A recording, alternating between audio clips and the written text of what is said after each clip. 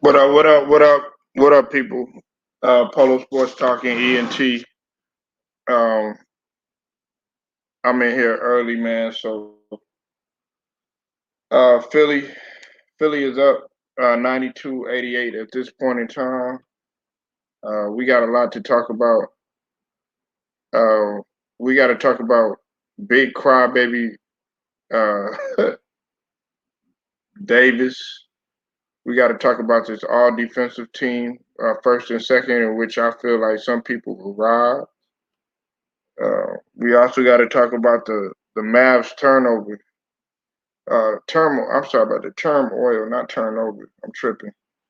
Because Atlanta had just got a turnover, but we got a lot to talk about on the real. I'll give y'all some more time to get up in here. I'm glad y'all could join us. What's up with it, Nola boy? I see you in the building, bro. Hope everything good with you. Y'all go ahead and subscribe to my boy Nola Boy Sports and News. Definitely on point when it comes to his basketball knowledge, football knowledge, all types of sports. So shout out to the 504. Hope everything good. Still waiting on everybody to get up in here, man. Uh, right now, Philly is up 92-88 with 7:13 left to go in that fourth quarter. As They just missed a shot just now. Ben Simmons brings it up. Y'all hit the like and hit that sub as y'all come on in right now. But we got to talk about Big Baby, stupid ass man. For real, he's still at it. He talking about he a Celtics for life, and he doing that stupid shit. Oh yeah, no doubt, James. You can hop in here if you want to too, bro. For real, man. It's all love. Like I said, y'all need to support that boy James' channel. Go in there. Hey, James. Hey, Kimfo. I need another Truth Hurts, bro. Real talk, man. I need another Truth Hurts. I need you to. You be coming with that fire with that Truth Hurt. I need another one of them, bro. I ain't even lying, man. You definitely on point when it comes to that Truth Hurt. I need more of those. Uh, I think out of everybody, when it comes to like motivating people, I think it's Anna and that boy James, and he definitely in the building right now, man. Oh yeah, salute Polo, salute to you and your chat, man. You know how the real always gonna hang around the real, bro. When you be dropping videos, it be so many people dropping on our channel. All the people that we met being real, I be trying to just jump and to support everybody, man. I be catching your videos. I know you be seeing me in the chat sometime, but it just there's a lot of stuff going on right now. We opening back up at 100%. I've been trying to get back to getting that bag up at alarming rate like we was before the pandemic. So everybody Mm. going through the same thing that everybody else going through. But y'all just stay prayed up. Much love to all my people. You know what it's hitting for. Oh yeah, no doubt, man. Hey, one thing I respect about my kinfolk James, y'all. He been real with me. James knows how to, man. He could definitely cook. He could out cook motherfuckers. But James know how to listen. And when you want to talk about tennis ball conversation, talk about anything. James could talk about uh, a ball and make that shit interesting. So that's why I could conversate with my nigga James, but he also dives into the real shit that's going on right now, and that's Hell why yeah. I could conversate with niggas like that, man. But man, I got to get your take on this, James. I hope you ain't too busy, man. But man, Nah, I'm cooking with you, baby. Go ahead, shoot it out there. okay, I'm with you look, with look, this. look, look, look, look. We gotta talk about that motherfucker, Big Crybaby Davis, man. And I've been waiting for your ass to fry his motherfucker, deep fry, New Orleans gumbo, cook his ass, man. Go ahead, Hey, man. You got the flow, man. hey, man. Like I say, salute to your chat and your panel one more time. That's how we do it. All the real people, they know who they are. Salute to the haters and the fake ones, the who's out here perpetrating and all that. But let me tell you something about Big Baby David. He making us look bad to say he came down there. He from Louisiana, wherever he from, and you hung around our culture like that. For you to be taking jabs the way you taking jabs, that's not professional. For you to be doing what you're doing on, you was a journeyman after the Celtics run because you went to Orlando, you went to the Clippers, and somewhere else probably after that. You're not a Celtic for life when you played for more than one team. You act like you just stayed there with that whole organization. You was the main focus of them being the greatest team at that time and in that time frame, going on that little 2 out of 3 years that they had that big three over there. So I just look at him as a G string sniffer. He ain't a jockstrap sniffer. The G string in your ass. So he's sniffing all the string that's in your ass. Because for you to be doing this behind an organization, a billion-dollar organization at that don't give a fuck about you, but you running up and down there making them money anyways. Why would you come at another brother after he injured himself in a competitive spirit for as a game that people is looking for as getting the ratings off because that's one of the best playoff series right now besides uh Utah and the Clippers because I know that's gonna probably go 7 games. But like I told people about the Milwaukee and Brooklyn. Brooklyn don't play enough defense, so that's a possibility that series can go 7. So don't sleep on the acquisitions that they made. But Big Davis is all the way out of line. Where's our OG veterans at? We need the Charles Oakleys, the Rick Mahorns, the motherfucking Bill Lamb Bills around here to get these niggas a fucking stiff elbow to the fucking eyelash. You know what I mean? And get them motherfucking stitches going up their motherfucking forehead. I bet you they get their mind right there. But see, I'm not trying to provoke violence like that.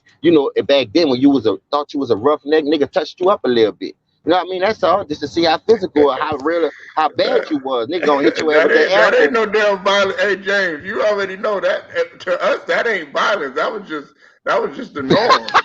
That's what I'm saying. That's just These the niggas fucking ain't but norm. You know what I'm playing our saying? era polo for that shit that go down like that. That's why you got a lot of this bitch ass shit going on between the Big Baby, the Raymond, and all these niggas who aren't really supposed to be talking, but they got a lot to say. Niggas ain't really gave what they supposed to give to the game. Big Baby, you was a high motherfucking acquisition coming out LSU. You ain't live up to that hype coming out LSU. You know what I mean? And I guess because the big three was over there to distract you, you rode their coattail. You got your ring just like Kendrick Perkins. But to me, Kendrick Perkins was more of an impact player because he did play D and rebound a little bit. But come on, Right. bro, from you to be coming from LSU, and the time LSU was a little hot prospect at the time because y'all had Tyron, what his name, Tyron Terry Thomas, Turner. Mm-hmm. and you had fucking Big Baby on that team. You had a nice little nucleus over there. I'm surprised they didn't go further than what they was, and you see why? Because of niggas like him. You do more talking than let your play go. Kevin Garnett made your ass cry. I saw you was soft as a bitch. Like it just don't get no realer than when niggas get on Instagram and portray to be this person, and then when you see Right. him in person, you always catch him crying in the background. You crying backstage when nigga tell you what was right. Like the truth always hurt these motherfuckers. Polo. I got a true hurt edition coming. I work a double tomorrow, so Wednesday I was Man, gonna do it. James. Hey, Wednesday listen, I'm y'all. dropping a fresh Hey, one. Jacob Jennings, I see you in the building. Hey, Red Pill, I'm gonna let you cook. This is a Okay. special guest, Nola Boy. I don't know if you ever, heard it, Nola Boy, Red Oh Pill. no, I haven't. I'm pretty sure you have. But man, listen, go sub to his page. He definitely dives into everything. But man, that truth hurts, James. I'm telling you, I need it, bro. I be telling you and Anna, y'all be coming with some stuff that people need to hear. Now, I'm gonna let you cook in just a second, Red Pill. I gotta Oh yeah, piggyback off of what James said. for Listen, sure. man, you sitting up in here uh, repping for an organization that, like you said, that don't give a fuck about you. And then on top of that, Boston, man, Boston don't care about their players. That's why they trying to sit up there and do all this fake shit, James, trying to Facts. change the culture and try to hire black coaches and stuff like that. They ran Isaiah Thomas to the ground and then ran him out of there and stuff. Then on top of that, they won't let other people come in that are African American and try to put their imprint on the organization and stuff. That's why Danny Ainge he knew he couldn't he couldn't hack it. He went ahead. He got Brad Stevens. Now Brad Stevens, I ain't gonna lie. I think he gonna change it and turn that culture around. What you think? Hey, they need a new change. To be honest with you, because y'all been there long enough. Keep getting to the Eastern Conference Finals. Can't get over that hump. Now, people could say it was Danny Ainge. I thought it was him all that time because how would you accumulate all these draft picks and only two good players you got out the deal and you still holding on to some was Jalen Brown and Jason Tatum. Now, you don't want to trade nothing away to get veteran help. You don't want to trade nothing away to get pieces that you need for as a big man. So what the fuck is you holding all these draft picks for? So Brad Stevens to me was getting the ass end of the stick because he the head coach. The head coach don't get the blame. But that's why I say the front office and the head coach. So if the front office giving the head coach his utensils that he needs to make this meal in his kitchen, we wouldn't be saying none of this. But the fact of the matter that Danny Ainge hold all these draft picks for whatever reason, I don't know why, for so long, I don't know why. You can't get mad when the nigga call that shit out because we love the game. We see what's going on. I want to know why is you holding on all these draft picks and not giving Brad Stevenson what he need to help Jason Tatum and Jalen Brown. But That's now, facts. now that all this shit gone, Brad Stevenson, I think you'll do a better job because you had to recruit college players. So you know how to recruit talent. Don't act like you don't. So that's the only reason why. Another reason why I think they gave Brad Stevenson that job because he come from that college recruiting thing and he know how to deal with young talent and how to evaluate it the way he do. But so let's see how he do on the pro level though, Polo. Because I give him a shot, bro. He never had that kind of position, that kind of power. So let's see what he do with it. Right. Like I say, I'm not racist. I'm not nothing. So if you're gonna do that, at least he never had that position to keep getting, bad end of the stick deals, and now you still giving him a job like a Dan Tony, Right. Tyronn Lue. These niggas they keep recycling the same old coaches, and I don't like that, bro. Because you got a lot of other coaches that got a lot to give to this game. Because the only reason why we can't do that because it's a minority league for us. A lot of blacks, come through. Like you ran Eric Jones, you ran Patrick Ewing. You don't want to hire Mark Jackson back. Ryan O'Halloran still can't get a fucking interview or assistant coach. Like that's full Alvin Gentry, even though I'm gonna throw him back in the bunch, he could be assistant coach, not a head coach, but he did good Yeah, as yeah, assistant with yeah. Golden State. You know what I He mean? So just little things right there, Polo. Yeah, he ain't Alvin Gentry, James, man. I got respect for him, but he's just not cut out to be. Lionel Hollins, like you said, I agree with that. And then of course, Sam Cassell, I feel like is going to be next in line. Chauncey Billups is Thanks. the front runner for the Blazers job. Anthony Hardaway, he said he's gonna stay in Memphis. And then of course, Jawan Howard, they looking at him too. And then you got Wes Unseld Jr., who's next in line too. He's with the Nuggets, so I know Mike Malone, his ass is going to be out of there pretty soon. We'll see how that works out too. Oh, you talking about Uh, with Denver though, right? yeah, yeah, he Okay, with I got Denver. you. Shout out to Will because he put me on that. I didn't know that he was Wes Unseld Jr. Son was coaching like that, man. Red Pill, man, what you got on Big Crybaby Davis, man? I know you a Lakers fan. Hey, James, he a Lakers fan, man. Oh man. Oh my god. Hey, bro, I pray for you, Red Pill. Salute, bro. He be Hey, on my salute, my chat. man. He Hey, be on salute, my my chat. man. I gave him a rinse. I rinsed him up and shit. Salute, man. Go ahead. Hey, salute, man. Hey, yeah. So about the Glenn Davis situation and stuff, it's just like I don't know, man. I think that dude's annoying, honestly, man. Like I don't know, wait, what was the Glenn Davis situation again? Like, could you just elaborate and just with me on it? I just want like a recap and stuff, cause Nah, that's okay, man. Listen, man, what he basically did was he came out when Kyrie okay, Irving had got hurt. Okay, he sprained his okay, ankle, in the previous game, yeah, and when he sprained his ankle, it remember when Kyrie Irving had stepped on the Celtics logo oh after yeah, that yeah, game, and then they yeah, I threw the remember that. water bottle at him and stuff like that. Well, he was saying that was him spraining his ankle was karma for him Mm, doing that, stepping on Lucky or whatever. Everybody was mad at him stepping on Lucky or whatever because Kyrie Irving used to play for the Celtics and stuff. He came out yeah, in social media. Shout out to Two Raw for TV because he was the one that broke the story first okay, and everything. I found out about it and about how he was going at people on social media about it, and that's where we are. And you shouldn't wish hurt on a player like that, and he's wrong for that. And it's going to come back to him. James Jacob Jennings, who's in the building now, and Red Pill. What yeah. you that Yo, energy what's going that on, negative everybody? energy that you put out, it's going to come Salute, out Jacob. 10 times harder. So what do you got on it, Red Pill, for him doing that? Yeah, so I mean, with the Celtics, just organization and stuff, I feel like, it's man, like they're just kind of like sketchy, with the racial bias and stuff, because I know, like in that Boston, and just area and stuff. Like, I mean, like they're like, just they're racist and stuff. Towards like other minorities and stuff. Like just African Americans. Just Asians. Hispanics and stuff up there. But with the Kyrie Irving situation and stuff, I mean, Glenn Davis is kind of like a. I mean, he was a asshole for that shit. Honestly, man, like you should not, just wish, you know, harm on a player and stuff. I mean, injuries can just happen like in the game and stuff. But I mean like it's a small world and stuff, and like hopefully karma just haunts Glenn Davis back at him. I mean like for the comments about that. I mean that's just messed up and stuff. But yeah, I mean I feel like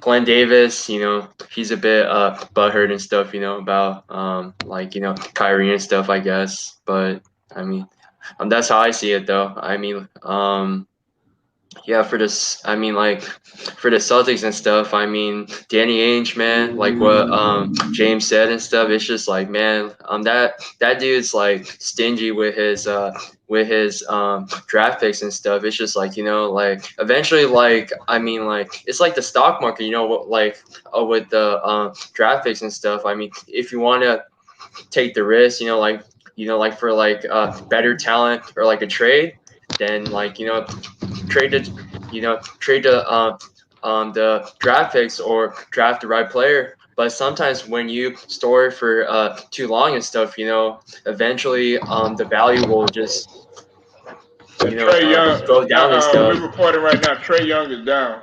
Trey Young Oh is shit! hurt. Damn. Trey Young is hurt right now. Sorry to cut you off right there, Red Pill, but yeah, Trey Yeah. Young is hurt on a fall. He collided with coming down on Shit, a man. layup with Embiid. Those are facts. He's getting up right now. He's good. He's good to go. Okay, he's all right. Yeah. It So could have been a very nasty injury though, because he hit his head yeah. up against the goal. Uh, okay, Jacob Jennings, what do you have on this? Because I know you want to speak on it. Did you speak on this yesterday with Crybaby Davis? No, I didn't get to talk about it. I didn't. Well, I Okay, don't even remember exactly what he. I don't even know what he really said. To be honest, might have to I kind of walked in on it. Man, what are you doing, man? You sipping on some cognac, nigga? No, man. Yeah, you is, nigga. Stop lying, nigga. I'm Man, late. come on, man. Nah, nigga. Yeah, you is, nigga. Oh man, I did all my drinking yesterday. Yeah, nigga. Yeah, yesterday on the Hey, Sunday, Jacob. Yeah, what's up, man? Hey, man. I did all I my sent. drinking yesterday. Hey, man. So I sent her like a message, but she didn't respond, dude. So I'm very sad, man. Oh, what was the message? You still trying to hit us, Hey, Jamie? James. I told you what you do. James. Red Pill trying to shoot. Hey, Red Pill Nah, live in L.A., right? He trying to shoot his shot nah, man. at Jeannie Buss, nigga. Man, I'm the shit, older why woman, not? I though, told you it's dog. all up in that office, boy.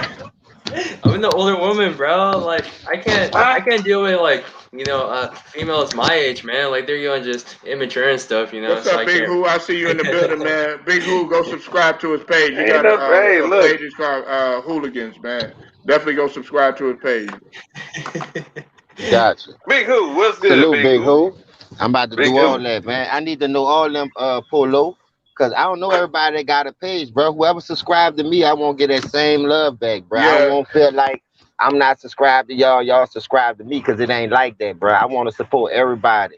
You know what I mean? Cause if you supporting us, I don't care if you a troll or whatever. You showing love, so at least I could do that back. I ain't gonna troll you like you do us or whatever. But I'm saying if you got a page and you on some real shit and you like to troll, that's come with the internet. So trolls is a part of making the shit go. You know what I mean? Like the Myron Yeah. Jones, the Mookie Right. Jones. You know what I mean? Right. Why everybody that's trolling last name got to be Jones? Mookie Jones, Myron Jones. These motherfucking trolls. man. He said the Look, goddamn on Jones. hey, look, man. I say like this: if you're gonna troll me, man, keep on trolling. I want you to troll me to death. I want you to talk about me to death. I want you to talk about me so much, man, to the point where you talking in your sleep about me. You know what I'm saying? If you hate me that much, you know what I'm saying. Yeah. Now, Jacob Jennings, pretty much what happened, man, with the with the baby situation, Crybaby Davis. He pretty much was saying that Kyrie Irving spraining his ankle was karma for him stepping on Lucky, and you shouldn't want to wish hurt on a player and everything. And him coming back, going at people on social media and stuff like that, you know what I'm saying, is immature and it's wrong. What you feel about that, Jacob Dennis? I totally agree with what you said. You don't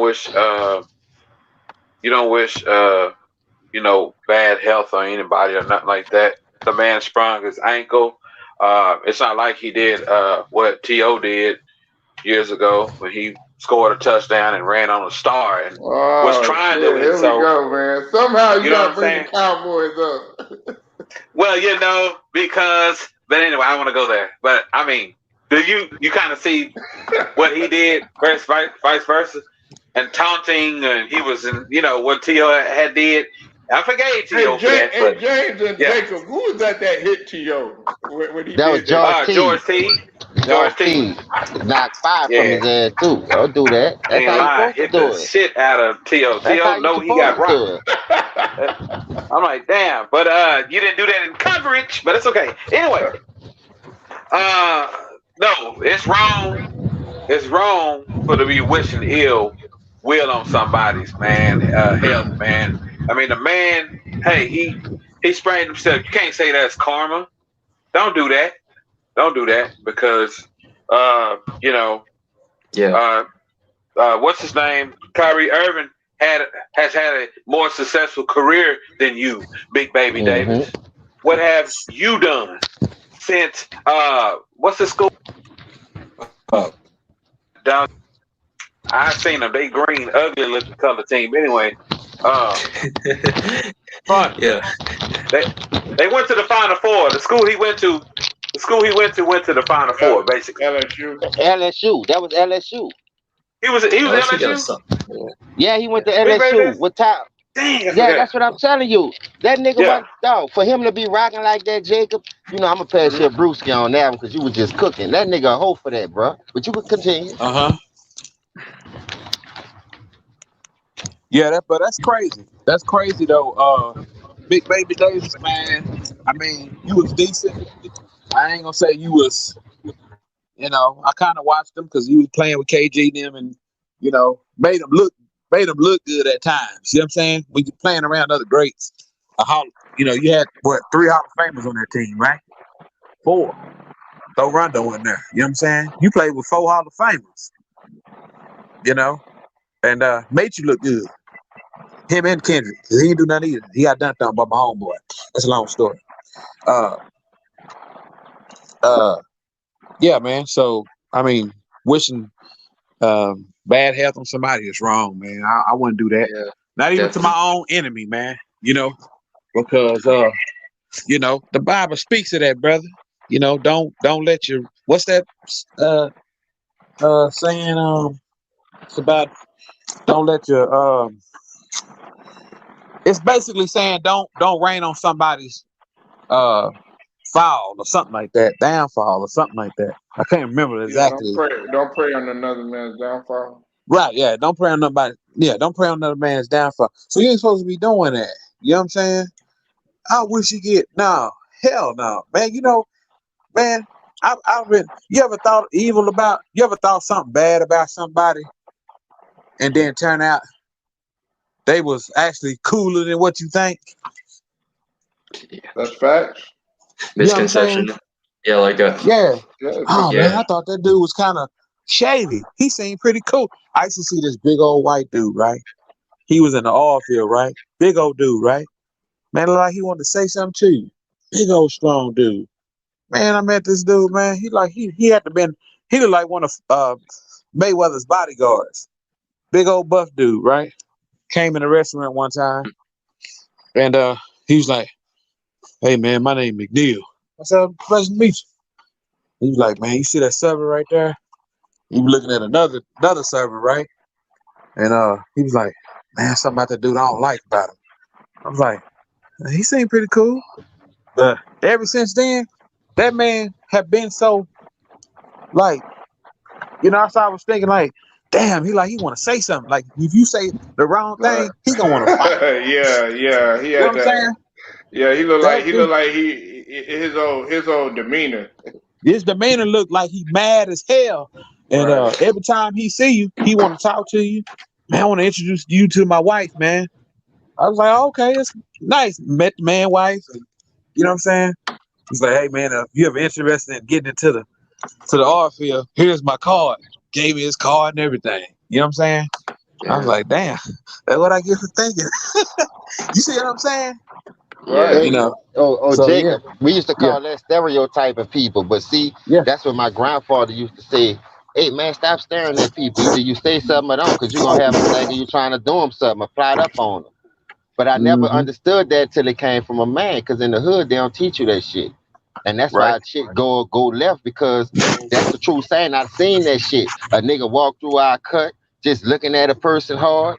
He be like, man, nigga up to something. Like, why you mean mugging everybody? That gonna make a nigga come test your temperature because you got bad niggas like won't see what you bout. And that's what I'm saying. Sometimes that'll start the violence, but because you was the type of dude you was, saw him the type of man that he was, but you trying to fill him out, the shit just went the way it went. Because if it was in the hood, if it was in a low income environment, that shit could have went left. But look, he gave you a card to better yourself. That shit don't happen where we from too often. That shit turned into violence. You see what I'm saying? That's the Yeah. difference. Cause I done seen that shit happen a lot in my hood, bro. Where you'll come walk through a nigga hood going by your lady house. You from the ninth wall, you walking through the eighth wall by her. Them niggas mean mugging you, you mean mugging them. And before you know it, they popping at your ass. You running from out their hood. Or vice versa. They coming your shit by their old lady house. Cause they go to school out their district or something. Cause they had a fight over there, got kicked out. You don't want nobody get no bad assumption of you. That's why they always tell you never judge a book by its cover. You gotta Yeah. open that Mm-hmm. bitch and read it, man. Open that Mm-hmm. motherfucker and read it.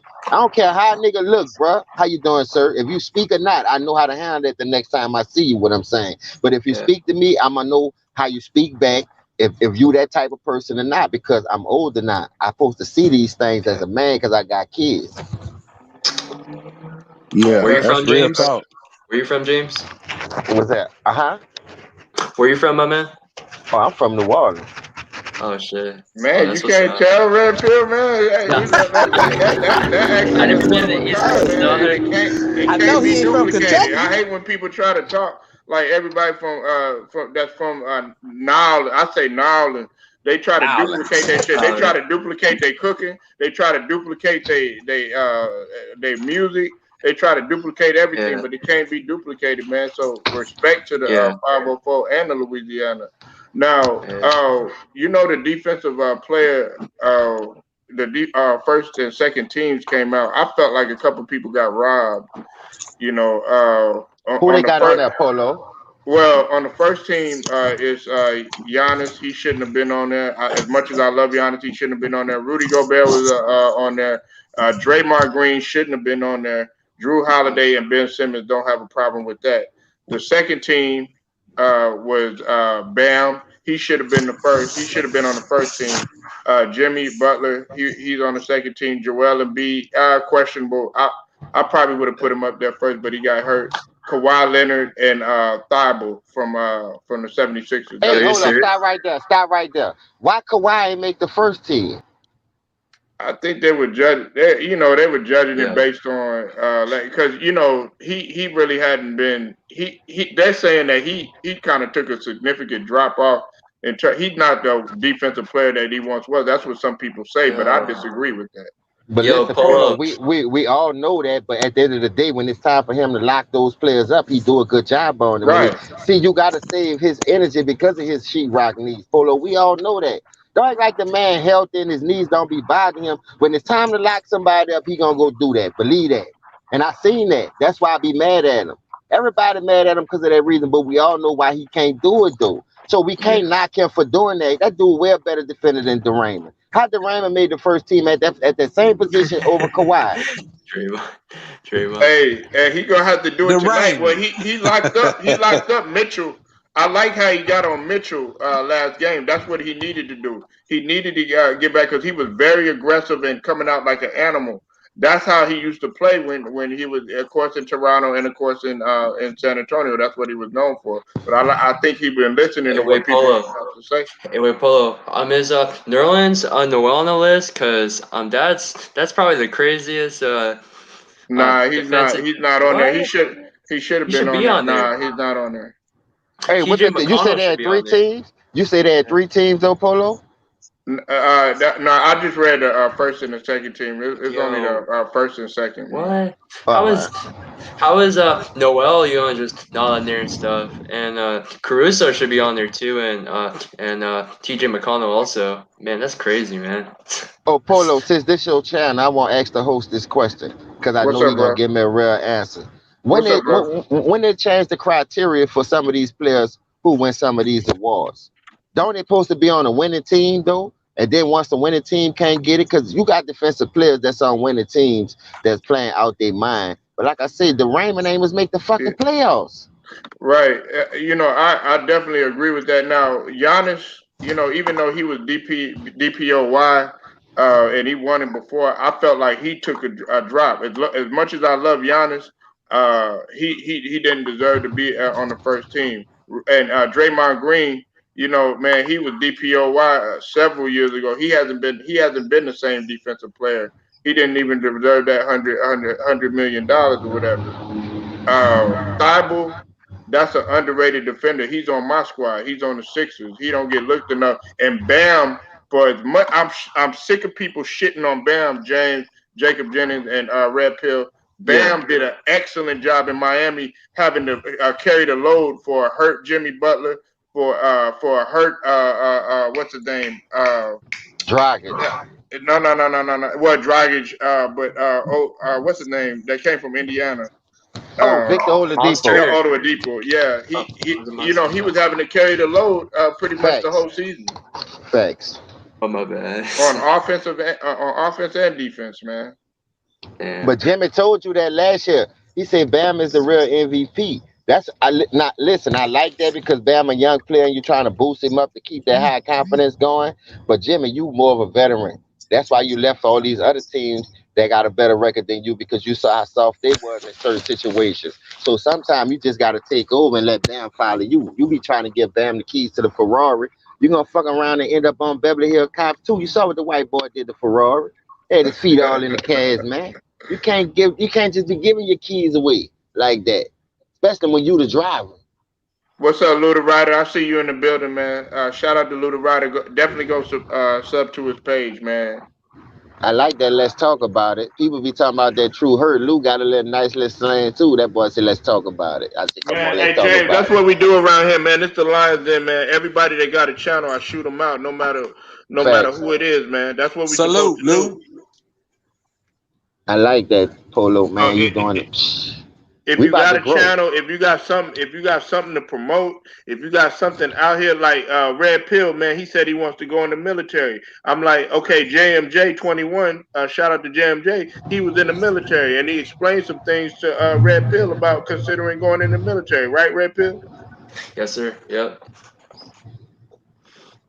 Hey, that's what we need though, Polo. We need guidance. We need people who did those things to come back to their roots and teach us the ins and the outs, the goods and the bads. We take that shit and we move away, dog, and we expect us to follow this and get through this maze on our own. And then when niggas fuck up and we watch the news, 15-year-old, 16-year-old, 17-year-old, 18-year-old, all the way to 25, 30, still fucking up, getting in trouble because we ain't got no guidance no more. Niggas get that knowledge and that money and they run away like they don't supposed to help. I got me. It's like an all for self ass world now, especially because of this social media shit.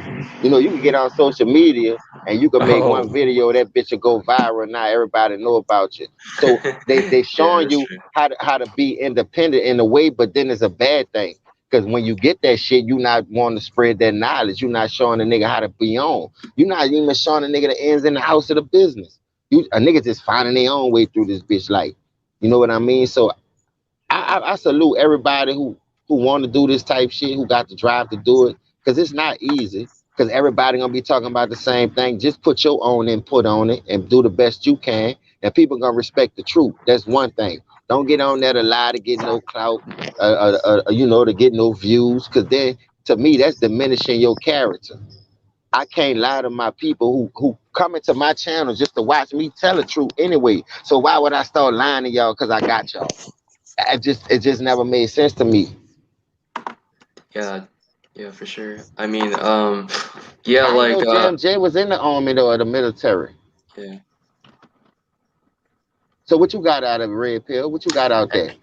Yeah, I mean, like, about the social media and stuff, it's just like, it really has, just influenced a lot of people and stuff to, like, just seek validation in our society and stuff, Facts. because, I don't use social media and stuff. I deleted, just after, like, high school and stuff, like, just because I got nothing to prove anymore, I mean, like, my Salute main Andy goal, K. I see you in the building. yeah. Salute to Yeah, you, Queen. yeah, I mean, like, just my like main goal and stuff is to, be a man and, stay on my purpose and stuff. I mean, I want to study medicine and stuff, and but yeah, I mean, I have a lot of friends who are, I mean, they're in a social media field and stuff, and then like they're not the same people, as I thought they were. I mean, they're seeking validation with like these high designer fucking belts and stuff. These just cringy caption, just Instagram posts. I'm just like, yo, what the fuck are you guys doing with your life, man? Like, eventually, you know, um, popularity is gonna fade away eventually, right? I mean, Hell yeah. yeah, as a 19-year-old man, I like to have the like just old school like mentality and stuff. I mean, that's the way to go in life.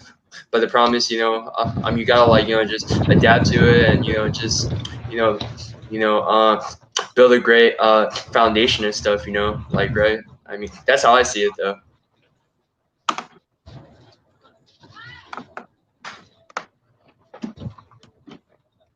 What game is this? Polo game 4 for the Philadelphia and Atlanta.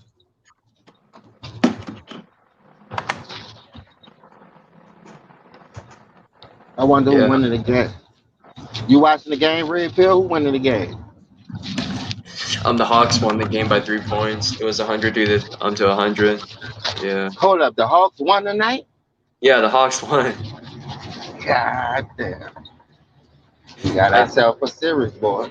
Yeah, it's gonna be like a 6 to 7 game series in my opinion. But yeah, I mean, like what I said stuff, James, about social Oh wait, media I and was on stuff. mute.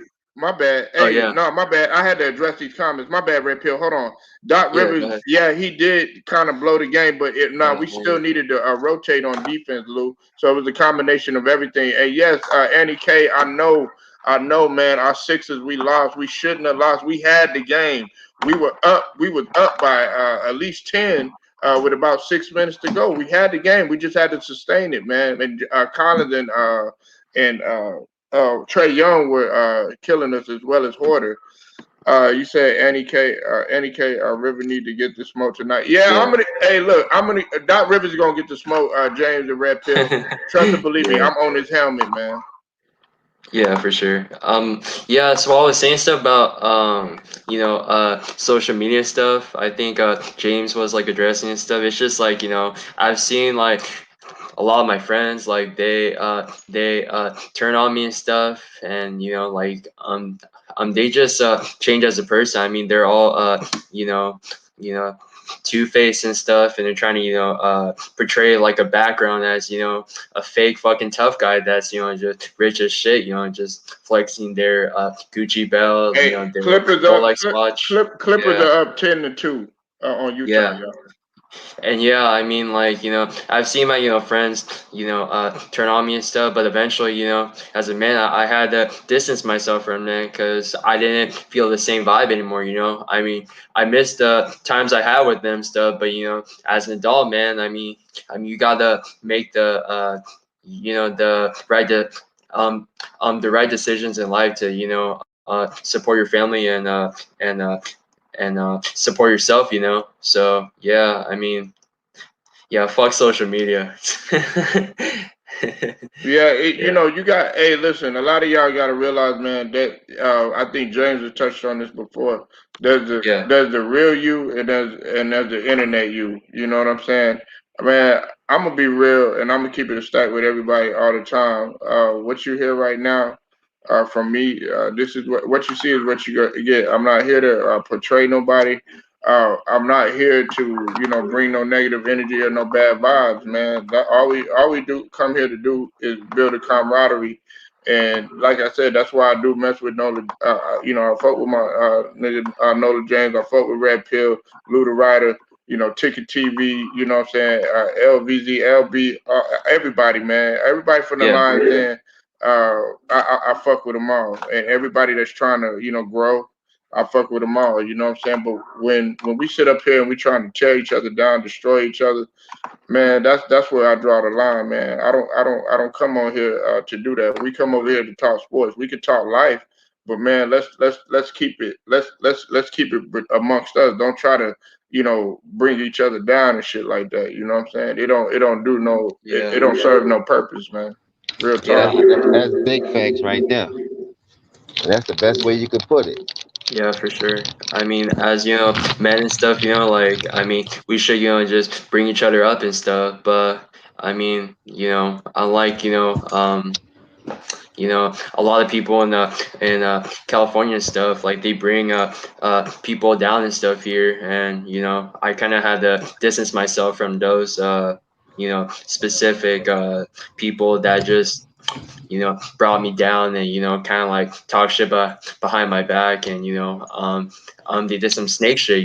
I don't fuck with the snake shit. Like, I mean, like, I had a I had a friend and stuff that I recently had to, cut off from my life and stuff, like just because, I was going through some personal stuff, just high school and stuff, and he told my shit, just other people and stuff, other like just random people and my basketball teammates, and I was just and I was just like, man, that shit ain't cool, and eventually I just blocked his number, and I just moved on.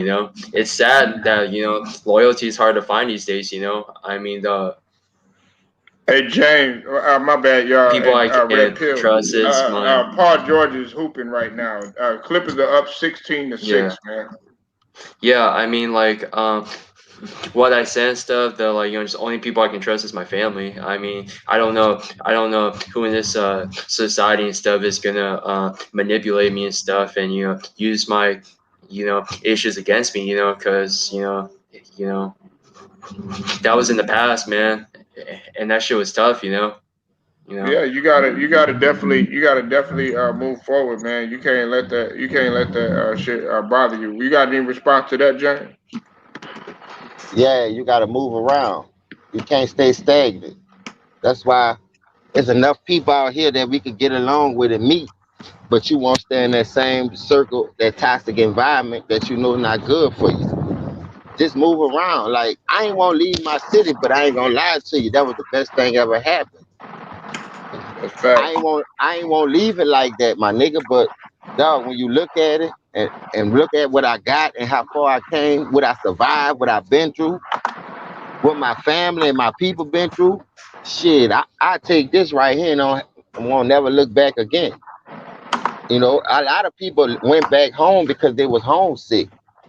But at the end of the day, much power to all my people that went back. But this bitch is bigger, it's better, it's faster, and you can move at your own pace because there are people out here willing to help you. That's why I'm saying if I can't get no help right here. Everybody got crab in the bucket mentality.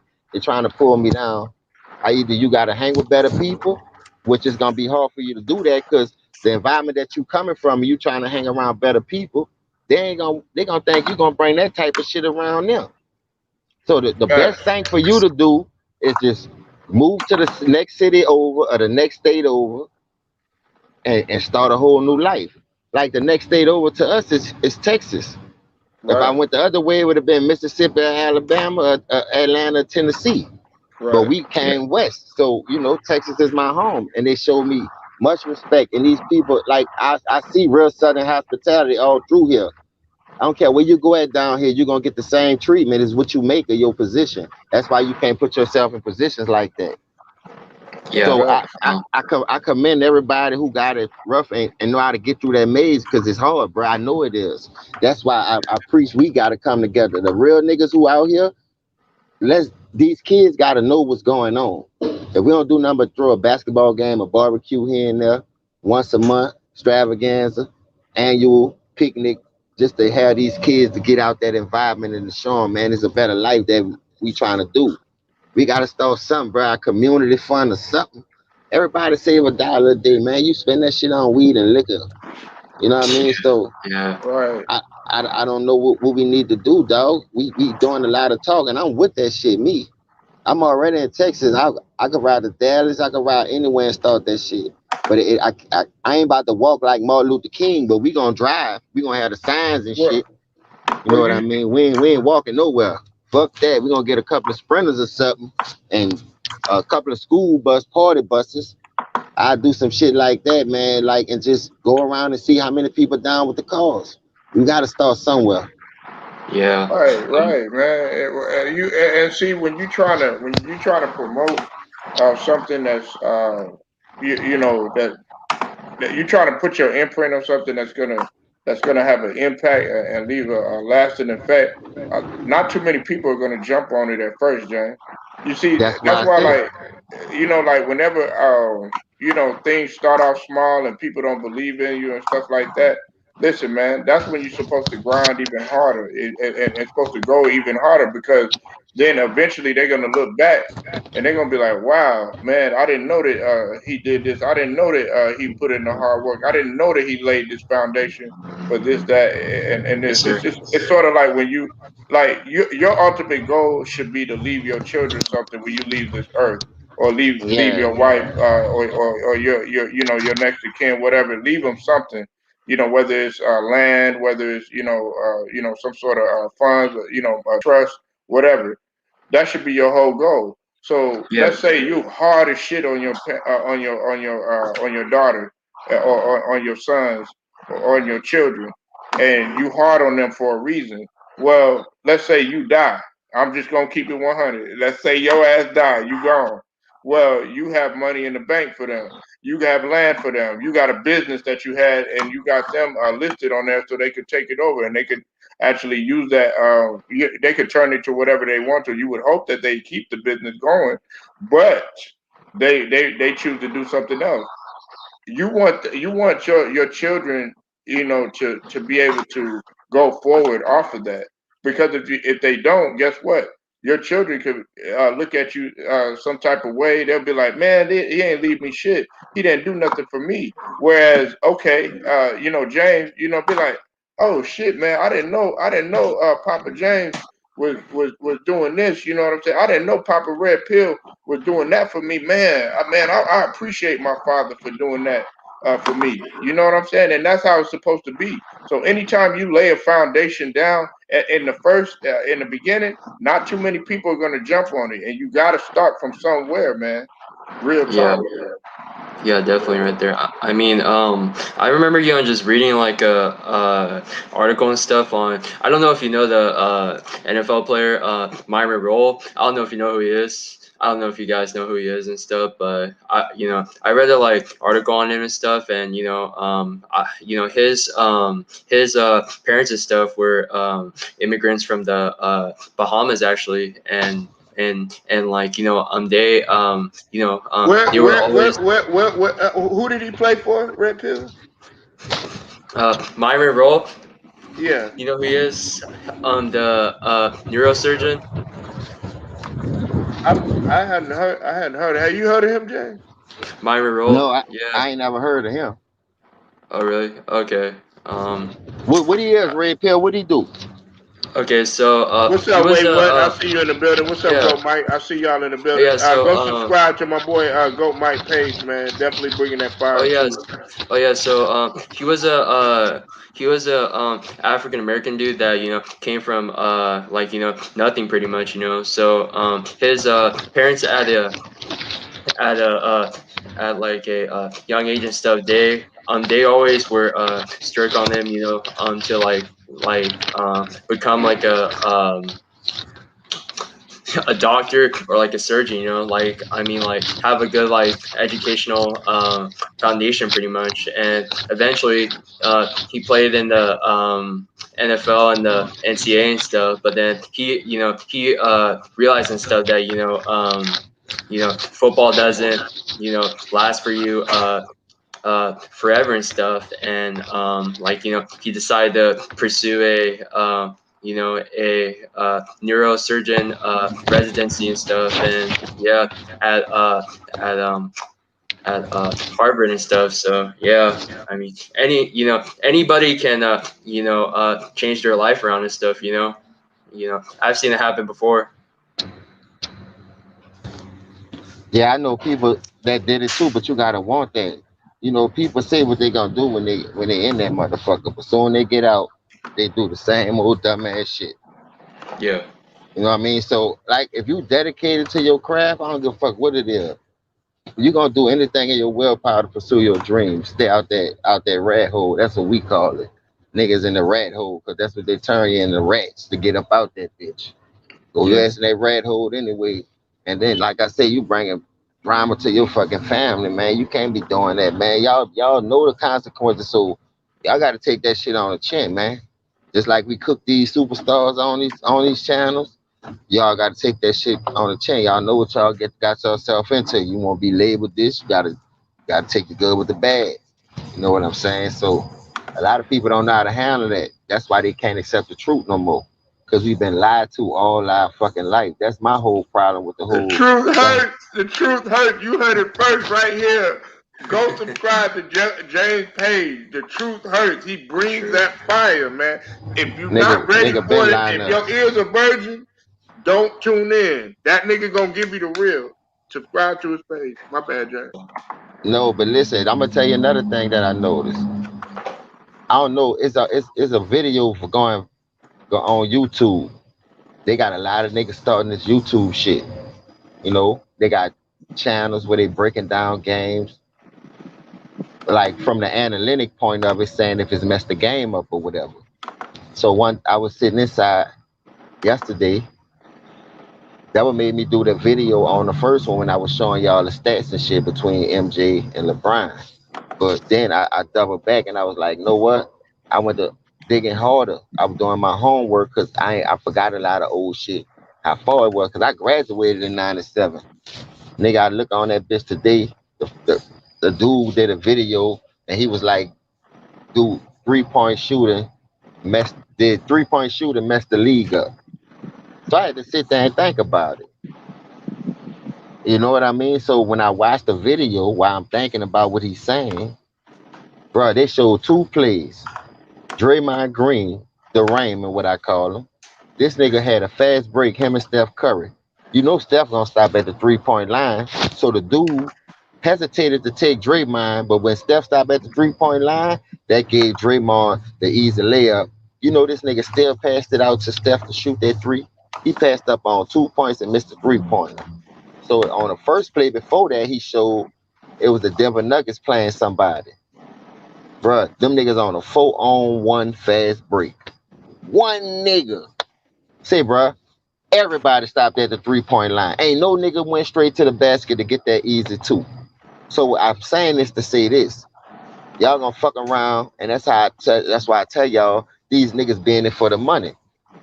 They let analytics fuck up a good game, dog. When fundamentals left the fucking game? Tell me about anything. You don't see no niggas shooting no mid-range but Kawhi and KD or Kyrie. Did everybody else driving step back three? I'm talking about everybody. You got Joel Embiid almost won't be a postman no more. He won't hang on the perimeter. I heard a nigga call the Joker a point center. Where they do that at? Boy, I ain't never heard that shit in the history of basketball. A point center. We didn't let you slide with that point forward shit. Salute You're to you, bad Red enough. Khan. I'll see you in the building, brother. Bad enough, y'all done took the point guards clean up out the league and got the shoot guards running the point because they could score. And y'all think they got that just that much handle to get everybody else involved in it, but that's a lie because Dame Lillard can't get 10 assists. Steph Curry can't get you 10 assists. James Harden, the only one lived up to the expectation. Everybody else is not a true point guard. That's why they struggling, man. Y'all need to get back to the basic fundamentals. Point guard, shooting guard. Niggas who ain't supposed to be shooting them motherfuckers, I wish you would. I'd burn you with a cigarette, bitch. We'll talk. Wait, what, man? What's up, man? How you feeling, brother? Yo, salute to Polo, salute to James, you know what I'm saying? Salute, Salute to the wait. panel. Shout out to the chat, man. Hey, man. Oh, boy, the basketball gods do speak, boy. So, nigga, we going through that shit right now, man. So, it's to the point that, we gonna see what KD made out of, you feel me? Oh In these yeah. next two games. In these next two games. So, No excuse. Hey, wait, what? yeah, No listen, excuses. I don't want listen. to hear it. No excuses.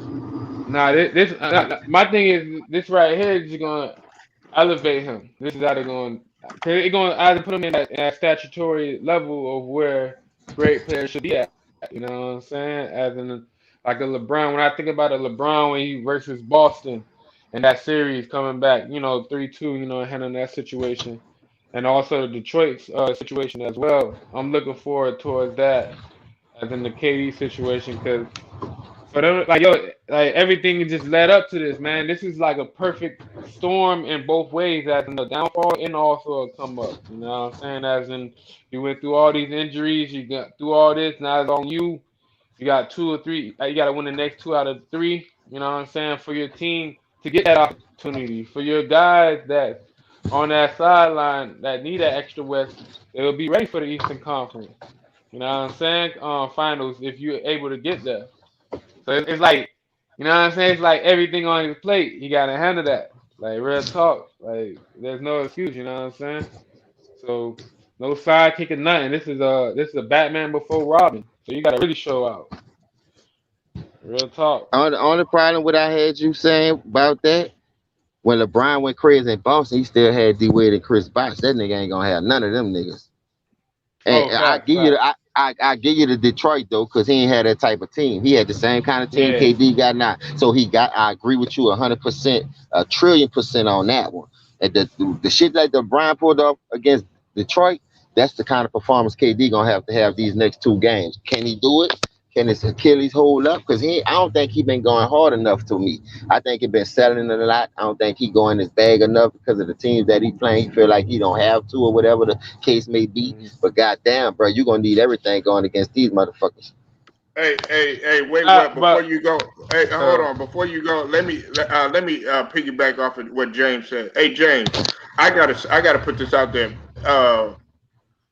Let's put this in perspective too, man.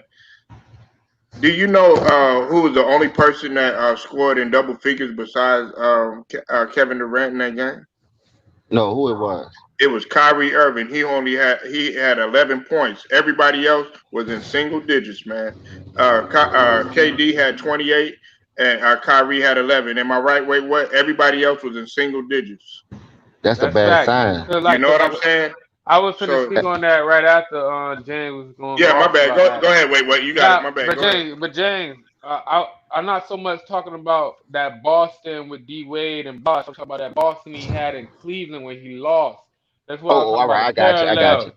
That's what I'm I talking about. got The you. parallel. As in when he beat Detroit and when he lost to Boston. You know what I'm saying? As in Yeah, there's the ups and downs for him. You know what I'm saying? As in KD, as in where his statue gonna be at as a player in this league. But yeah, like I said, in that game, see that's the thing, dog. They was looking for him as in players on that team instead of trying to score. You know what I'm saying? Like the rest of them guys gotta realize, yo, y'all boys ballers. Y'all boys been in the league. Y'all been playing. Y'all just gotta get back to that. Don't make it seem like y'all need him to score. You know what I'm saying? Because every play they were going down, they were looking for him. They were trying to force it. And then the ref wasn't calling none of that shit. You know what I'm saying? The pulling and the tugging and everything. But that's cool. That's how the game is. Like he said, like he was talking about today in his little practice video. He said, "Yo, that's how the game is. I gotta work for that." But like when I'm talking about, as in like I didn't see Blake Griffin no more. That was kind of crazy on my head because Blake didn't come back. So he's a liability. I'm saying that right now, as in longevity, as in like somebody to depend on. So like legitly, I need a Joe Harris to get his game up, man. I need a Joe Harris not to just move around. I need him to go. If you can't get that three, nigga, go inside that paint like you used to. I mean, we need basketball players for tomorrow, bro. Not no specialists. You don't need no specialists because when you have a specialist, that means you have your orchestra. You got somebody who controlling that shit. James Harden not here right now. Right now it's all about facts. actually playing basketball. So everybody need to be on that court to be a hooper. Like my nigga KD was saying today in the little practice video today, he was talking about everybody just come out and hoop. You gotta hoop. Like this shit. This when you overthink it, you're trying to like, okay, damn, if I'm missing this position, I'm not getting my threes. I gotta keep looking for threes. No, nigga, get the ball, get to the hole. Let's go. He can't be the only because like this is a crazy stat too, y'all boys. In the last two games, actually throughout this whole series, the Brooklyn only had 30 attempts at the free throw line as a team. So we going to game five, and they only went to the line 30 times in the last four games. So the attack, the initiative to get to the hole is not being Facts. emphasized. You know what I'm saying? So they gotta really get to that shit, pound it. Make them call them draws and fouls early so you can get in the bonus. You They like selling for a lot of jump shots. Sound facts. like to me. Yeah, facts. They are. And then when they not looking and if it's not going down, because their defense is there. Yo, like literally, bro, you hold them off for 83 points. You know what I'm saying? And your defense already kind of like with no points scoring there as well. You kind of like holding them off until the game got out of control. You know, you was at least about 15 to 14 away, and your offense was not going at all.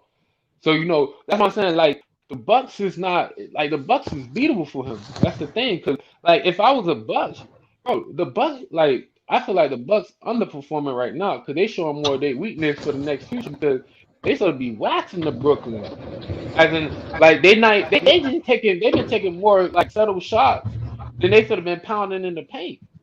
And that shit been flooring me, bro. Like you said, like I haven't been seeing him aggressively, as in like trusting that Achilles like he should.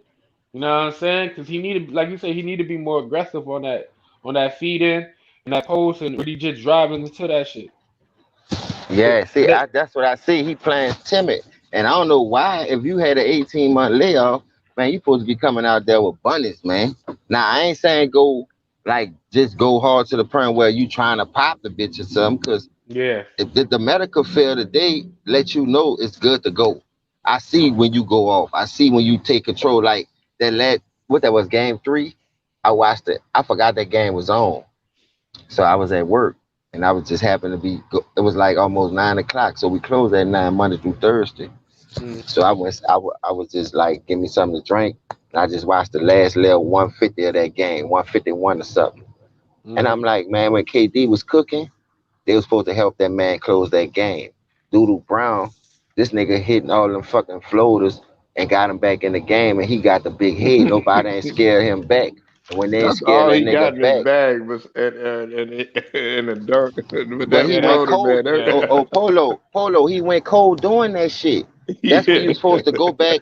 When once you Yeah, missed them first two and saw how you missed them bitches, I'm like, why does he yeah. keep doing the same Hey, when fucking it's move? on, it be like, yeah, do the brown, but then when he all, it's like, god damn.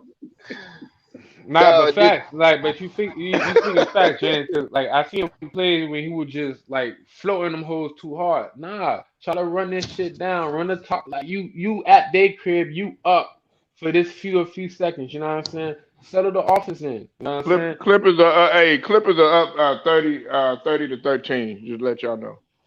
Whew. damn. Damn, Yeah, dog. I know. Annie K, she said, but it's all good. Though I still got the Sixers and six. Yeah, yeah, sweetie.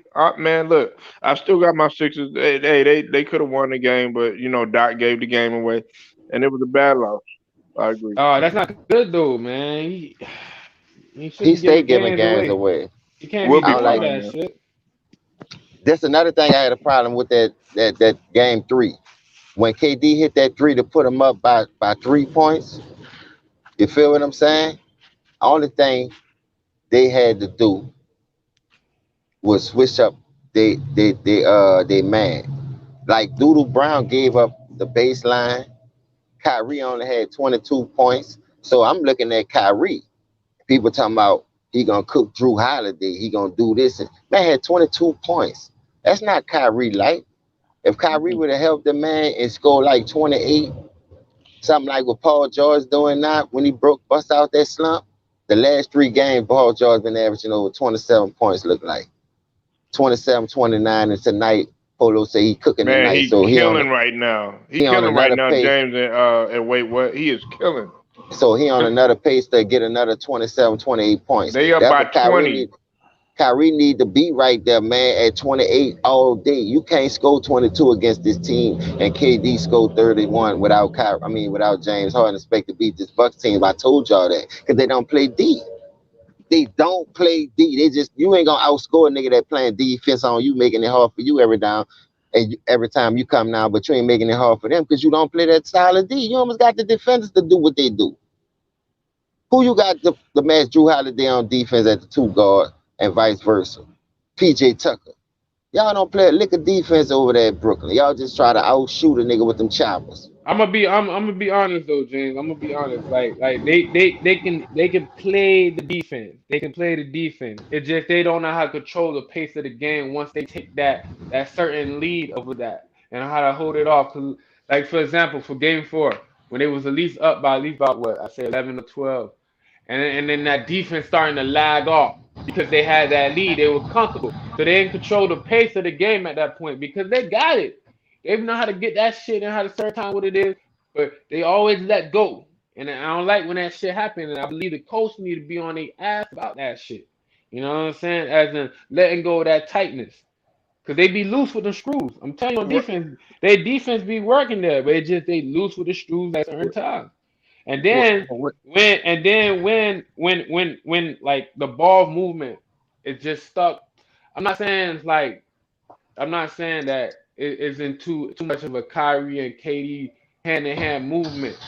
But I feel like if a Joe Harris is keep looking for that corner three and not looking for another position at the shot, you know what I'm saying? It's like Bucks already look like it's like the Bucks already know the other player's shooter position. Like remember I talked about this a while back they, well, where they're figuring it out. Listen, Budenholzer is actually feeling good now because he know he was on the hot seat. Him and Mike Malone were on the hot seat. Let's just call it what it is. But now that I mentioned coaches, and you brought up a good point too. Wait, what? Listen, this is another elephant in the room.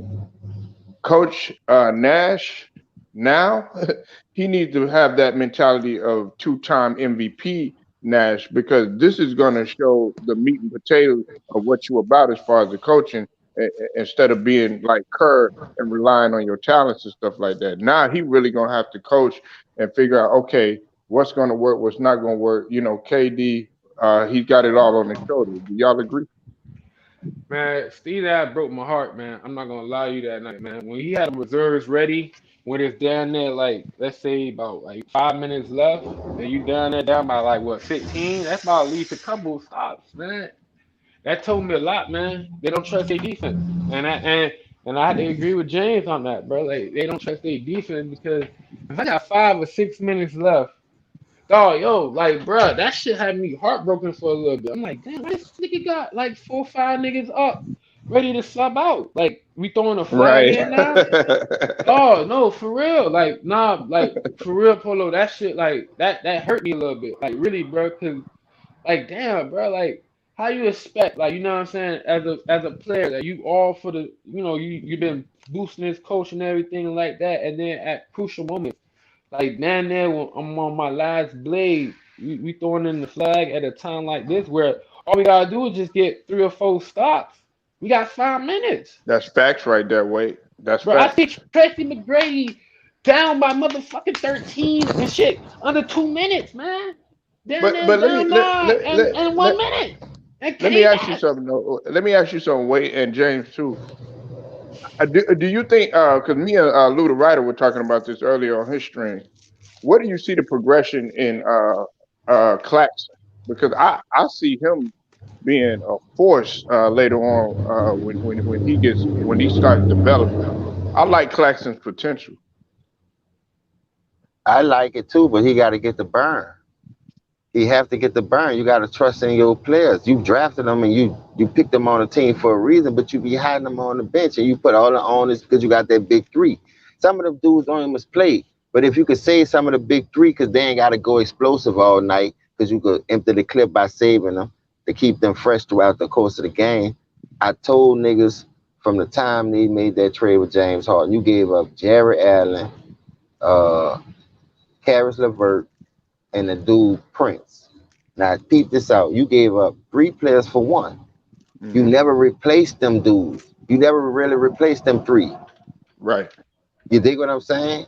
So even though Aldridge came back, all right, you replaced them with one. But then he went back out.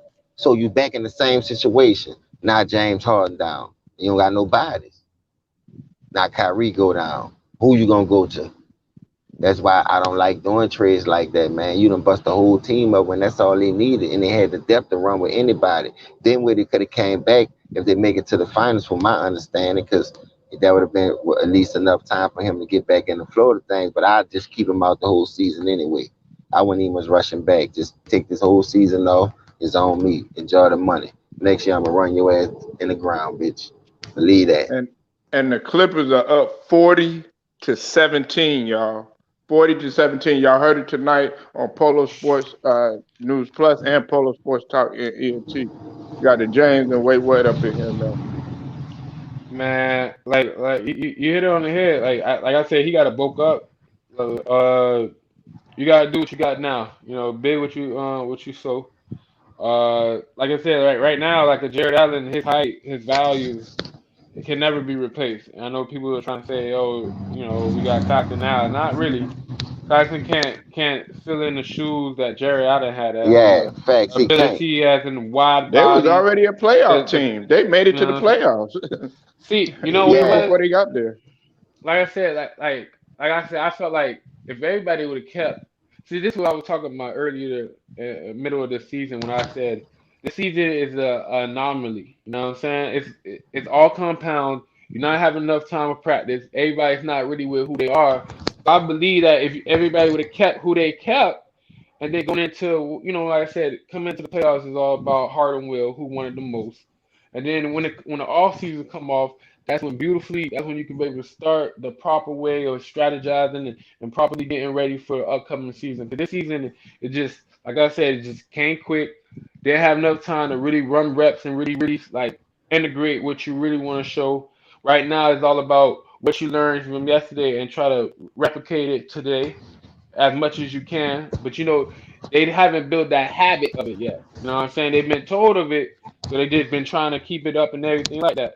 That's why you got a Embiid out here taking outside shots instead of having the whole off season earlier and then the whole regular season to go through it, as in staying your ass in that paint.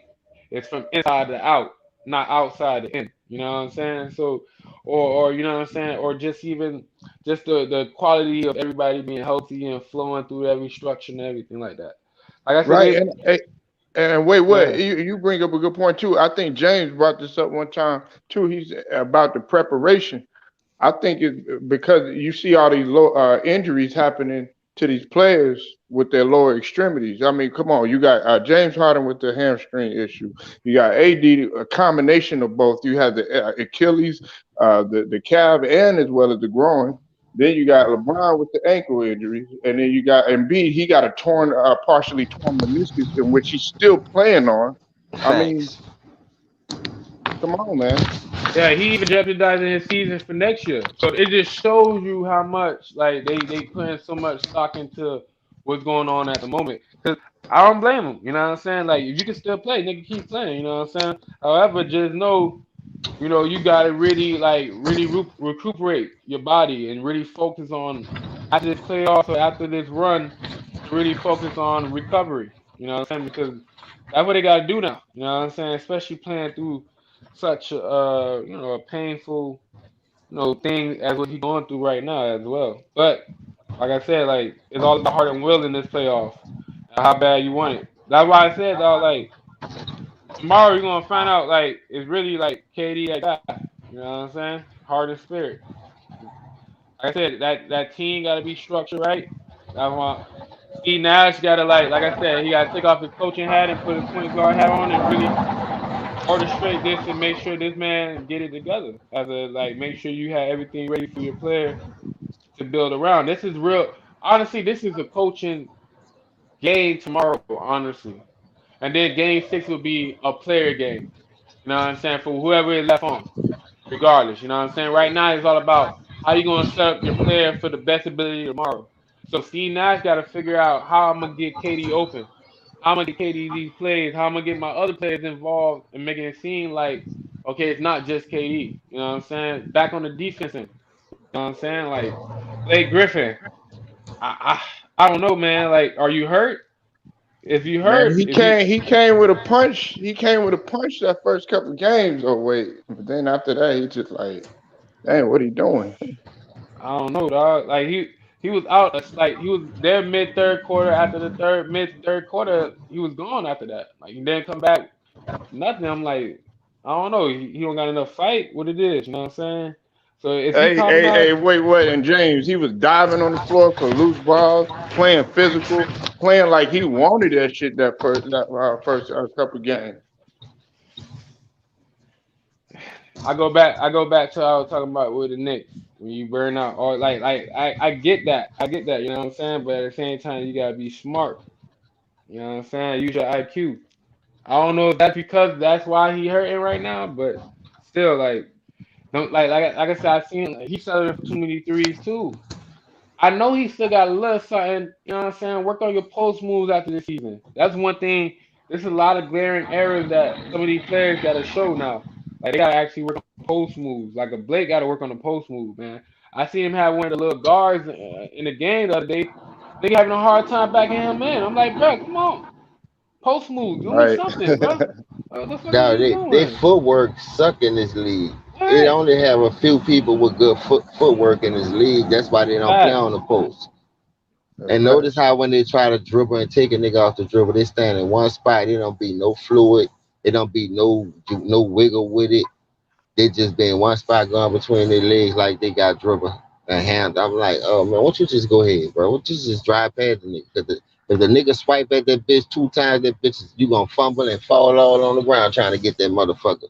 But you trying to show a nigga you got handle. I hate when people do that at the top of the key. Just blow by a nigga, jab step or pull it, a jab step and blow by him. With the crossover coming back the other way. Just fundamental basketball. They make the shit too hard for me to watch trying to do all this Facts. spectacular shit when you ain't even got to do all that, man. Like I say, when I saw that video today, 4-on-1 and everybody, nigga, one went to the wing, one went to the corner, one at the top of the key, and the dude who had the ball, he on the other wing. And he swung that bitch way to the other wing instead of the dude at the top of the key because the dude who was guarding him was checking him on the ball. The nigga at the That, top of the key ain't shoot down the lane, go straight to the free throw line, catch the alley oop, lay it in the donkey.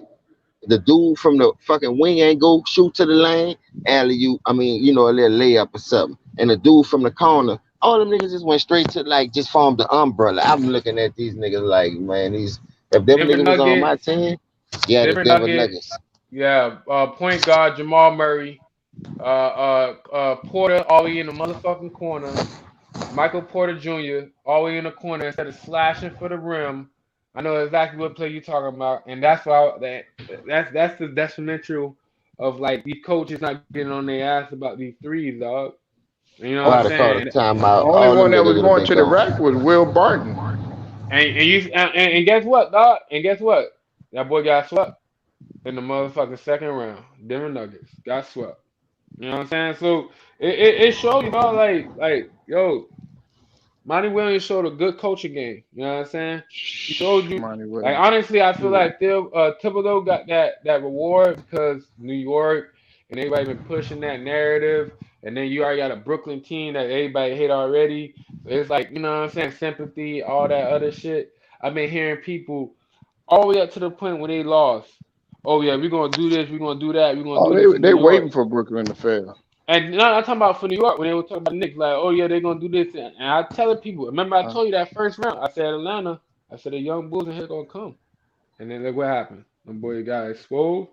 Nah, we only supposed to win 21 games. I'm like, what?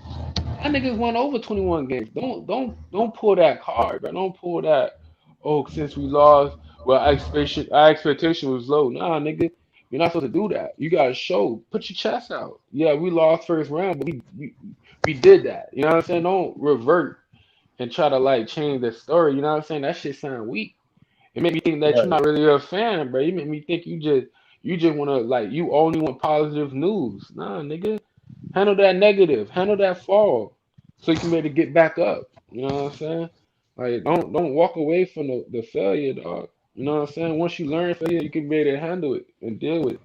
You That's know the what only I'm way you're saying? gonna succeed. You gotta fail Facts. first. And Yeah, this the only bro. reason why I think they didn't give it to Monty Williams too, because you had a veteran player like Chris Paul. That's you shouldn't have. Listen, I wouldn't hold him accountable for that because if he'd have went to the Knicks, you still would have gave it to him. Because Phoenix probably wouldn't have been in no second seed anywhere. Now, they probably would have made the playoffs, but they wouldn't have been as high as they was. So just saying that by itself, that man deserved that. Monty Williams supposed to be coach of the year.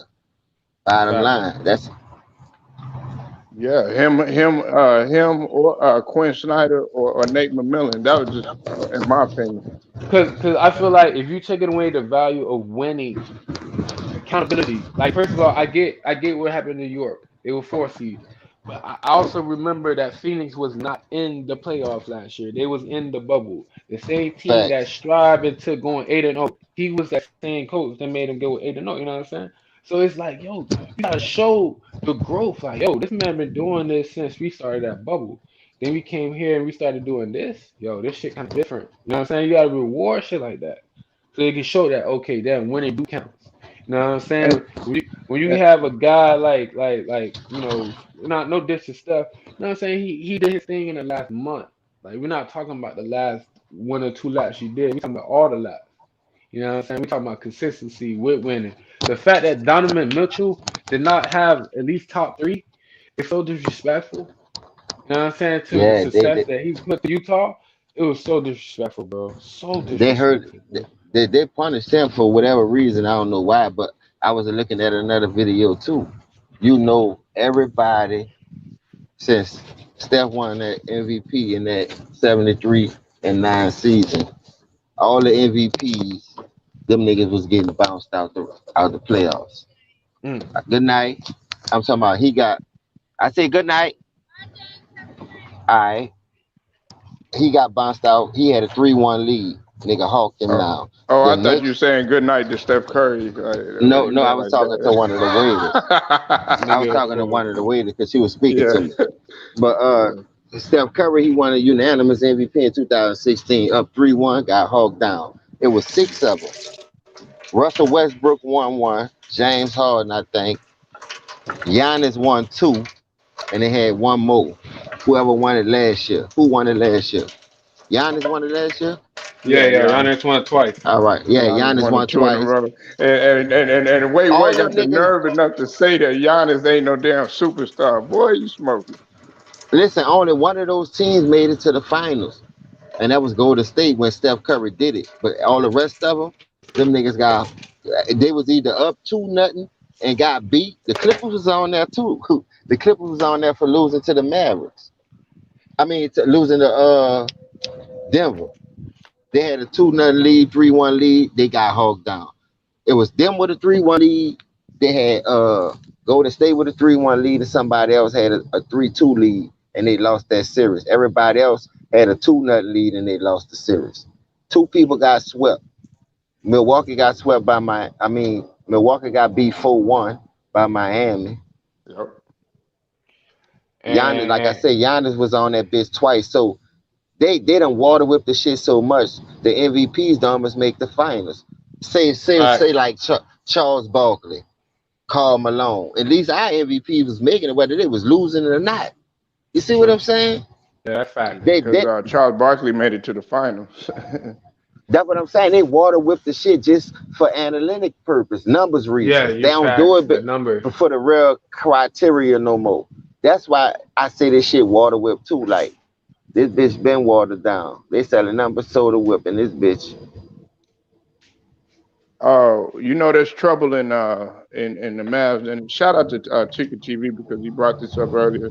He actually broke the story, but I also been telling people about it too because Kristaps Porzingis is not happy in the Mavs organization with his role, and then also Luka isn't happy either, man. Tell me what y'all think, man. Y'all think they're gonna blow this team up? Luka gonna stay? Kristaps, what y'all think gonna happen? Hey, they got everybody trying to do that super team stuff now. So them niggas ain't waiting till their contract over. Stacking the deck. Yeah, they trying to stack that bitch Man, early and often.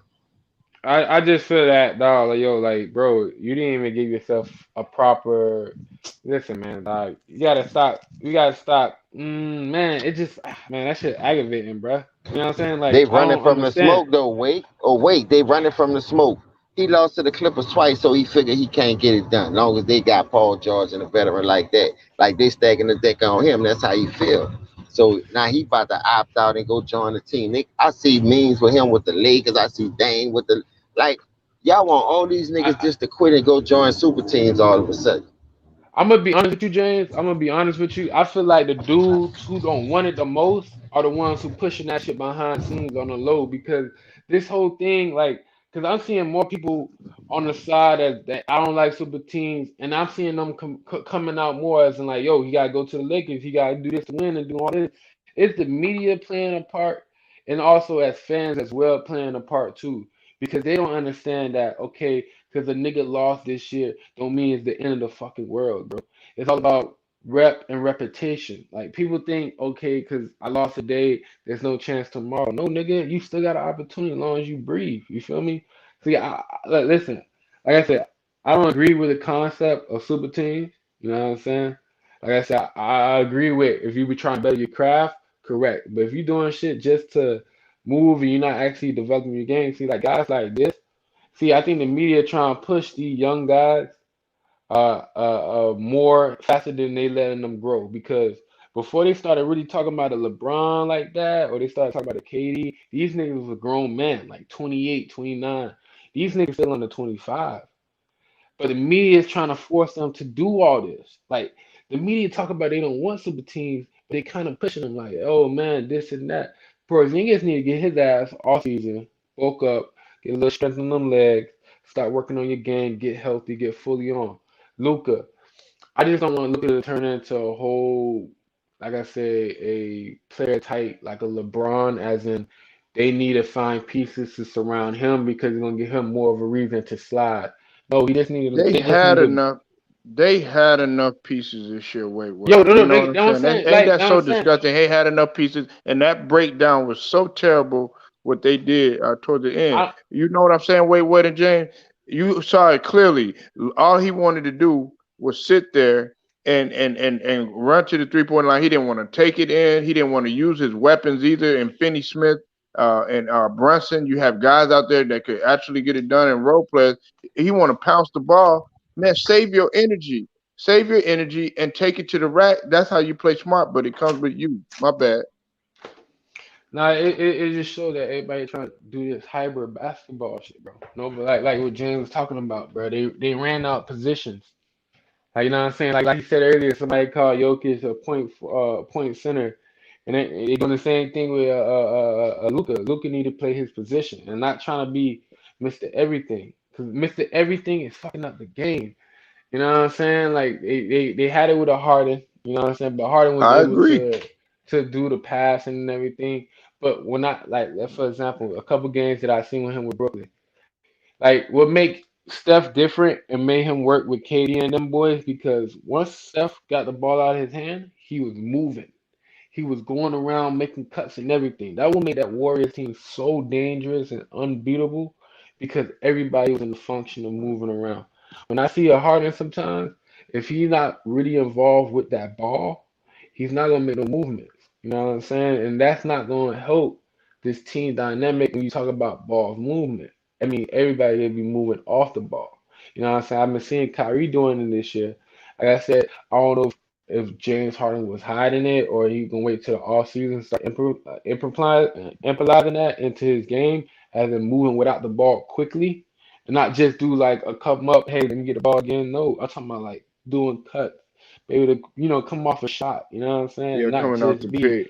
you know what I'm saying, coming off a shot. You be that guy who come off with it. Oh, okay, oh, shit, there you go. He want to pass a shot, not okay. I gotta make sure everybody gets a shot because that's not gonna work. You know what I'm saying? Because there's gonna be moments where they're gonna see that you're trying to do that, and then they're gonna try to do. They're gonna implicate a defense that can probably prevent that. That's why I'm saying that we made the 16-1 on 2017 Golden State Warriors such a threat because they were improvising that whole offense properly, as in everybody do a rotation. You know what I'm saying? But you And have then multiple. go ahead. You have multiple players that, like you said, wait, what, James, you that could do dual things. Like you had, It was all you know, hoopers. Steph Curry. He could also come off the ball, and he could also handle the rocking too. And a lot of players don't realize that, James. Wait, what? That when you're able to come like Michael Jordan, he was. A lot of people don't realize this. Michael Jordan can come off the. He could move without the ball. And he could also, dribble and create his own shot too. That's what made him so deadly. Man, there was sometimes Jordan didn't even really need to dribble the ball. Guess what? Catch, shoot, boom. Go look at the tape. You'll see that. Facts. Kobe did the same thing. That's what made him so lethal, man. But when you one dimensional, people gonna figure it out. That's why you got to get in that gym. It's gonna burn. It's gonna be hot. You're gonna lose a lot of pounds, nigga. But that's how you become great. I used to hate to go to practice when I first went out there doing 6 inches, crunches. Nigga, that's just practice and run plays. But I understood why they. I Up, never down. understood. Yeah, I never understood why coaches saying, "Man, this condition is more important than you running plays. If you ain't in shape, how you gonna run?" And that's when I went to taking that shit serious. Like, then the first time I got my ass bust, I was like, hold up. This nigga is fast, but this nigga working out. He practicing. I'm going home eating ice cream sandwiches like I did something. The Clippers are getting murdered right now, man.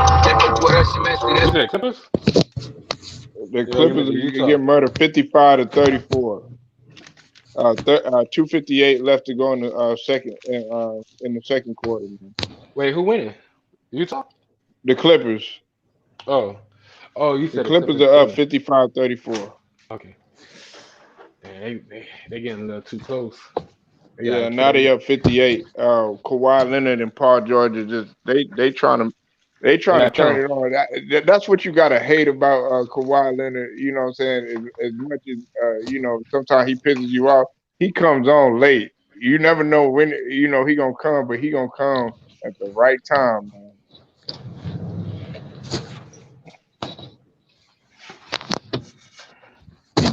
He definitely gonna come at the right time. But I would like to see Utah. I would like to see Utah and the Suns, but we'll see how that plays out. You know what I'm saying? It's probably gonna end up being the Clippers because I did pick the Clippers to win. I picked the Clippers and I picked the Bucks to win out of Brooklyn. Wait, what knows Mm. that? I picked the Bucks to win in six.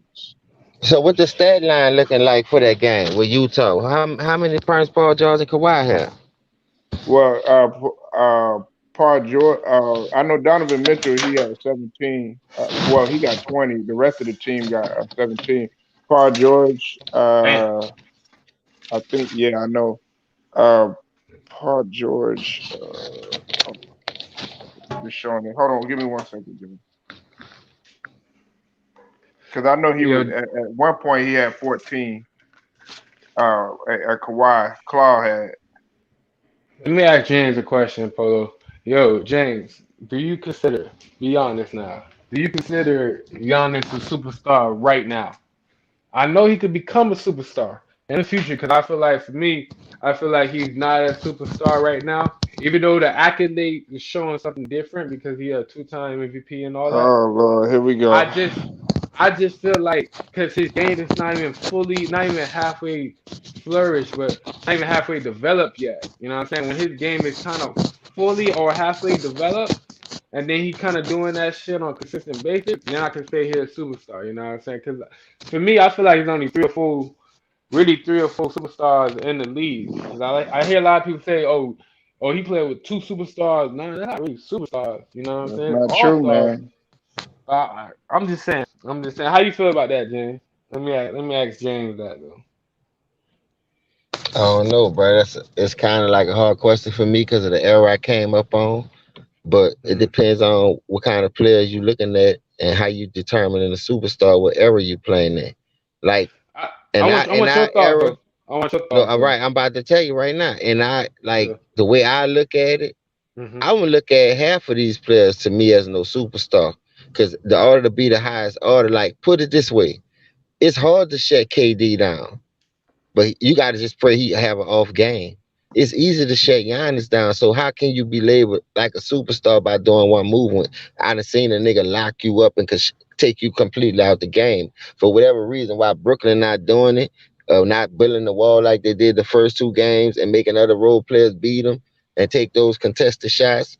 I don't know what the deal is, but it depends on how you want to look at players. I don't look at one-dimensional players as superstars, all stars. Yeah, but I to each his own, man. I Uh, can't debate on how a nigga feel about if he a superstar or not. I just don't look at him as that. I look at him as just a nice perennial all star. Now, when he developed that, when he developed all the other ins and outs of the game to make him that superstar caliber, because if they take that drive away from you, Giannis, you dead. You chap. You can't well, shoot free throws.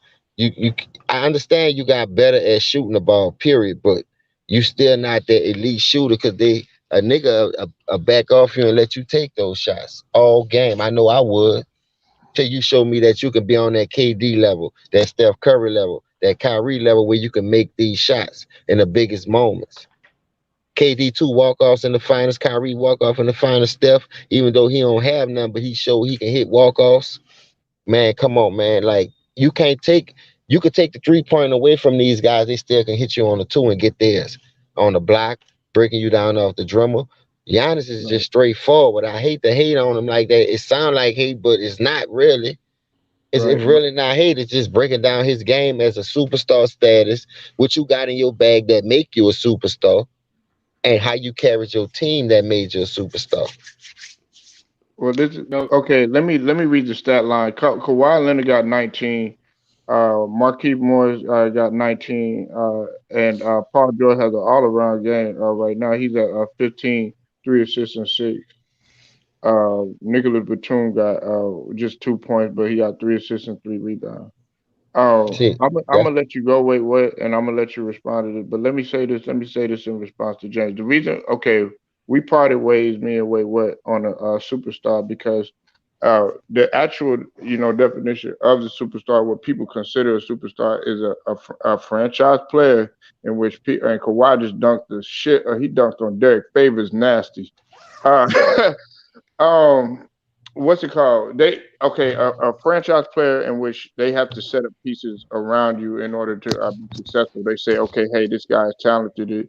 Let's go ahead and set up pieces around him. Now, okay, yes, he does have the accolades, and the important accolade that a lot of people don't really look at. Wait, what is the fact that he plays both ends of the floor, and I can't stress that enough. Yes, yeah, does he need to improve on his jumper? Absolutely. I mean, when you get penalties called 3 times in a row, one on the air ball and 2 10 seconds at the line, there's a problem. He's still developing. But where we part ways also two-way, what is that you don't see the progression. What separates him from a player like Ben Simmons, at least he's has the confidence to even attempt the jumper, and he's trying, and you can see that he's sometimes they go in and sometimes they don't. That shows facts. progression. He's in the gym. He's working on his craft. He's getting better at something on his aspect year after year. When Michael Jordan came into the league, okay, everybody knows this. James, you know this especially. Michael Jordan's jumper was spotty, especially at the mid range. That they were letting him shoot constantly and stuff like that. And they would always say, "Well, Jordan, he'll hit it every now and then, but he needed to work on his shooting." But guess what? He was still a superstar caliber player already when he was young, already taking it to the rack, already had the athleticism and stuff. Now, I'm not comparing the jumpers to the two, but when you have a caliber of a player like Giannis that can play both ends of the floor, and you're exerting more energy on the defensive end and the offensive end, and you're an all-around player like that, how could you not be a superstar? so Polo, I love your wordplay because you said superstar caliber. So meaning that he's not a superstar, but he's No, caliber he for being he able to he's do a it. superstar. He's a defensive player. He got an MVP and a Listen, defensive player of the year in one setting. How many other Yeah, listen. players have done that? yeah. That I'm you Name not. see that Listen. name the You the them. see. criteria label Listen. him as a superstar. The That's what I'm all saying. that Thank do. you. That's all they But at the do. end of But the but day, but I name listen. no. See, Name a player that has done that besides him. you can't. I don't think Exactly. you So can't. my question is, Kobe was a superstar. He played both ends of the floor, correct? Yeah. Okay. Kawhi is a superstar. He played both ends of the floor. Got 2 times Defensive Player of the Year, and he got two Finals MVPs, not regular season Can MVPs, I right? can I say something though, Polo? Because like you what you saying is correct. I'm not knocking your facts because that can be actual print up. So you can actually fax that to me. So I'm not knocking your facts for that. You know what I'm saying? But But what you I'm said knocking there you is were that. only four But listen four though.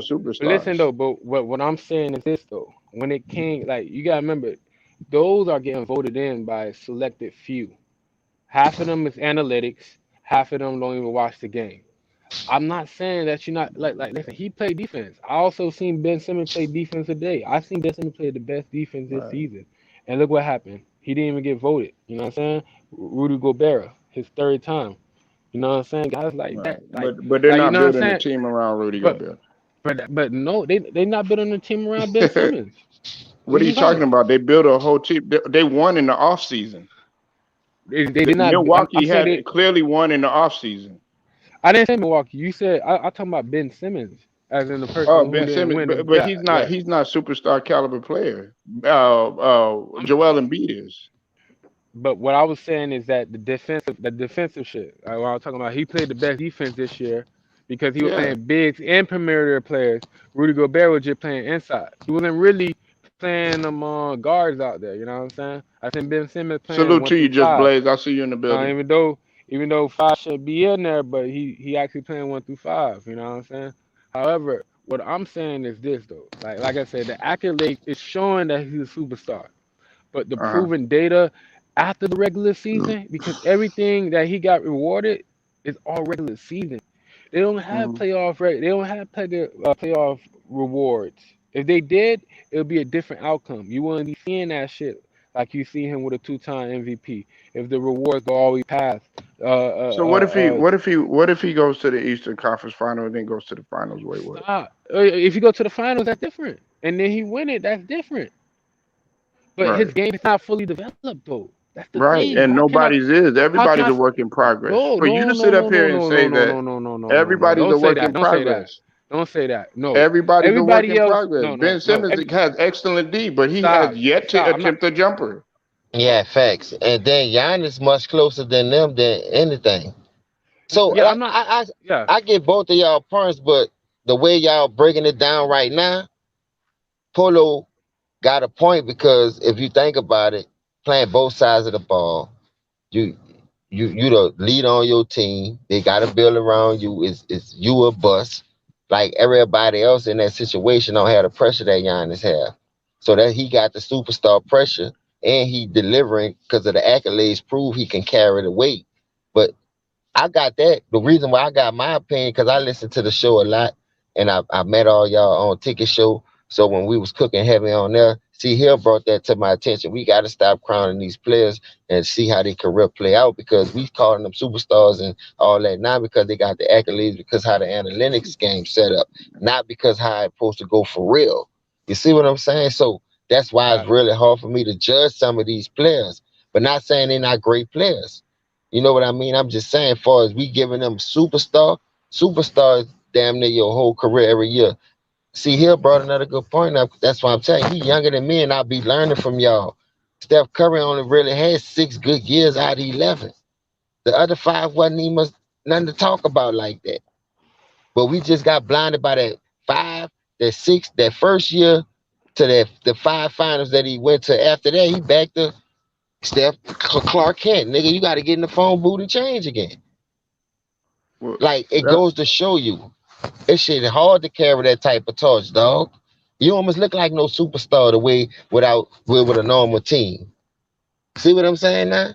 You got look at the team that he had around him compared to the Clay, the Iguodala's, the Barbosas, the Maurice Spates, niggas that already know how to play the game at a high level. So they gonna make you look like a superstar because you carrying the team, you shooting out the gym, and they say you changed the game. But look at you with an average team. You almost look like no fucking superstar. well, I'm gonna say this, James, and I'm gonna let you go. Wait, what? Steph Curry, we were having a conversation about this earlier. I'm not moving no goalposts and none of that stuff. I just have to make a point, though. Okay. Go ahead, man. Go ahead. Look, You good? everybody calls Steph Curry the greatest shooter and all this other stuff. And I did a stream on it, and I was asking a question about Joe Harris. Is he an all-time great shooter? But the conversation had came up about Steph Curry in comparison to everybody else and everything. And I said Ray Allen, in my eyes, was a better shooter than Steph Curry, and this is why. Okay, when you judge Steph Curry based on what when he doesn't have as much help and has to do carry the load and everything like that, and then also when you look at when he was at the biggest stage and when it came to the pressure time and situations like that, he could never capitalize like that. More times it was Clay Thompson that was capitalizing more than him. So how can you call yourself the greatest shooter and everything, when you can't even perform well in the clutch on the biggest stage, and you folded several times in your career. Facts under pressure. See, people don't want to look at that. That's why I brought up what I just said. With an average team around you, Wiggins still was getting you 20. Oubre was giving you 16, 17. You still had the Raymond with his singles. Then you had Wiseman before he went down. You still had young pieces that was in double figures that you could have worked with. Y'all act like Clay Thomas was averaging 30 with him. That dude just used to get hot. The dude Yeah. barely averaged 25 a season, 24. What is season high is it scoring? I bet you it ain't over 24.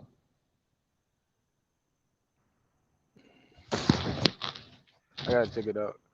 Nah, like, Steph, but, let's, but, mm, see, look, he's still, like I said, like sometimes like you can have talent, but if their IQ is not on point, you know it's gonna be lost in the sauce. You know what I'm saying? Like I think now players like the age that where they at now, as in the Steph Curry and the KD and the LeBron and them older players that's over about what 33, they need to play with IQ guys, not so much of this and that because now it's cause you gotta remember now they can't do too many more. They can't be doing them all around moves no more because they gonna break themselves down faster. You know what I'm saying? You gotta get it like how the old school do it. You gotta get in your positions, get at your points, and get what you need to get done. Period. You know what I'm saying? And like I said, like I'm saying like for example, they want they want KD.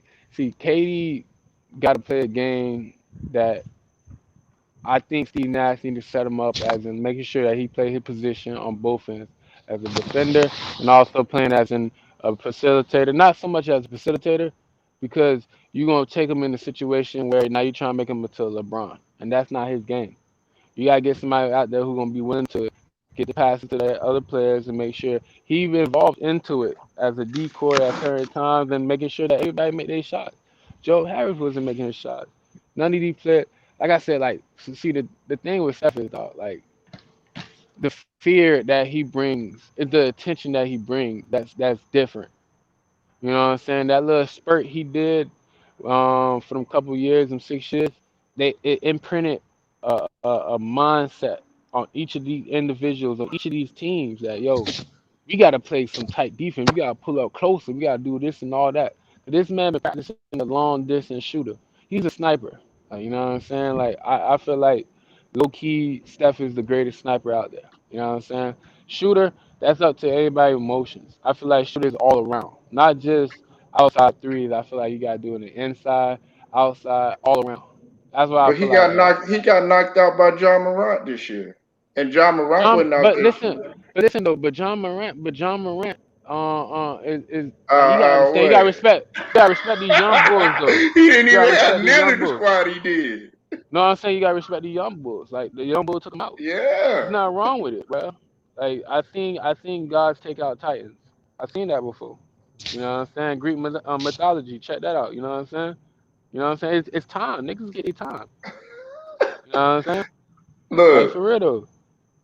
he's But gonna but be but that's one no. game Okay, well, though. let me ask But that's a one you. game Wait, though. what? Don't do that Let me though. ask you this way, Don't do bro. that though. Don't do that though. That's one game. Let That's me ask you. No, that's no, no. college. Let me ask you what? Let me ask you. Let me Go ask you ahead. about John Morant and Lamelo Ball, and you too, Nola. Do you feel that they are on the come up and could potentially be superstars? yeah, if Man, Lonzo listen. Ball stay on this track, that because ever since he heard them trade rumors, that nigga been balling. They need to tell him they gonna trade his ass more often. But I like that little connection with him and Zion. They To me, sharing the ball is more important than analytics got you thinking this eye. Y'all, that Uh, eye is bigger than the team. That's the only thing I hate about the analytics, bro, because you got everybody worrying about their numbers and you forgetting about the team. Now, just imagine this. You got a young phenom team. You got Lonzo that can run the point the way he can with the flow, with the vision that he have. Now that he in a good situation, since him and Zion hooked up and they got a chance to burn together, they got a good record. They put up great I, numbers. But I was but talking about this the Lamelo James. oh, I thought you were talking about Lonzo. My bad. Yeah, but Well, no, you could keep on going. I was talking about LaMelo though. Oh, I thought you were talking about Lonzo. My bad. No, you Lamelo, good, nice bro. though. I like him. To me, he got way more potential than his brother. See, Hmm. he came on and grasped it right then and there. You could tell he belonged. For Hmm. some reason, Lonzo, he had to get on the training wheels first. But Lamelo, that dude got cool vision. Only thing I saw was wrong. They was missing that hustle player like Montrez Harrell. When he turned them down and they ain't go over there, that Yeah, piece right there could have helped them get in that playoff when it was in that playing game. If they Yeah, would cause have had they were. Montrez Harrell, they wouldn't have lost to Washington. Yeah, they were playing boo boo. They were playing boo boo. But They you didn't need want to that hustle. play. You need that energy guy, and he could That's still now. You got your bag, and you could get your 16 to 18 points a game. You know what I mean? So facts. That's why I say I feel like now a Sam Cassell or a Chauncey Billups going to a Charlotte. I prefer that over I Orlando. want a point guard too, though. Either Sam or Billups, but they're saying Billups going to Portland. So I don't know how true that. I just heard Mike D'Antoni had an interview with Portland.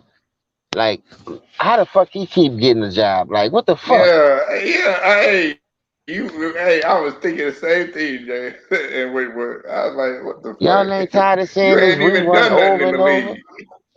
Nigga ain't Bro, never make it nowhere. I mean, you got these 7 teams, seconds or less. I mean, everybody he revolutionized that. But other but than that, man, he my, hadn't been successful. my thing is the executives been seeing this. It can take you so far.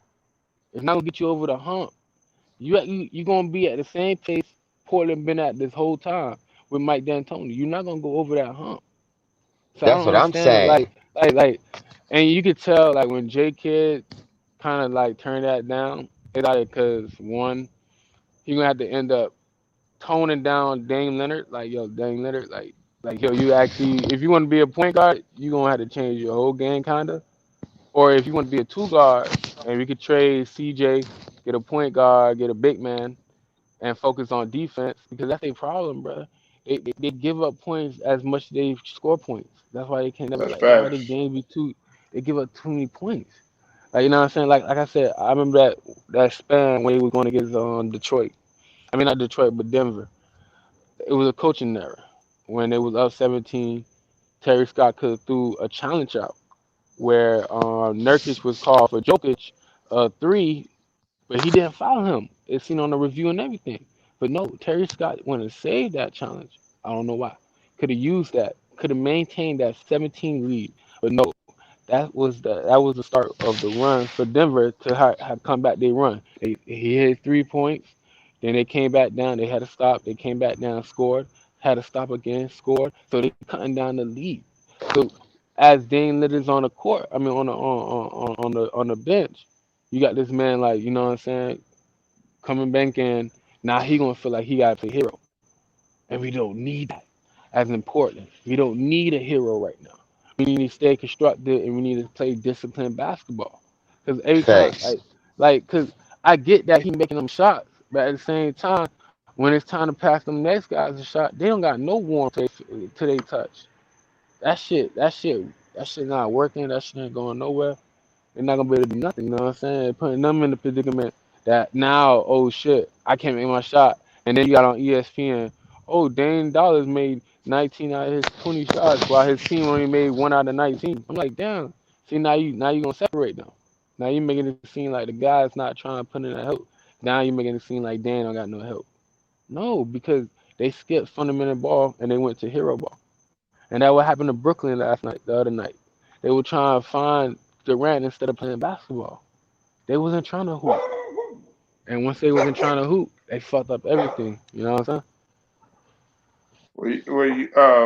This is a thing that we also had to realize too. Gary Trent Jr. He had got into it with Dame. That's the reason why he got shipped to the Raptors because he was getting tired of Dame Lillard trying to.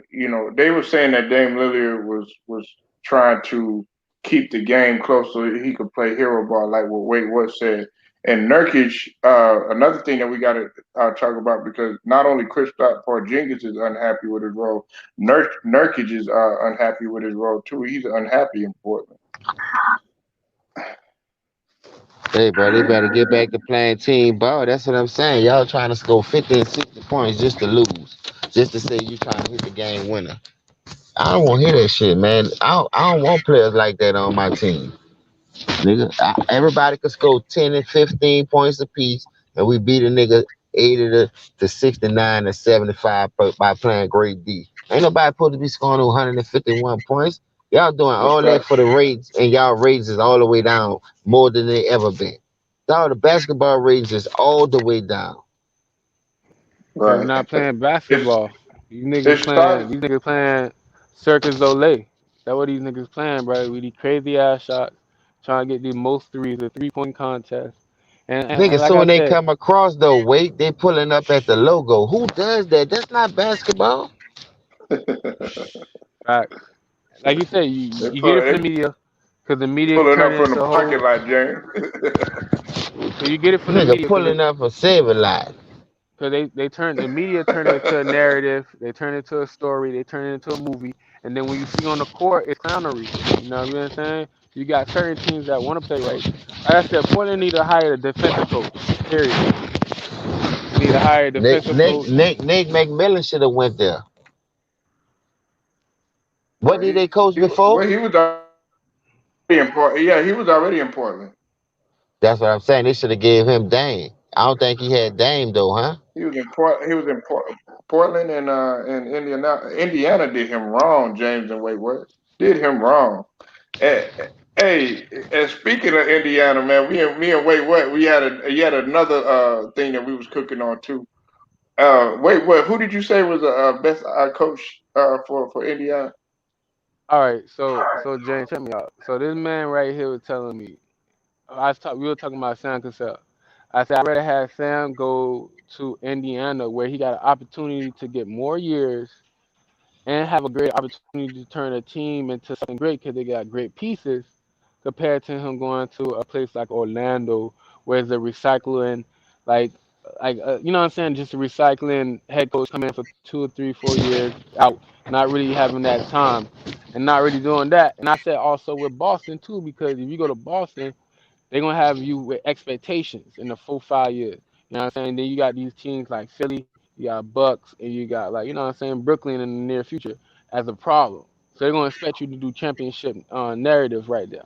I'm like, nah, go to Indiana, work with the pieces you got there. 'Cause you got a T.J. Warren, you got a Michael Turner. They both coming off their injuries.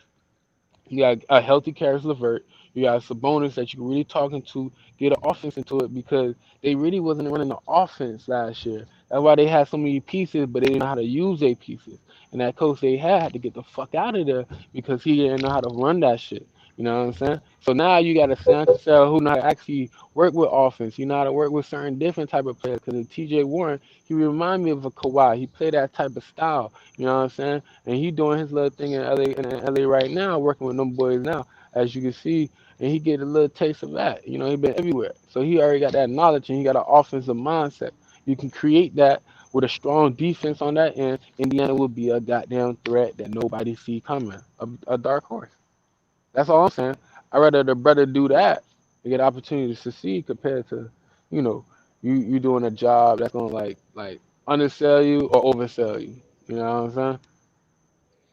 Only thing I'm gonna say about that, they keep giving all these flunk ass coaches good teams. Give that man a good team. I ain't Facts. trying to rebuild nothing. Send me somewhere where I got some pieces where I can just put my own stamp on it and I'll work from there. Facts. Facts. Don't give me no. I ain't gonna go to Orlando for what? The bubble closed. We ain't Facts. going to the motherfucking Disney World. Facts. This is why but James, this is why I said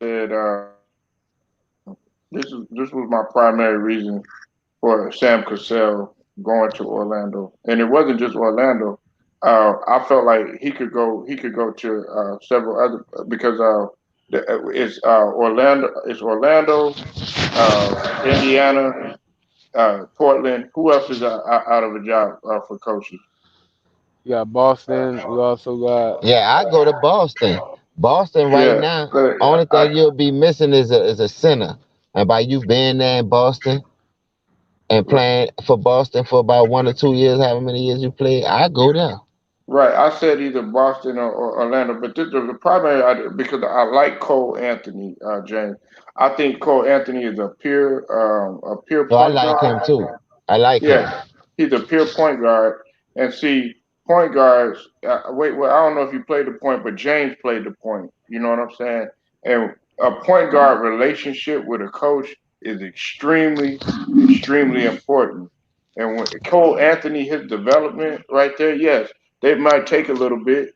You know what I'm saying? But I could see that Orlando actually making some noise in a couple of years. You put them in a situation where, okay, look, you give them some time to develop and grow. Where at Indiana, they're gonna do what they did to Nate McMillan. They're gonna just ship him up out of there. I think James fell out. But you know, wait, what? I don't know, man. If he goes to Indiana, man, just pray that they don't do that man Let me wrong, man. let me 'Cause say that's something what about I that. really feel like is gonna happen. Let me say something about that. But Look, with Orlando, go with ahead, the bro. listen. What I was finna say is what I was finna say. You just hit it on the head. Cause I was finna reply to it. Damn, that shit in my head. Listen. Oh look, front office. See, like if Orlando was serious, they would have done the same thing Atlanta did, which is they got the money, bruh. They didn't go out and spend the bread to go grab pieces to get Anthony Cole together. They have Vucevic, but they send them off. Why? I don't know. Are they they setting back to rebuild. You know what I'm saying? Right. However, how you expect somebody to see? This is why Trey Young gonna be so great going forward because he getting pushed into situations like where he at now at the young age instead of waiting for him to get to that age, then go through it and then go through the heartaches and then developing even worse. You know what I'm saying? If I got a Trey Young who going through that shit right now, the team pushing him around now, he in the second round right now. You know what I'm saying, 2-2 right now. You know what I'm saying. This experience itself is helping him grow next year. Next year after that, you know what I'm saying. Compared to Anthony right now, he gonna probably have what like 3-4 years because the front office not really gonna go for pieces. They're gonna really try to go through the draft and really try to develop like that. So you're gonna have 3 or 4 years of just losing. So you aging. So you're getting about to that age when you about to get to your next contract. So by the time you get to 26, 27, you get into the playoffs right now. 26, 27, because your front office is just getting you pieces now, or that development pieces that's happening is helping you now. You compare it, you know what I'm saying? Because they're not promoting themselves right now for future stars to come through, so they banking in all that on development. So You development gonna talk, be like, you talking about Orlando? yeah, they Well, not. they, Cause they they sent out they just shipped out they all star, so they're not looking for all stars right now. They going all for development, developing their right, but players. they still got Fultz. They got I Cole said Anthony, all stars but though. right, I know, I know, but I'm saying like they were like trying to most of them because then they had Mo Bamba who was potentially supposed to be they were trying to develop him into being somewhat of a premier big because his upside was tremendous, but I think he was having some injury problems. And then there's that other guy in there too, man. I forget his name, man. He's a dark skinned cat, kind of tall, but he could play. He could play the swing. I always forget his name, but he was pretty solid too. But I felt like Cole Anthony, when he got before he got hurt, and then when they shipped Vucevic, before they shipped Vucevic, man, Vucevic and them they were on the road. They were definitely on the road. And then Aaron Gordon got out of there too. That was another guy. I felt like, dang, wait, what? I was like, man, they left him, See, and that's what now I'm they're saying. back to square one, man. That's what I'm saying. Like they was already 3 squares in, and then they say they nah, let me take 2 squares out. So that's what I'm saying. So they going for developing years. So they gonna go through it. You know what I'm saying? Now they're gonna go Right. through what 3 or 4 years, maybe 5, give or take, of just trying to develop. You know what I'm saying? You see what Minnesota going through. They're gonna be in that same trap Minnesota been in. Man, Minnesota, man. And look That and see look that how and look how Carl Anthony grown. He haven't still made it to the playoffs yet. some. Hey, but you know what though? Wait, what they were talking about? Cat. Somebody said threw New York out there as a good place for him to go, and I wanted to ask you about that. Could you see a situation where, because you know people they looking for people in New York. New York is shopping for Schroeder too. But could you see Cat going to New York though? Man, I ain't gonna lie, you going to New York for what? For you, there's no point guard right now. They developing their Mm. point guard right now, as in quickly, and he ain't even and he don't even have a connection with the main star that's already there. So why would I put myself in a situation where he don't even got the main star and like connection already? How I'm expect him to get on my link too? So he gotta be on two responsibilities. And then you can't say D Rose because D Rose is not a point guard. He's a two guard. You don't pass first. You look shot and then pass. Right now, D'Angelo gonna get healthy. So like, I think Minnesota is still in a better position, even though they've been like slacking this whole couple of years. It's an injury prone situation now. You But I said D think Rose isn't a point guard. Wait, what? What you mean? D Rose a two guard. He look for a shot Nah, first, man. then pass. Tell me not. Tell me He not. no, No, no, don't do he that. no, no. He's very unselfish. That's No, D I'm saying he Rose's. not. Now Yeah, hold he a on. two guard. That's D Rose's calling card. The two guard was sometimes played by R.J. Barry. He was No, playing the two I'm and the saying. two. All right, let me put it like this. D Mhm. Rose is a two guard disguised as a one guard. Put it like that. Well, they didn't have nobody else, but you know what I'm saying. Wait, they didn't But really have. They had that's what Julius I'm Randle, saying. So why would I put Cat in that situation? Cat gonna come look like because a big man would. I think another big man to fill the void would be good. Because Cat can score. They got Julius Randle, but Taj Gibson, man, he's aging, and quickly we don't know. He actually came on a little bit, but we don't know where his potential is gonna lie. but let's be honest though, Polo. Let's be honest though. Like Hmm. you gonna put Cat over there in the offense that don't even have an offense over there. They don't even run offensive They plays properly for Julia Randle because if they did, they wouldn't fucking go out 4-1 they because got to they work did. on it, man. That's what I'm saying. So why, They like got I to said, work. like they got to change coach off rip. If like they don't, Thibodeau's not gonna be no, Uh, Thibodeau's not gonna be that coach to put him over for the offensive end unless he take man, a unless he hire an offensive coach and let the offensive coach do all the offensive nah, plays man. You that ready to come get on the rid of bench. Thibodeau already? I'm not saying get. Listen. If you win a championship, you got to. The fuck. Nah, man. What? Wait, what? Hey, look. Hey, I'm about to Thibodeau say gonna win your a name right championship now. for them. Wait, what? Huh? Thibodeau What? can win a championship. Come on, bruh. Come on, man. Nah, man. Come on, bruh. Hey, listen. I know what you're saying, but they gonna get it together though, man. New Come York, on, man. bruh. Are you Because gonna Jay, hey, be honest? Be honest. Julius, what? Be honest. Go ahead. Can Thibodeau win them a championship? I think the potential is there. Now look, let me tell you this. Wait, what? Let me tell you this. If you could get some get some better develop a better development team in terms of offensive, maybe because coaches do work on their schemes.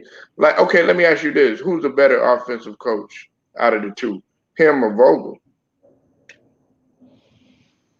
Because Vogel Well, is a defensive minded well, coach, and he doesn't get a lot well. of If you're gonna be honest, Vogel actually won a championship, so it's right. kind of so And it you took him gotta. it took him time. No. That's a horrible comparison, though. You know what It I'm took it saying? time. They're both defensive coaches though. And he But struggled in the league for a no. while. He struggled with Indiana. But listen though. But Vogel never got in the way of an offensive a position on that. Like he got in his Th- way. He got in his way this year. But last year, when he had the necessary pieces and everything in position, he made sure he didn't get in the way and he put everything in properly placed. You know what I'm saying? He made the right adjustment.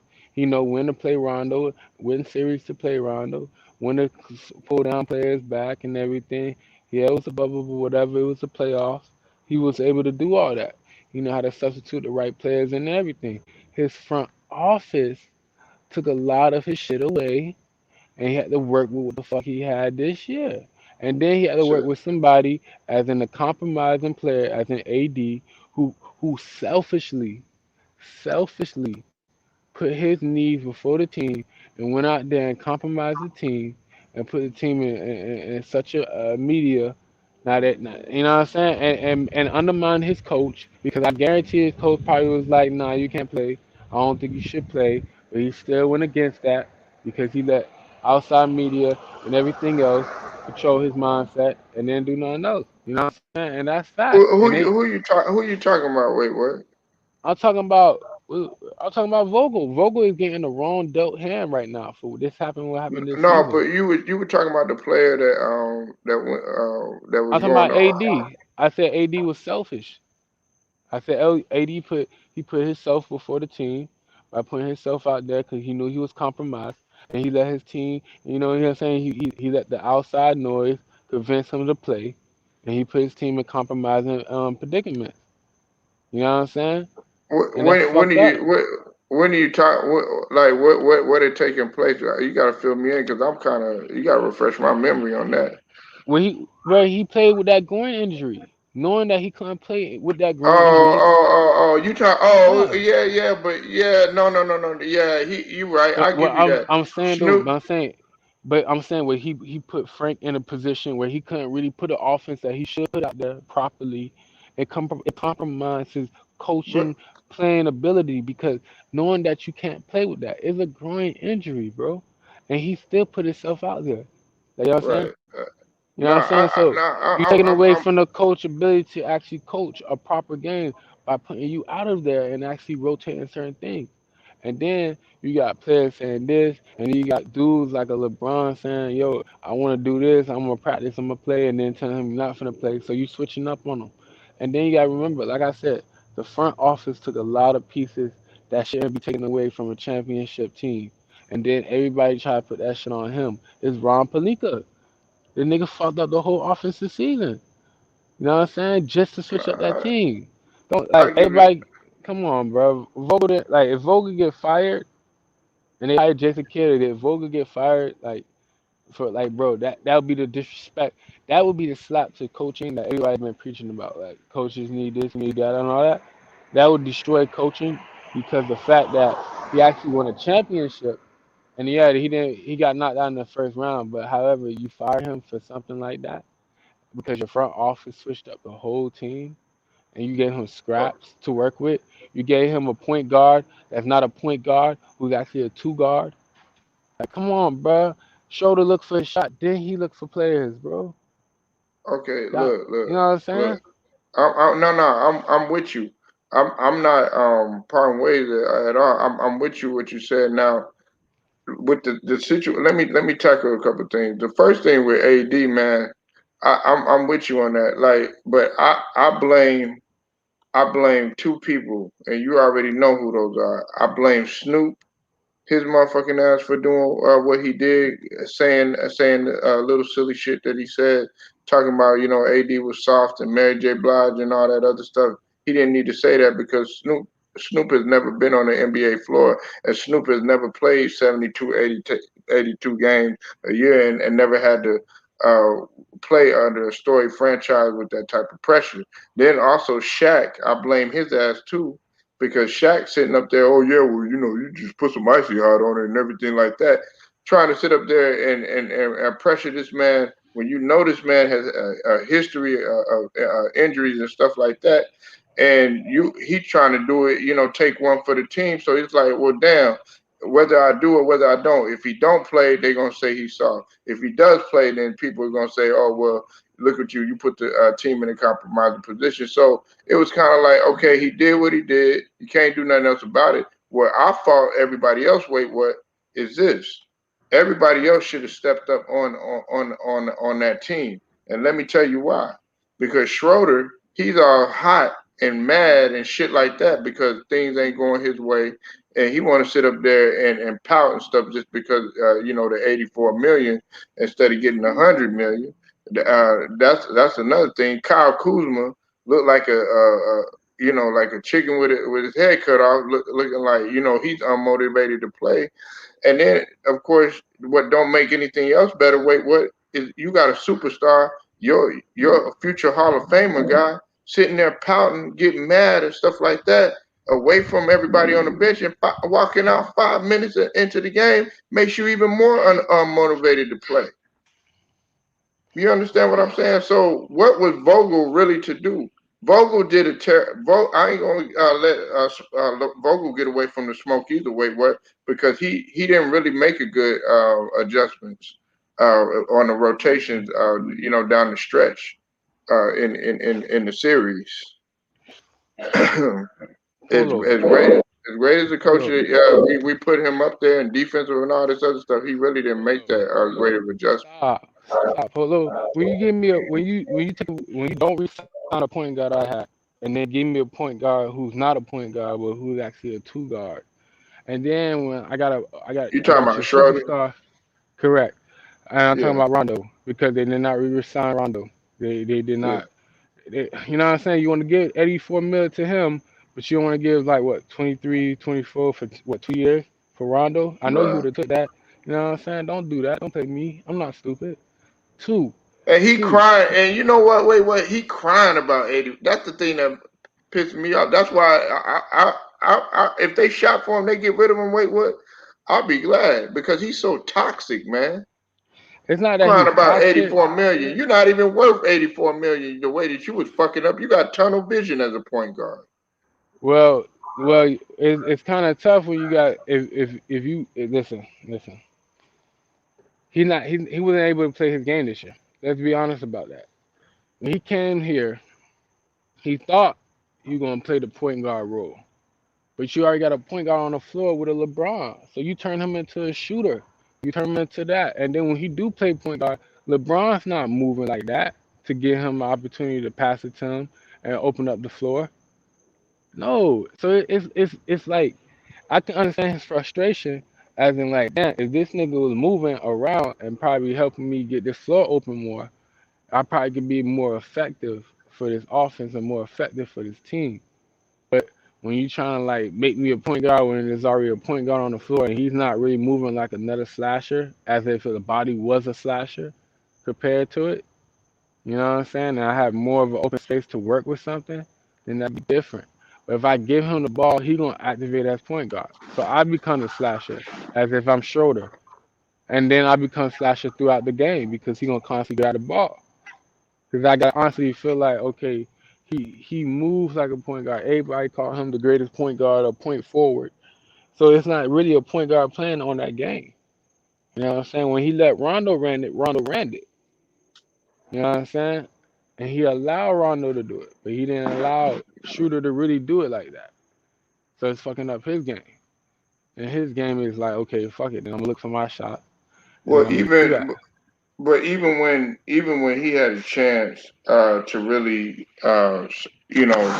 certify himself, as a somewhat of a decent role. Hold on one second.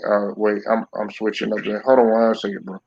Hold on one second, bro. Even when he had a chance to, prove himself, when AD had came back and everything, what was he doing? Wait, what? He wasn't looking for AD. He was actually bumping heads with AD and everything, especially in the pick and roll situation. Remember when AD was out and then he came back in and stuff. There were times when LeBron wasn't on the floor, and it was time for him to show up.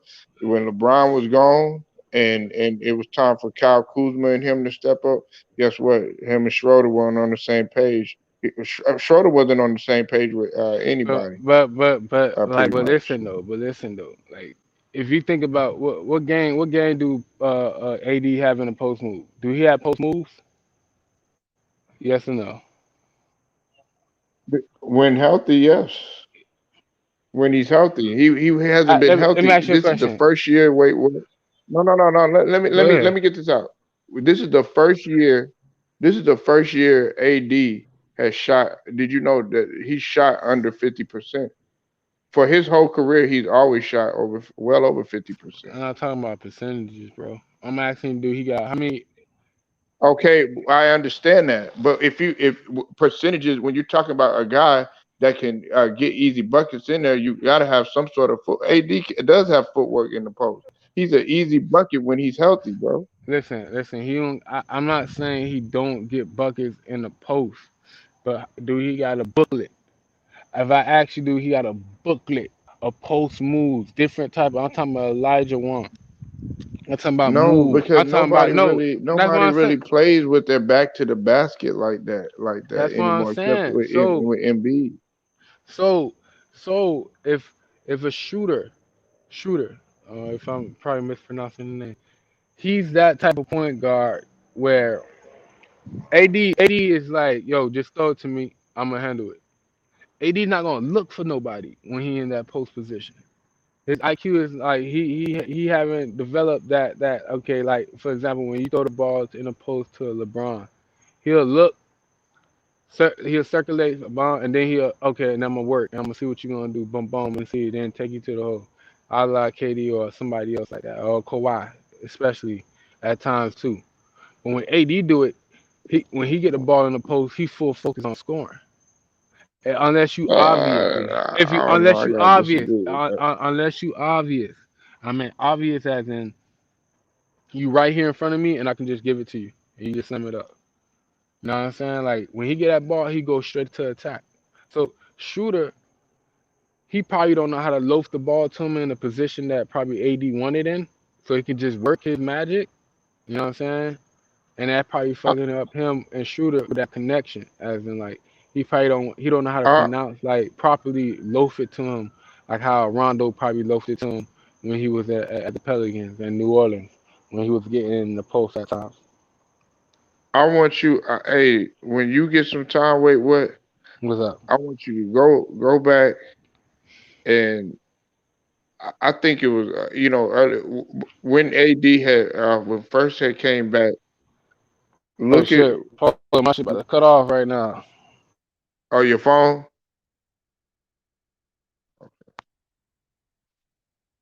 Yeah, that was wait what man. Hey, the Clippers are up. The Clippers are up 91-71. Wait, what? I definitely thank you for stopping through. Um, Nola James, man, I appreciate you stopping through, and Jacob Jennings, I appreciate y'all for stopping through. Big Who, everybody that stopped through to show the channel love.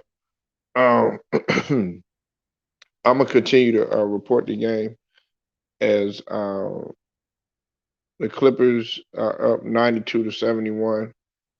26 seconds to go in the third quarter. Rudy Gobert scores, and they're gonna hold for the last shot right now at this point in time. And let's see,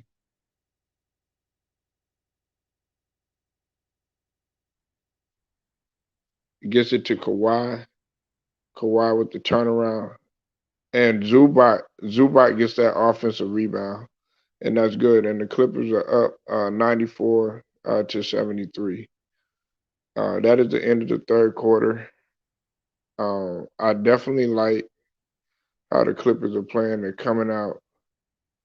They're coming out very aggressive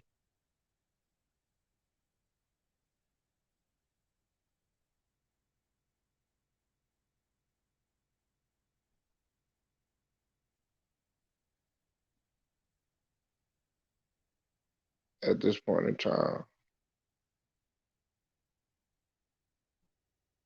The thing about the Clippers, man, is if when Kawhi and Paul George are both playing like this, they're they're they're really unstoppable. They're really unstoppable. Nobody um, nobody can guard those two. And Kawhi, both Kawhi and Paul George have been on it defensively. Um, Another thing that I'm impressed with is how Patrick Beverly is playing too. Yeah, he's playing good on both uh, offense and as well as on the defensive end too as well. He's bringing in the hustle. I think the effort is there right now with the Clippers. Um, Hopefully, the boy Big Who gets gets that victory, that much needed victory tonight.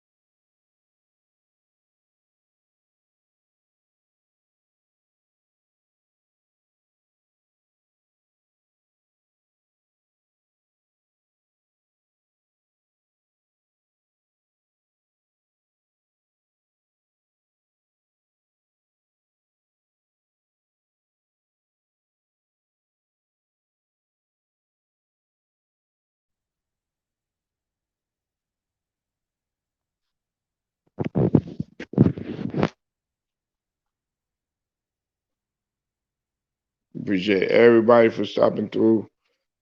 Still kicking it, still continue.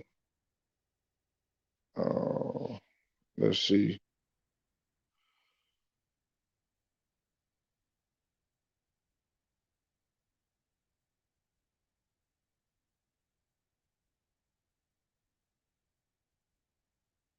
And still keeping it live, trying to entertain y'all as well. I know we don't have very many people in here, but regardless, still gotta report this game.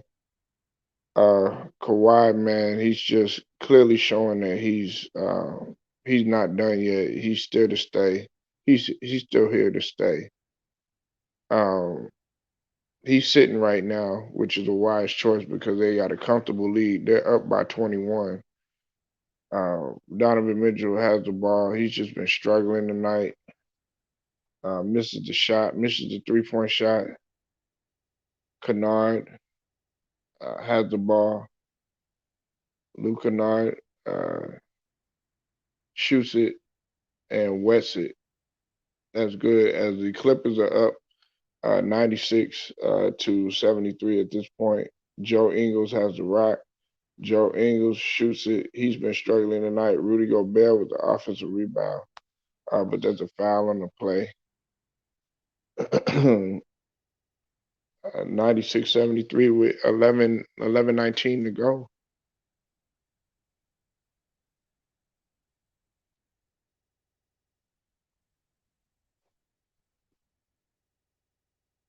And I think that Rudy Gobert is man, he definitely deserved that Defensive Player of the Year award. Some people argue that Ben Simmons should have had it. Zubac with the slam gets in that left hand on him. Left hand on him. Clarkson gets it to Rudy Gobert for the alley oop. That's good.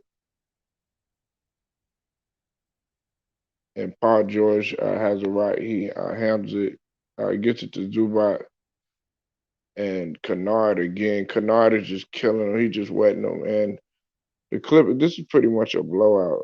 Um, they're up 101 to 75 with 10:28 left to go.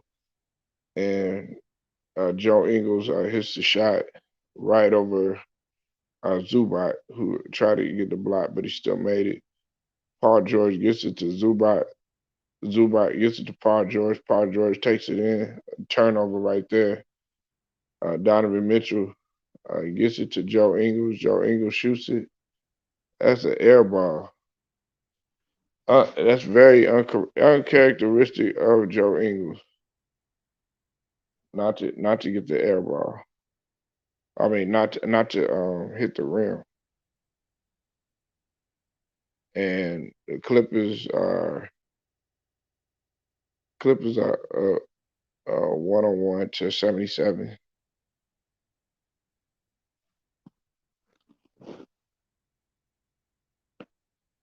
And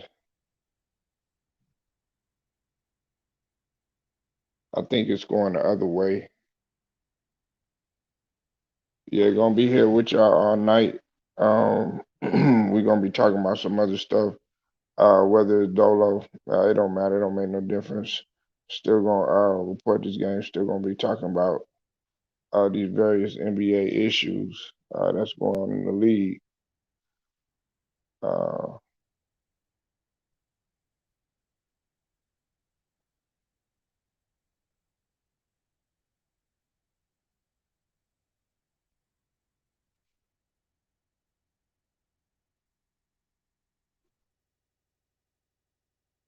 and I definitely feel like if Utah, if the Clippers win, because I picked the Clippers to win. If the Clippers win, oh man, they playing like this, they might get the Suns hell. They might give the Suns hell. I would not be surprised if they give the Suns hell. Donovan Mitchell is at the line. Um,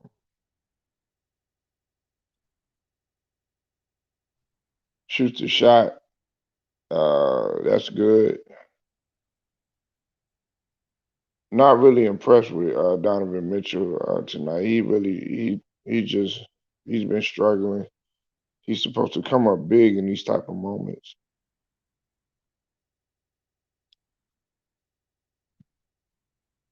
And Donovan Mitchell at the line again. Terrence Mann goes out. He did a pretty good job, and that's good for Donovan Mitchell.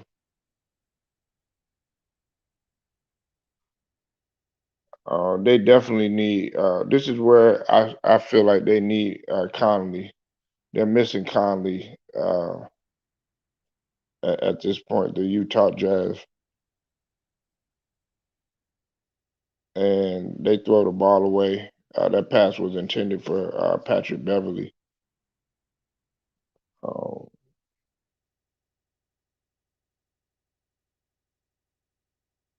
and Patrick Beverly was hustling. He was trying to get it, but he damn near ran into somebody on the bench, man.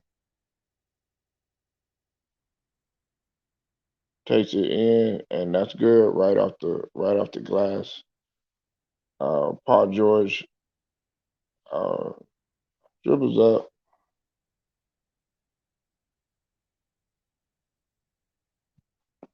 tries to establish himself. Joe Ingles is guarding him. Oh man, nice alley oop to that was to Zubac. Zubac definitely gets it. The Clippers are up 103 to 82. Yeah, I'm still up and at it, man. And you should be up and at it too. Your Clippers are up. It don't stop over here, Big Who. And that's 85. It's 85-103. The Clippers pretty much got it in the bag, man. It's over with tonight. It's a blowout. And Big Who, you should be very happy tonight. Very impressed.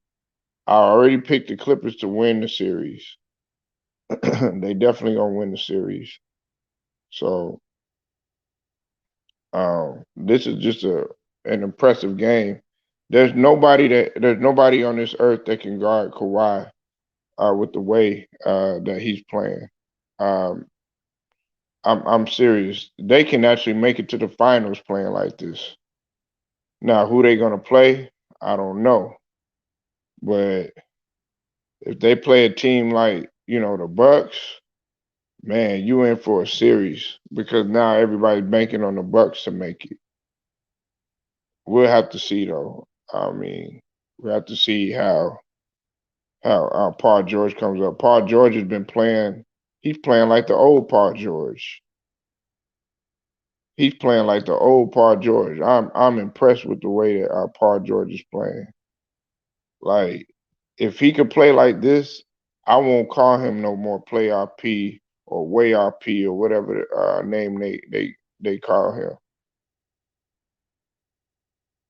I love when he plays like that because he's been getting it done on the defensive end too. He's getting it done on the defensive end too. That's what a lot of people don't realize. You know, he was once and you can hop in here too, Big Who, if you like, you know what I'm saying? I don't know if you're still there. He was once considered one of the best two-way players in the league. He was considered one of the best two-way players in the league. That's facts. Just like Kawhi Leonard, they're definitely here to show why they did that deal in the off season. It made perfect sense why they did that deal. A lot of people were looking at Paul George like he was crazy, and now he's proven you know why he's here to stay. That's all we ask is for expectation. When you don't perform right, hey, you're gonna get the smoke. You definitely gonna get the smoke. But and Ty Lue, I'm a hey Big Who, and everybody else who's watching. Ty Lue is doing a good job tonight coaching. I can't even front. As much as I got on Ty Lue about his coaching rotations and everything, he's he's working with less. He don't have Ibaka. He's not playing with Rondo, and DeMarcus Cousins isn't playing either. So I mean, he's doing a real good job. I can't even front. Clippers are up 103-85, fourth quarter, with 8:25 left to go. Big Who, man, it's time for y'all to celebrate. Well, nah, y'all not gonna celebrate until y'all actually win. You know, we can't sit up here and get too happy. But y'all tied the series after being 2-0 down.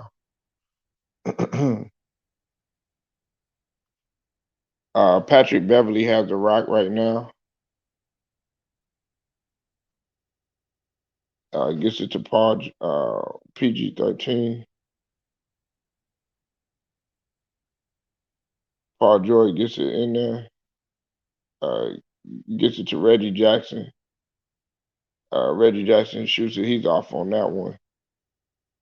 And Donovan Mitchell goes in, shoots the shot. He misses that. And it seems like Donovan Mitchell is just forcing everything right now. Paul George gets it to Reggie Jackson, aka Bobby Smyrna, and they're diving on the floor and they're fighting for the ball. They're fighting for the ball right now. Between Beverly and Donovan Mitchell. And you gotta love that type of toughness. You gotta love that. That's what it's about. Playoff basketball. If you're not diving on the floor for loose ball, you're not hustling, you're not acting like you don't want it. What are you doing? And I like that. Get off of me. I like that mentality.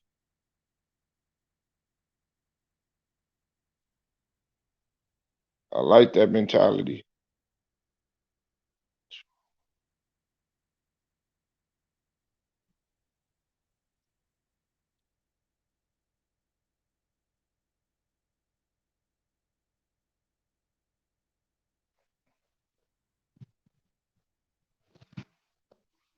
And there's gonna be a jump ball.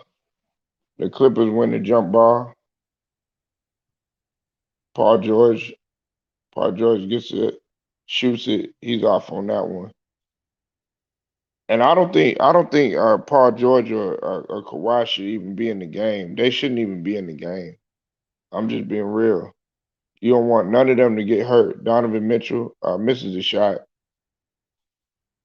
I give it to Donovan Mitchell for playing. No, he had that little ankle problem, but he still played. Nicholas Batum shoots a shot. He's off on that one. I don't think he should have shot that one though. That wasn't a good shot to shoot. Oh, good defense by Patrick Beverly. Pokes the ball away from Clarkson. Uh, Clipper. Well, nah, that Kawhi Leonard misses that.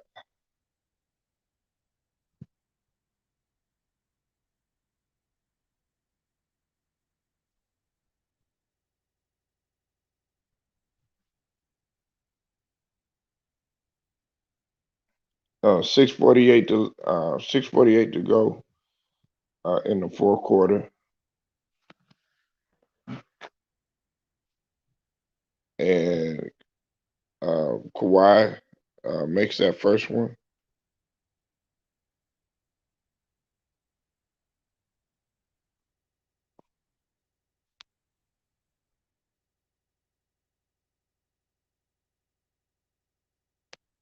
Clippers up 104 to 85. Kawhi hits the second one. They up 105 to 85. And Joe Ingles, he's stripped of the ball, but there's a foul on Nicholas Batum.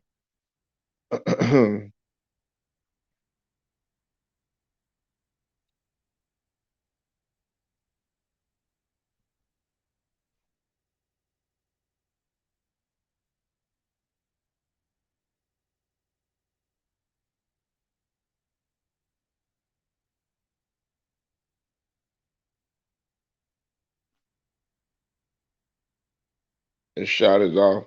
Marcus Morris gets it to Paul George. Paul George shoots it from the three, misses that. He's off on that one. And Clarkson step back three, and that's good. The Jazz said they were not going away. They got 6 minutes left to go. Jazz is still trying to do everything that they can to stay fighting. I think when they go home, though, that's going to be the true test.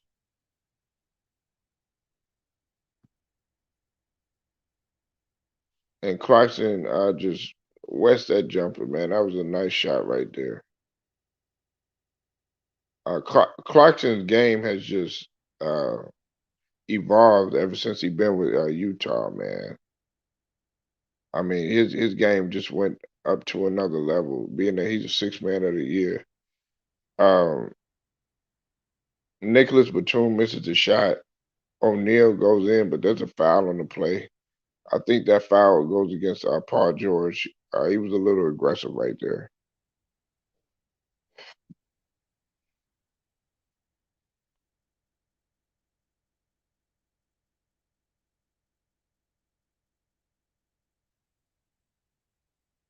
And Donovan Mitchell has a rock right now. Donovan Mitchell throws the ball away. Ball stolen. Kawhi has the ball. And he's fouled. I think Kawhi. Hopefully, hope he's all right. He looked like he bumped his knee.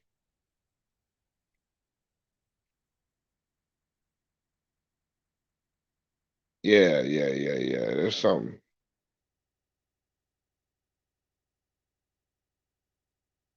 Yeah, there's something wrong with Kawhi and his knee. He's still fighting through it, shooting it, and misses that one. LA is up 105 to 88, but there seems to be an issue with Kawhi and his knee. He's holding his knee right now. Doesn't look too good. He's stepping to the line. Going to shoot his free throw. hasn't shot the greatest at the free throw this in the playoffs, but yeah, he's holding that knee. Something's up with his knee, and they keep eyeing it. We already know that he got degenerative knees, but um, he definitely in pain right now, especially coming off of that fast break. I think he might have bumped into Joe Ingles, but nevertheless, Donovan Mitchell gets it to Joe Ingles. Joe Ingles back to Donovan Mitchell. Donovan Mitchell back to Joe Ingles. Joe Ingles again, right there, and he misses the shot. I think there's a foul on the play as Bogdanovich is going to go ahead and go to the line. He was fouled on that play right there. He's a pretty good free throw shooter.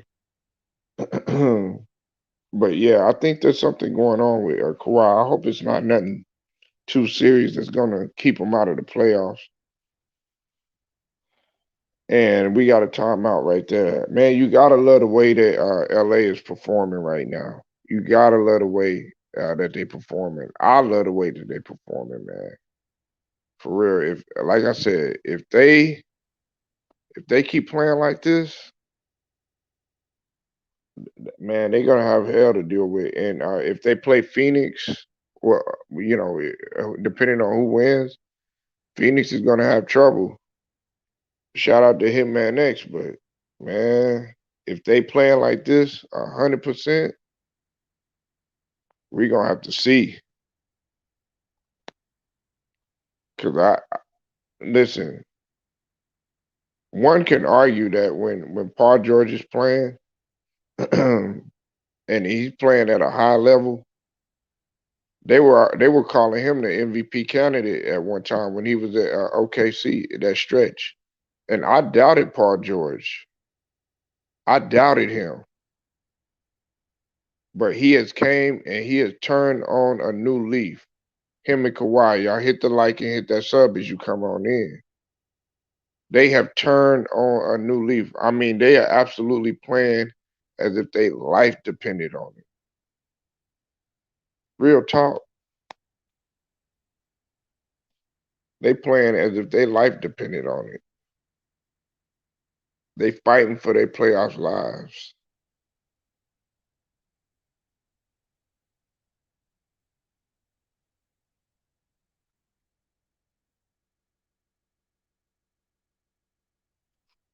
Now we got to see what coach um, Coach Ty Lue got in his bag. He said he hasn't shown his other hand, and sometimes as a coach, you want to wait to the right time to try to do stuff. But I think people were waiting.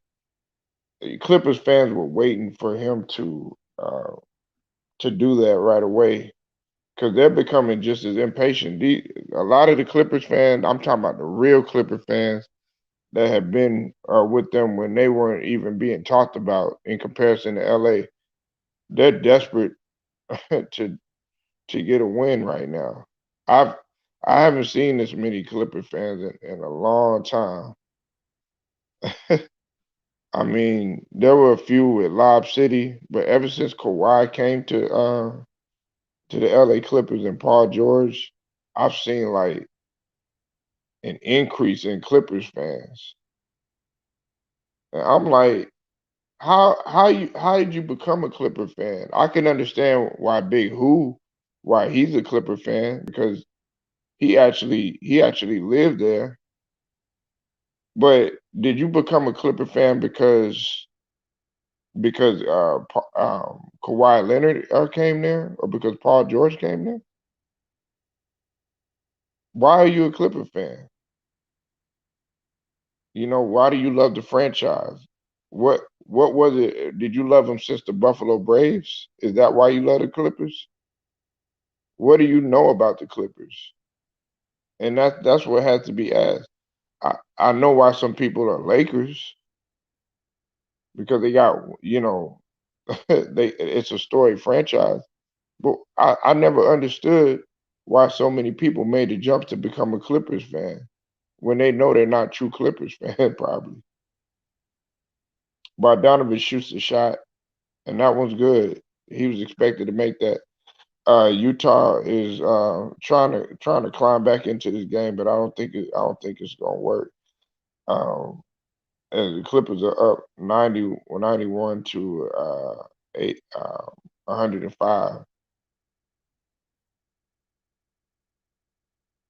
4:48 left to go, and Kawhi Leonard is going to the line, and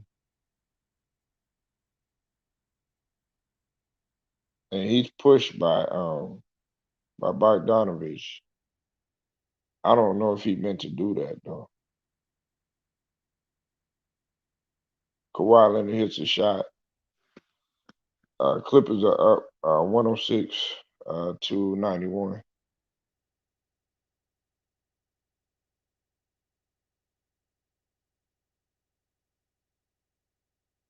Kawhi shoots the shot. He's off on. I mean, he makes that one. Clippers are up 107 to 91. Donovan Mitchell has the ball right now, looking to operate top of the key. Joe Ingles has a rock, gets it to Bogdanovich, but Bogdanovich he oh,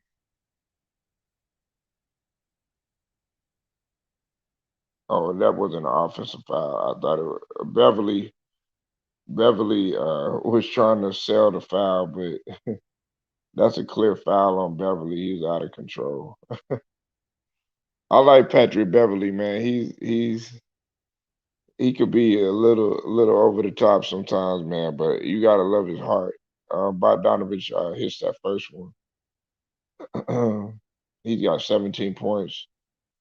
Um, 50% from the field.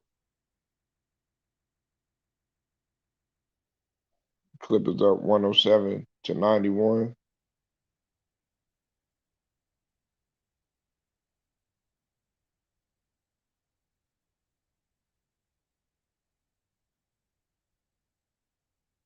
Bogdanovich shoots the shot, and he's good on that one. Clippers are up 90. I'm sorry about that. 102, 107 to 92. 4:26 left to go. Paul George has a rock, top of the key, and there's a foul on the play. I think that might have went against. I think that went against O'Neal. If I'm not mistaken. Yeah, that went against O'Neal, and he tripped over Zubac's leg. I like O'Neal, man. I don't think he gets enough credit either.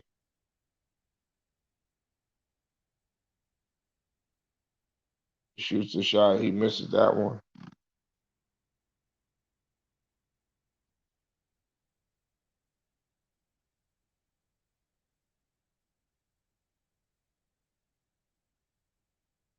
Zubac misses another shot. So he definitely missed both shots.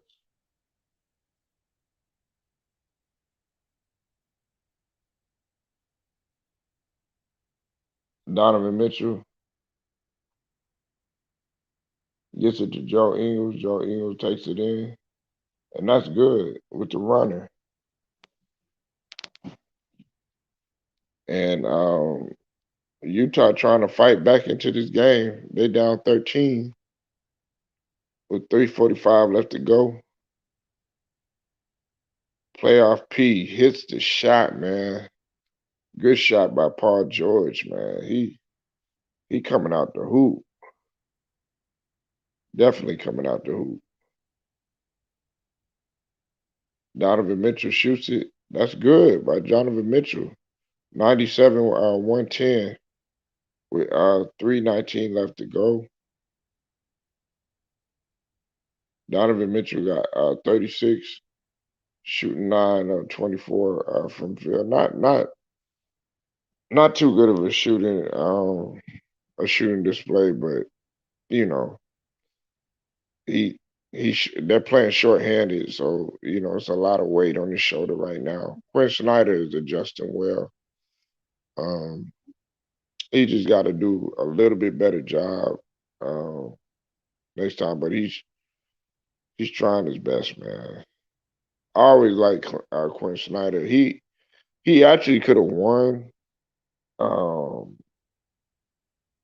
he actually could have won Coach of the Year had it not been for Thibodeau and some of the other guys. It if Monty Williams or Nate McMillan won it or Quinn Snyder won it, I wouldn't have been mad neither. I wouldn't have been mad neither. Or all three of those guys definitely showed that they were worthy of the Coach of the Year. But the Defensive Player of the Year, I just didn't understand that, man. I didn't understand that at all. I don't know why they um why they put some of these players on there that didn't deserve it. I think it was just politics, me personally.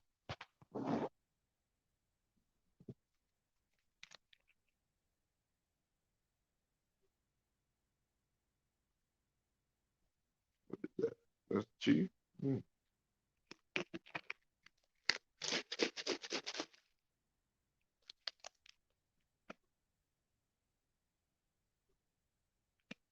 And the Clippers are up 110-97.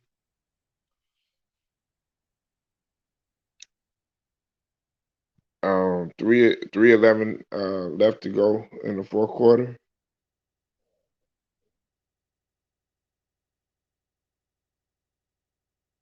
Donovan Mitchell got to get the ball poked away from him. Joe Ingles got the right. Joe Ingles dribbles, gets it to Bogdanovich to Rudy Gobert, and Rudy Gobert with the easy bucket right there. Jazz are on a 24-9 run on the last 7:43. Paul George shoots a shot, and that's good. Paul George is hooping, man. I mean, there's nothing. I sound like a broken record when I say that, but man, Paul George is just straight up hooping, man.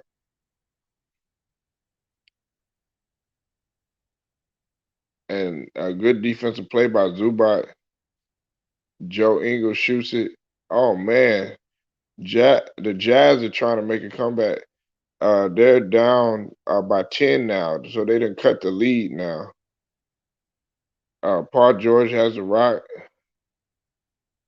dribbles the middle. He got Gobert guarding playoff P, playoff P with the shot. He misses it. Oh, offensive rebound goes to the Clippers,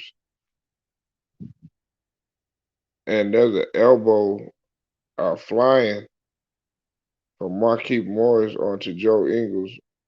And Joe Ingles is just playing good defense on him.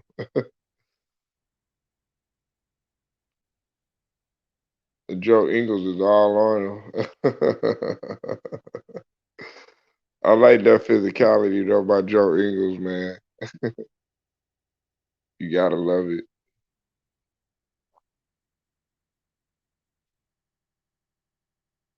And Utah, well, no, Clippers are up 112-102. Um, Marcus Morris hits the shot. The Clippers are back up 113-102.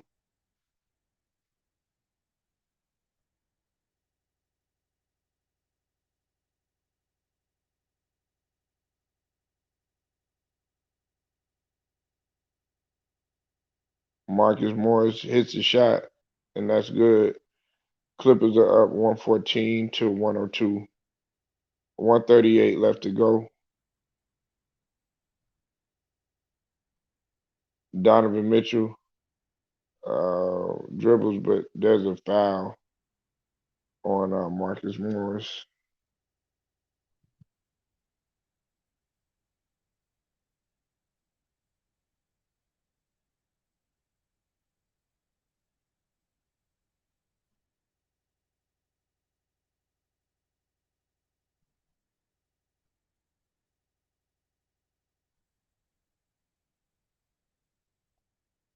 and Donovan Mitchell's at the line, hits that shot.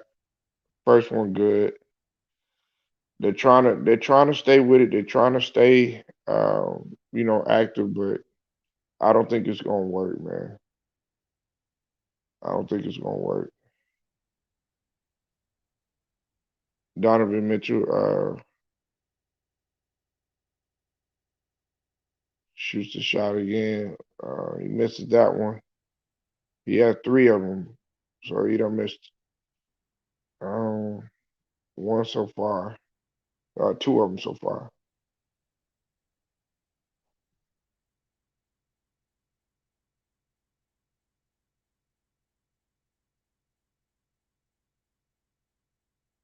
Donovan Mitchell shoots it, and he's good.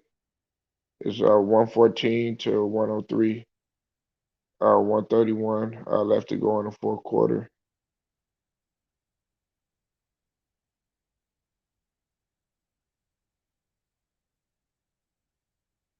And there's a timeout on the floor.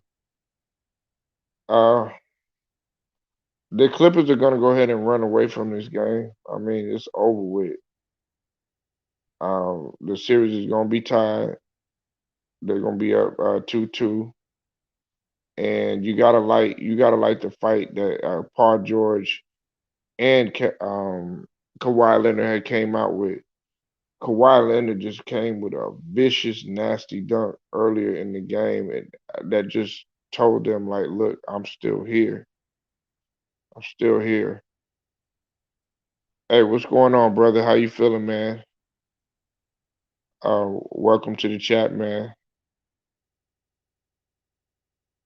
Yeah, but the Clippers right now, man, they definitely are showing why they deserve to possibly face the Suns. Me personally, I would rather see Utah play the Suns, but I picked the Clippers to win. I just felt that uh, it would be a more entertaining game. Man, what's going on, man? Everything good with you, man? What, you at work or something, brother?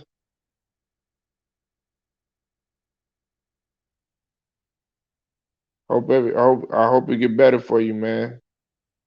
The night the night is still young, man.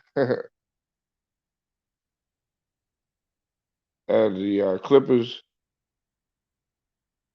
there's a foul on the play. There's a foul on Rudy Gobert, and Paul George is going to end up going to the line. Yeah, I think that was an intentional foul on Rudy Gobert. Yeah, they got this back. 125 left to go in the fourth quarter. Paul George shoots the free throw, and that's good. 115 and 103.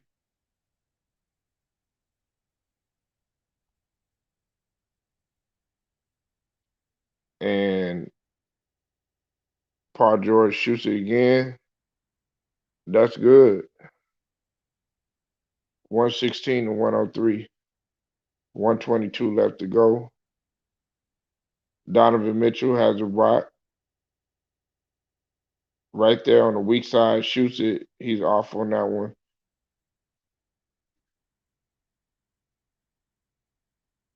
And there's going to be a timeout by Quinn Snyder on Utah. Yeah, they blowing them out, man. They're blowing them out right now. Hit that like and hit that sub. They're really blowing them out. I think Paul George is going to the line yet again. He's getting his buckets either way, either by the field goals or by the free throws. He's getting them both. 117, 103, Utah.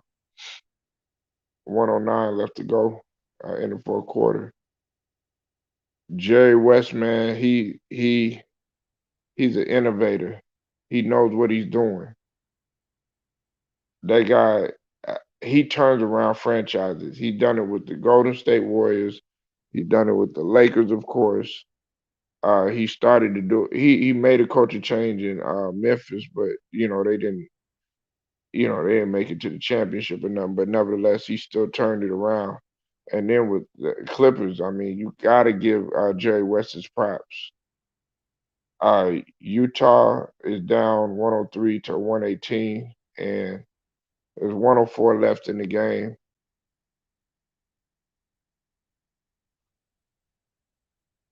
I just, man, if if you a Clippers fan, you gotta like what Jerry West is doing.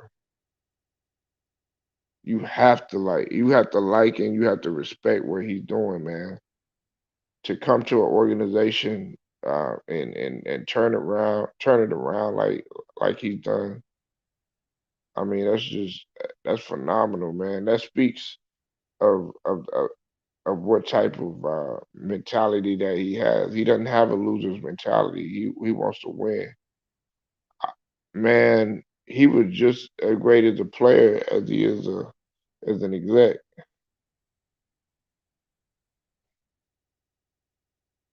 Terrence Mann got the ball. Terrence Mann dribbles in, shoots the shot, but he misses that. But it don't really matter because the Clippers are going 118 to 104 right now. They got the bench players and they're getting garbage time right now, which I mean they should, I mean this game is over with as the Clippers 22 seconds left to go. 118 to 104 and the Clippers have won this game. I mean, it was a great job by Ty Lue. Real good job by Ty Lue coaching, man. Real great job, man. I'm impressed, but it's not over yet. It's not over yet. They still got a long way. They got a long way to go. Rudy Gobert is upset, and so is Donovan Mitchell. Y'all gotta excuse me, my throat kind of messing with me a little bit. But yeah, the Clippers won. That's the end of the game. Just stick with me, man. Gonna do the post the breakdown of the game.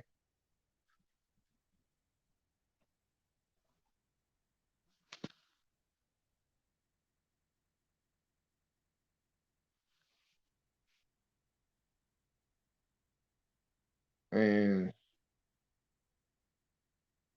yeah, the Clippers are definitely they're here to stay.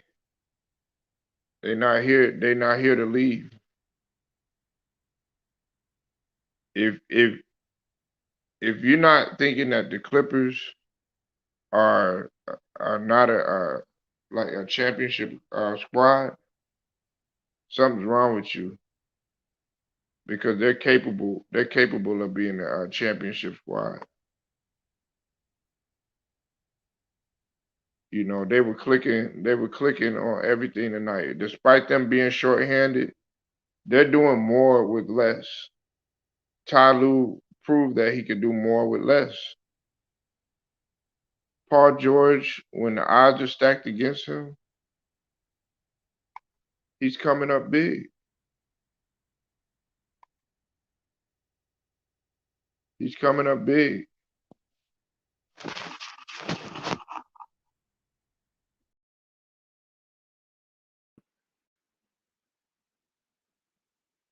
He is coming up big, man. Stay with me all night tonight, man, and that's what I'm gonna do.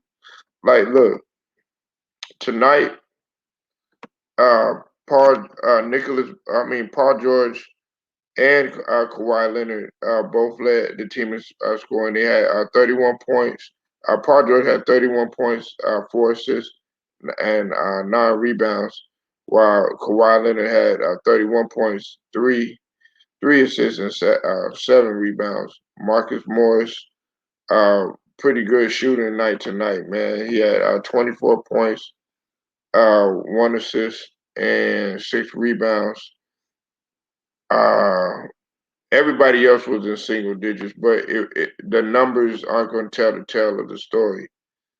The numbers aren't going to tell the tale of the story. It was the effort that they put in, and Patrick Beverly, I was impressed with his play. Zubac played a pretty solid game too as well. I'm just glad he didn't get into foul trouble. For Utah, I mean, they had a well balanced scoring, but just offensively they were out of sync. Donovan Mitchell had 37 points, playing on a hurt ankle. You gotta like his fight. You gotta like his heart. You gotta like his determination. He had 37 points, 5 assists, and 5 rebounds. Bogdanovich had 18, 5 and 3, and Joe Ingles had 19, 3 and 3. Joe Ingles had 19 the last game.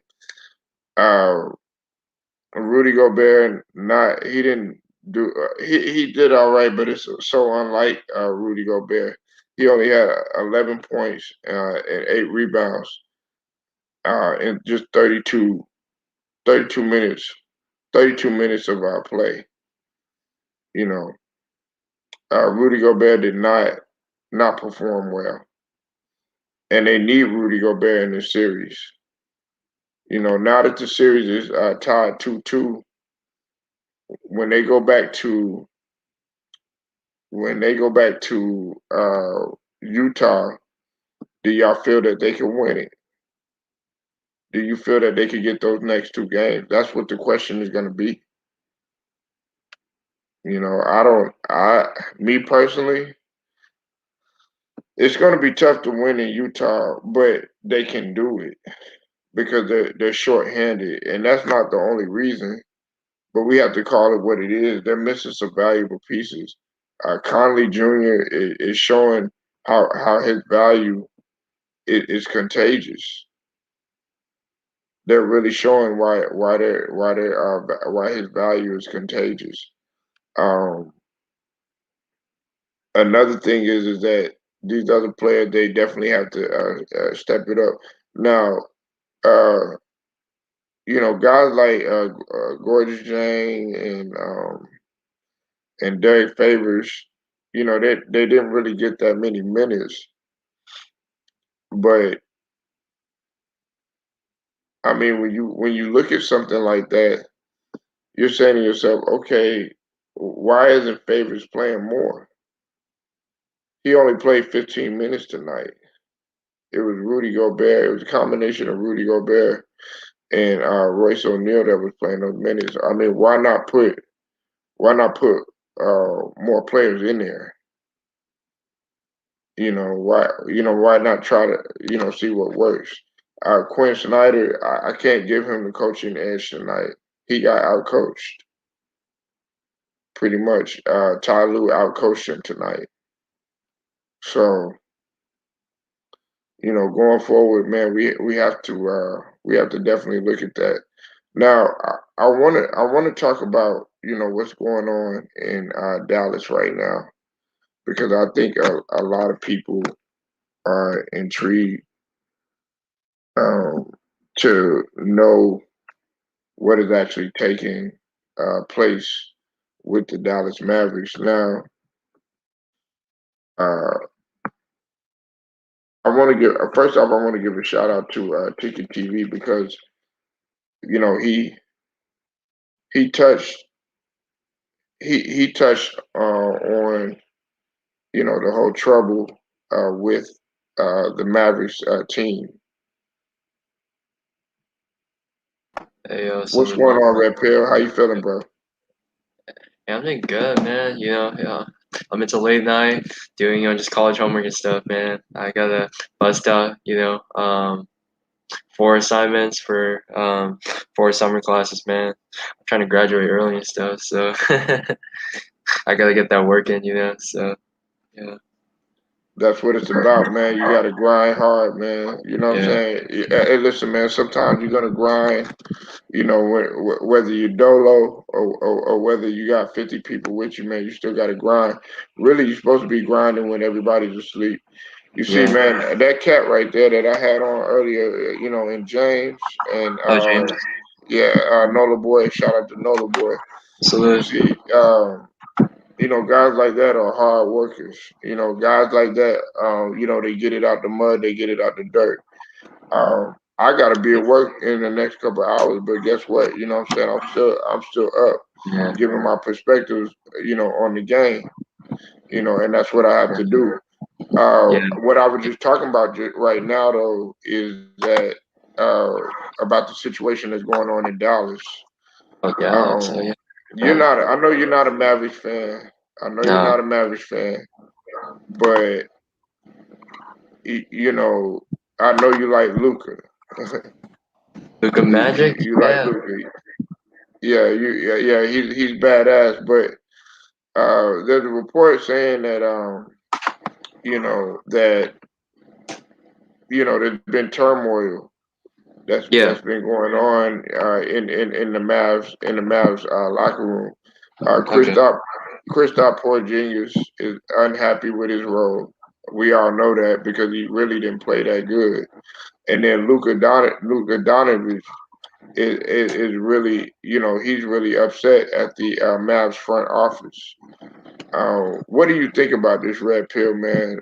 Do you think that they're gonna blow up the team, brother? No. I think they're gonna keep the same team in my opinion. Like I feel like Cuban has the money, so I guess money is gonna humble Luca and stuff to just calm down. I mean, like I expect Mark Cuban and stuff to give him the supermax contract, and I mean it would like just be like a bad idea for Luca to leave the Mavs because Mark Cuban. I mean he pretty much just laid out the organization to Luca and stuff. I mean like the guy's the head honcho of the team, and if if he wants to stay loyal and stuff to the Mavs and hopefully win a championship in the future. I mean I would stay on the Mavs, for the accolades and stuff, like for the money and stuff, because I feel like Mark Cuban's gonna be like just offering probably like 25 to 30 mil like a year and stuff. I mean, if I was in Luca's shoes, hey, I'm gonna take the money and the accolades and stuff, and just forget about the championships, man. It's all about the money and also, trying to like, progress your statistics. I mean, like, yeah. But yeah, like, with the Porzingis situation and stuff, I mean, there is a possibility he could get traded and stuff. The problem is what team's gonna take his contract? I mean, I feel like the best team that would fit KP is probably the Celtics or the You think so, man? yeah. I think it's gonna be the Celtics or the Warriors because I mean in that Warrior system, Right. KP would thrive. I mean like dude, like I'm not trying to guard a 7'3" dude that's just out to the Yeah, a 3 point line. unicorn, a unicorn. Yeah, and like with like a hopefully like a healthy Klay Thompson, a healthy Steph Curry, and Draymond Green and uh-huh. KP and stuff, I can really see that team, just being like top three in the West. They're probably gonna be top three in the West because of the floor spacing, man. Like, I mean, who cares about defense on the Warriors, man? I mean, like you have Porzingis and stuff who can space the floor.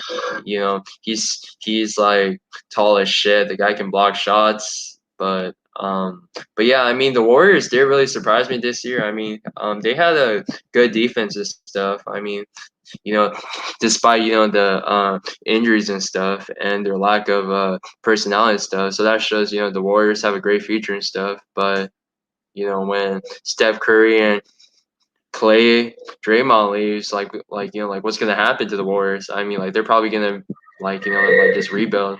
That's how I see it. I don't. Hey, you know what though? You know what, Red Pill?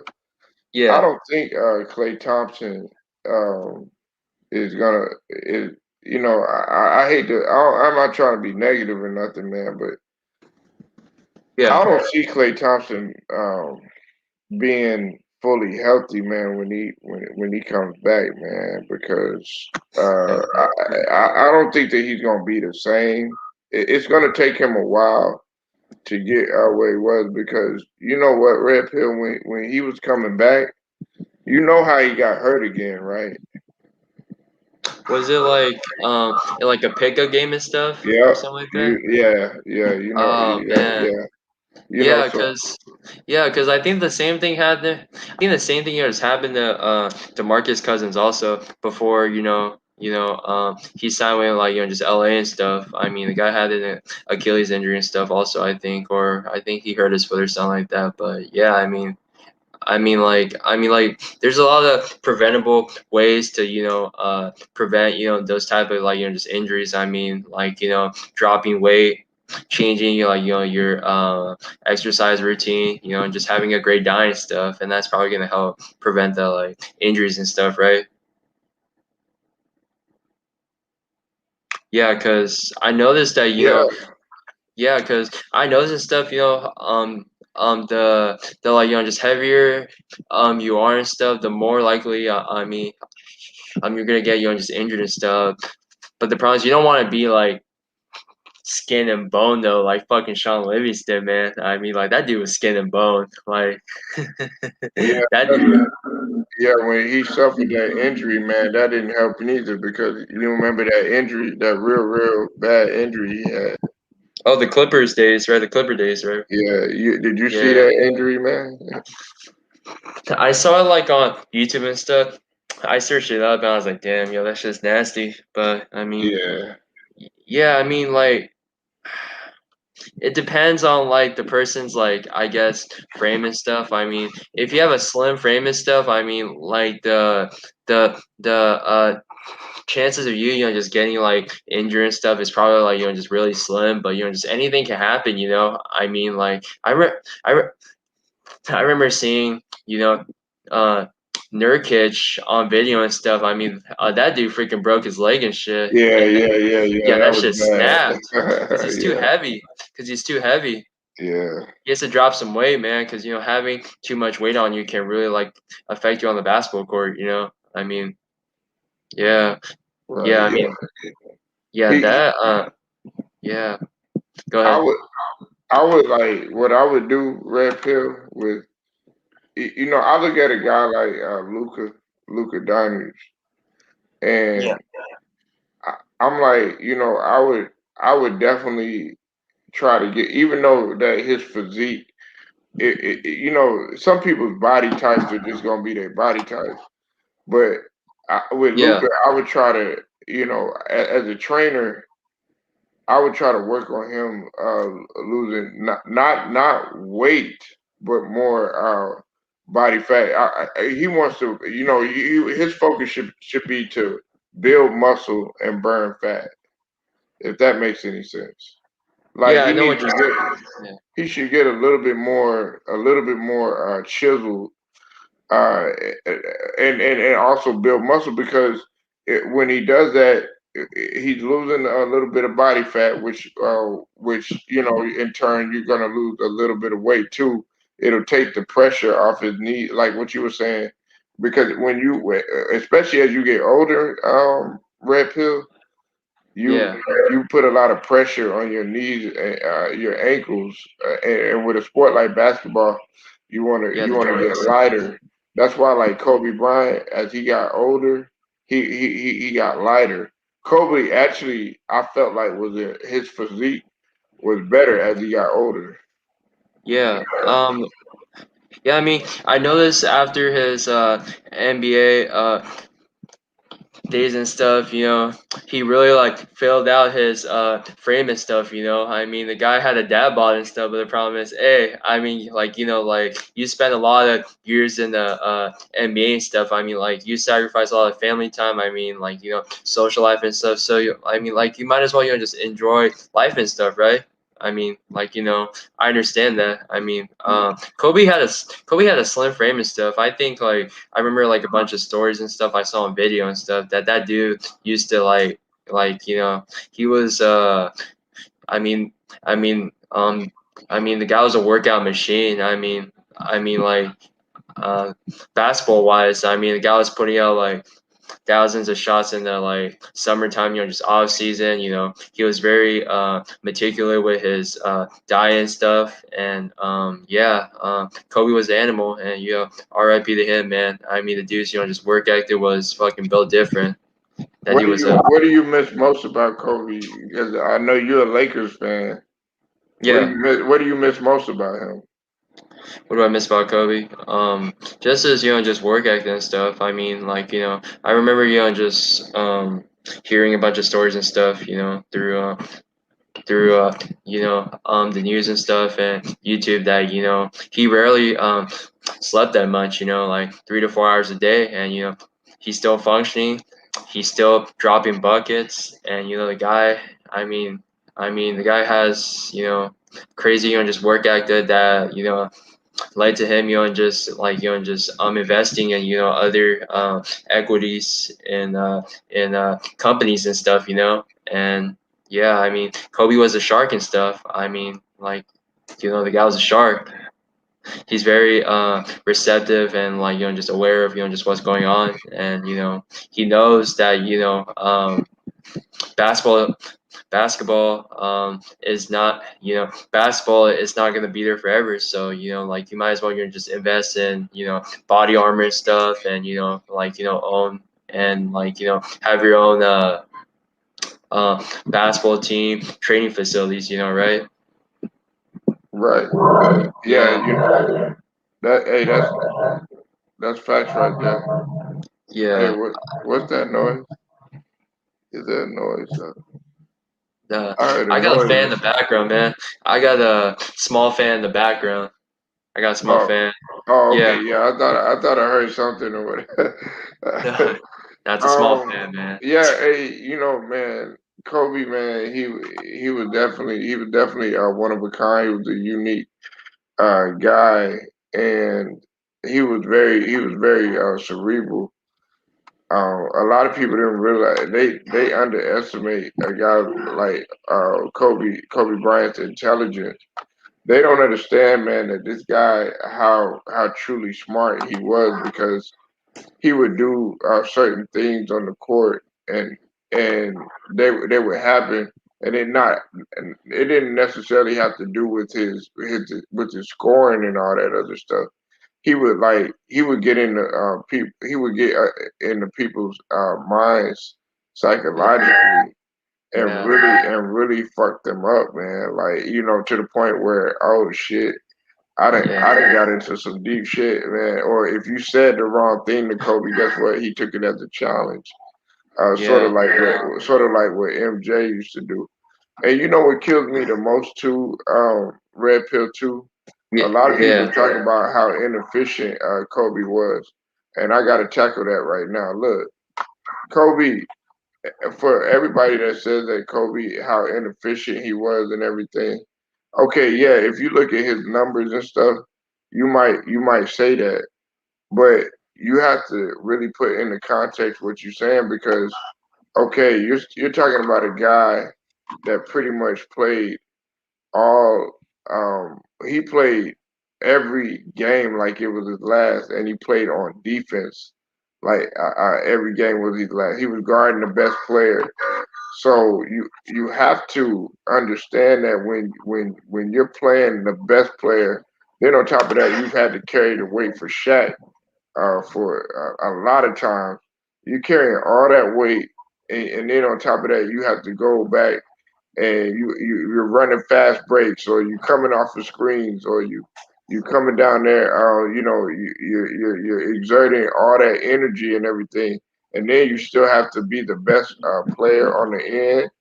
Of course, you're going to be, somewhat inefficient. I'm not going to expect a red pill if you hustling, you diving on the floor for rebounds, you up in here blocking shots, you up in here getting steals, you up in here, cutting off your pieces on, cutting off people, as bumping the cutter, as they should say.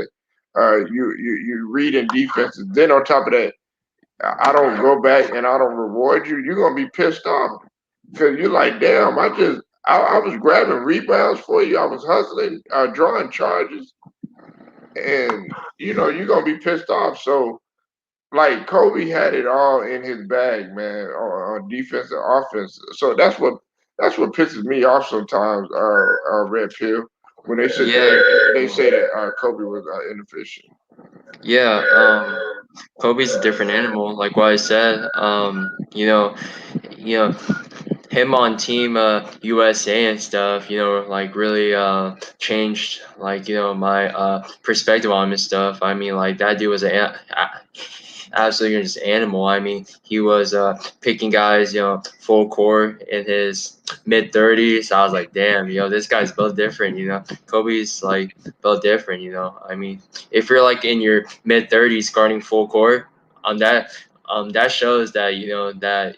I mean, like you're like just you're willing to sacrifice the stats to like just be the best to be the best defender on the team, because I noticed that in today's game and stuff. I don't see that I don't see that many high school guys or college guys guarding full court. I mean, like they usually full court press and stuff. They either play uh 2-2-1 or a 1-2-2, like full court trap and stuff. But Right. but I never seen the like just one guy just picking up the point guard full court, man.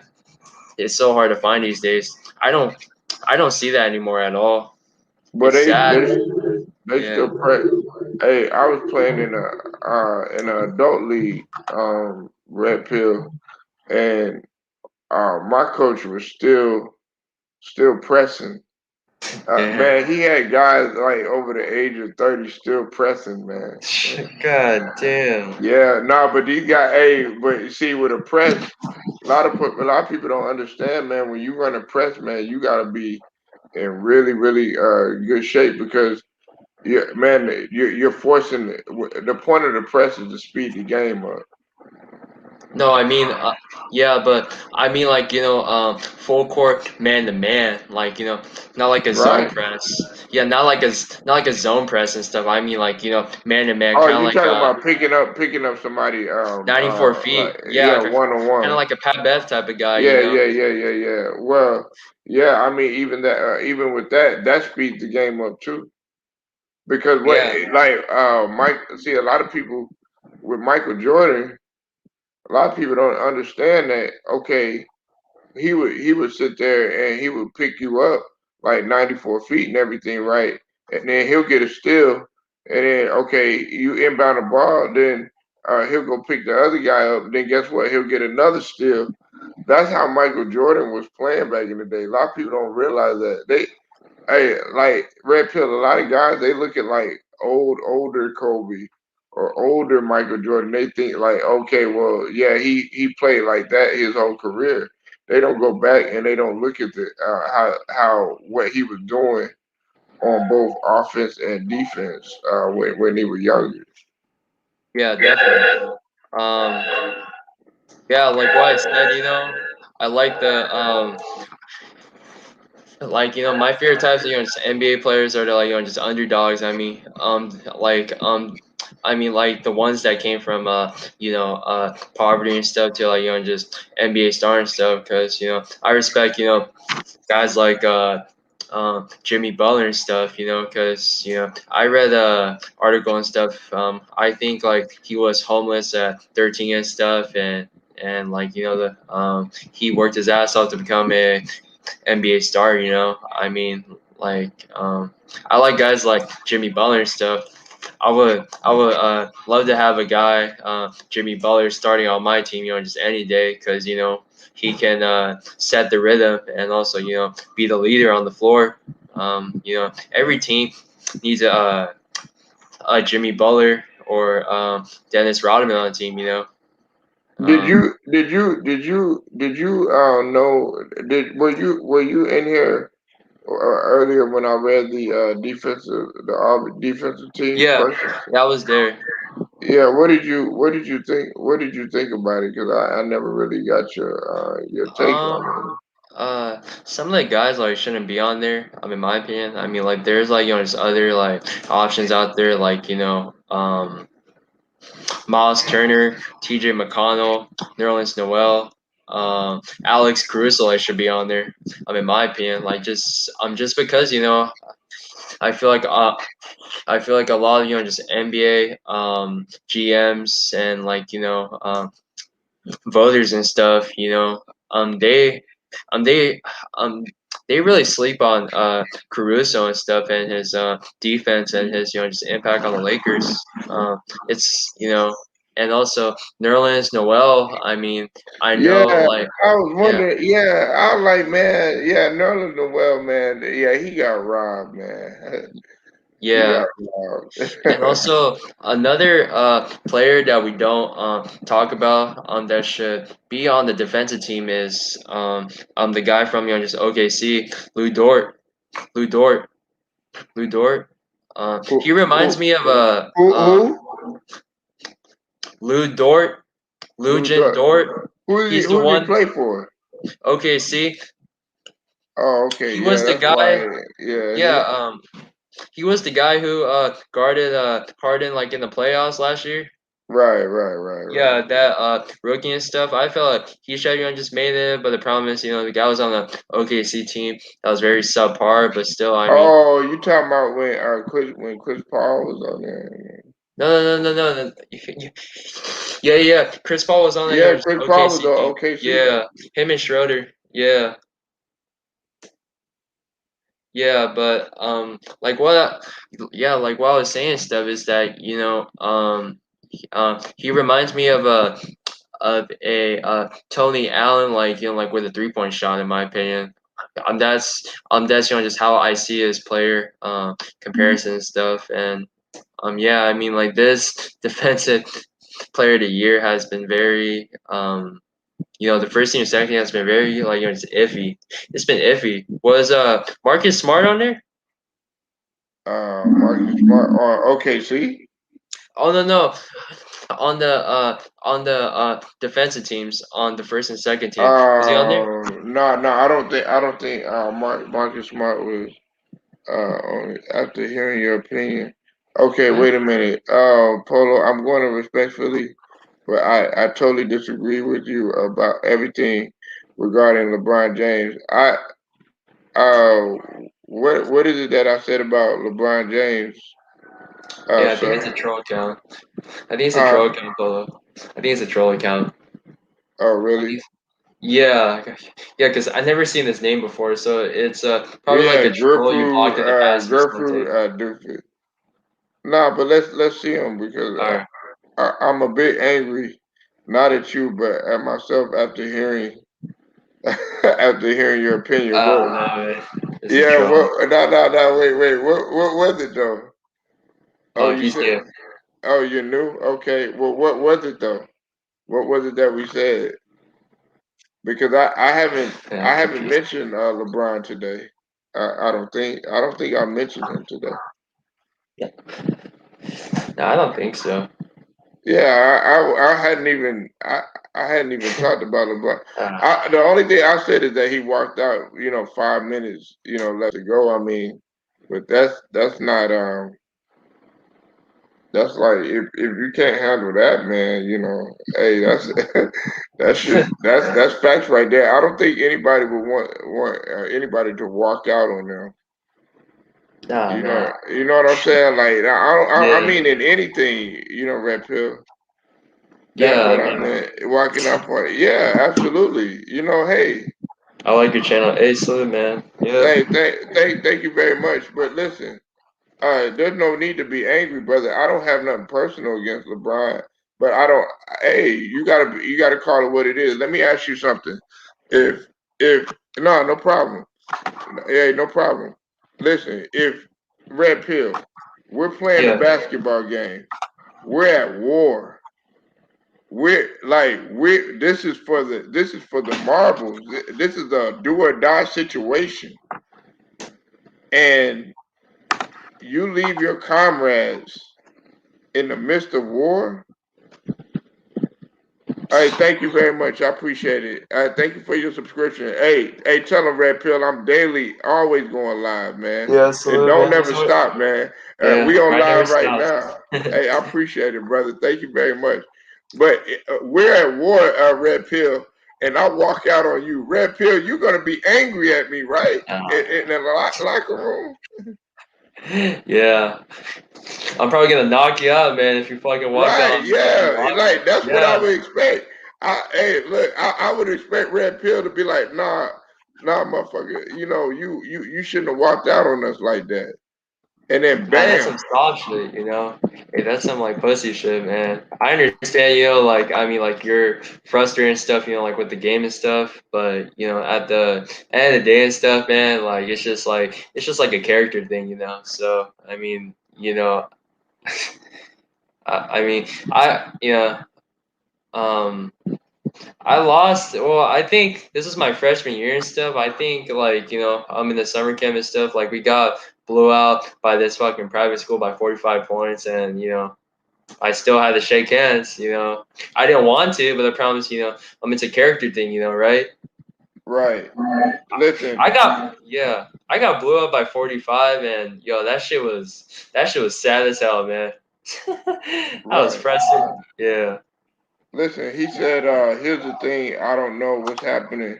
I'm LeBron's head. I know there's a type over there that way maybe he has some unknown health issues. Thinking about it as he was losing, that's my perspective as to why he walked out. I think what you were trying to say is I don't know what's happening. Maybe he has. I think maybe he has some unknown health issues. Whether you have unknown health issues or whether you're going to go get treatment and everything like that. I mean, you could have waited. You could have waited and did that a little bit later. Why sit up there and do that and leave your teammate? I understand why he did it because he was angry. I mean, I felt red pill. I know he Yes, was sir. angry. I know he was angry. Like now, would I have done it? I wouldn't have done it, but I can understand why he was angry. It was frustrating. He's having to carry the load. He got guys over there that are unmotivated to play. Just like you said, Red Pill about Schroeder. You got on Schroeder's helmet, and you were talking about him. I mean, playing with a guy like that, hell yeah, that would make you frustrated. But he shouldn't have did that. Plus, the other thing, Defrus, I can't.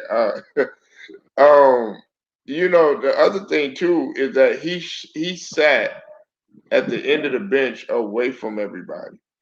Dude. I had He's teammates like that.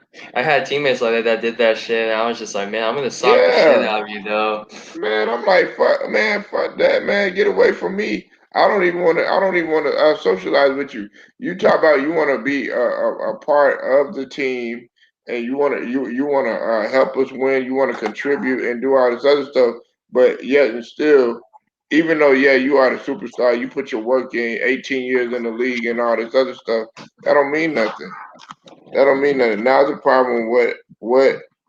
Now the problem. What does he need to do to win another ring at this point? Red Pill, you better to answer that than I can because he's a Lakers fan. Hey, Jeffrey DeFruz, you talking to a Lakers fan right here. Take it away, Red Pill. Yes, I'll put you Now, on the spot. now the problem, what does he need to do to win an arena at this point? Well, LeBron and like just AD, they have to stay healthy because they're the head honchos of the team. I mean, a healthy like just LeBron and Anthony Davis is a problem for the league. I mean, like just a special like in the pick and roll and stuff.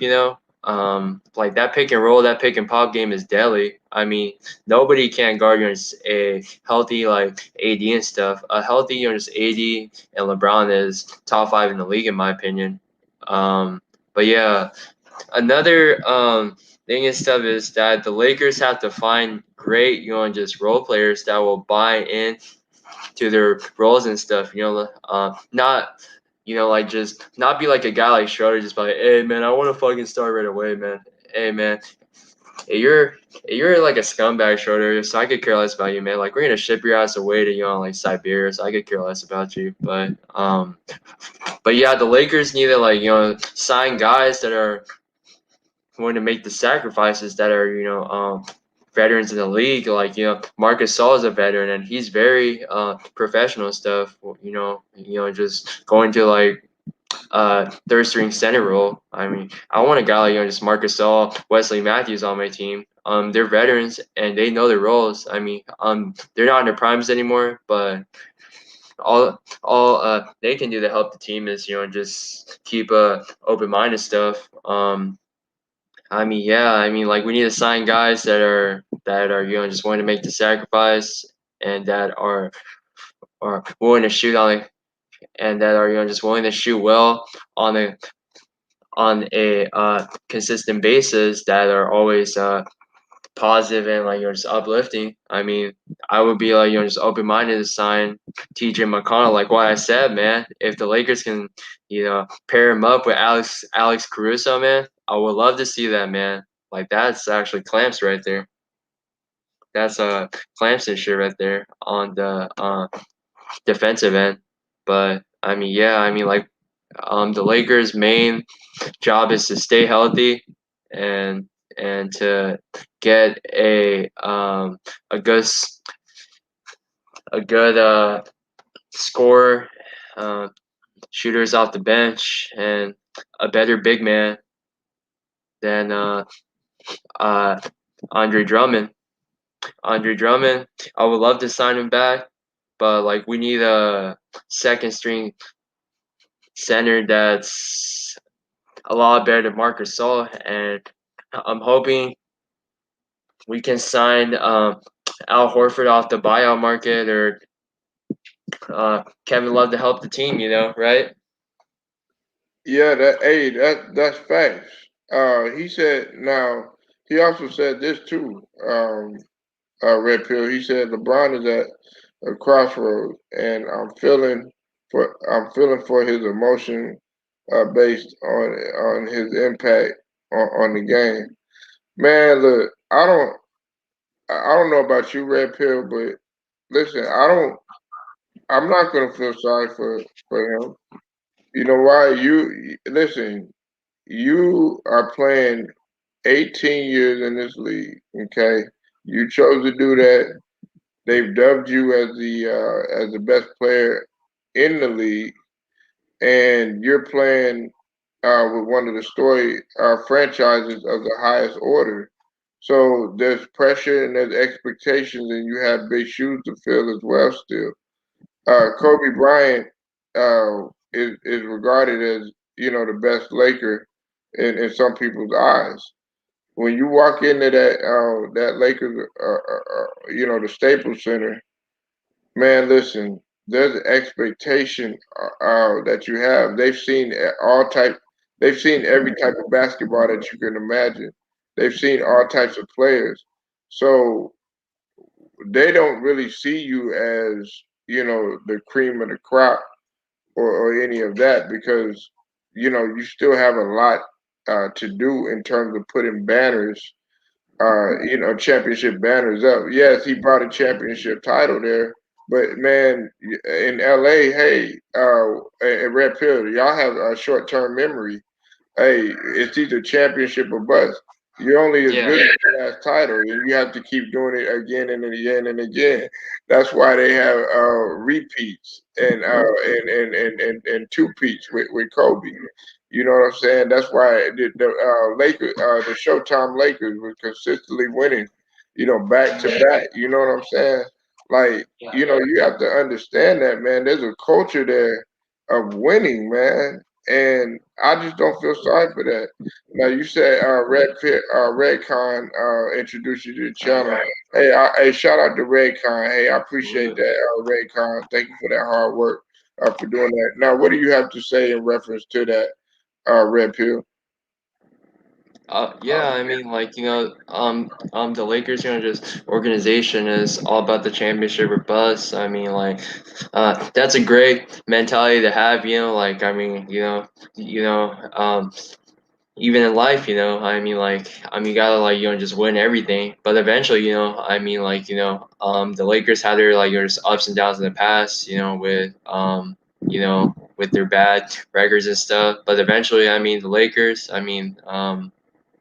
they just got their shit together, and they made some trades, and we got a championship, but but yeah, at the end of the day and stuff, it's just you know everybody at some point in their lives, they failed, and they came back from it. I mean I'm just hoping the Lakers next year can win a championship, man, again. But it's gonna be a lot harder now. Just because everything's getting back to normal stuff, and there's no excuses.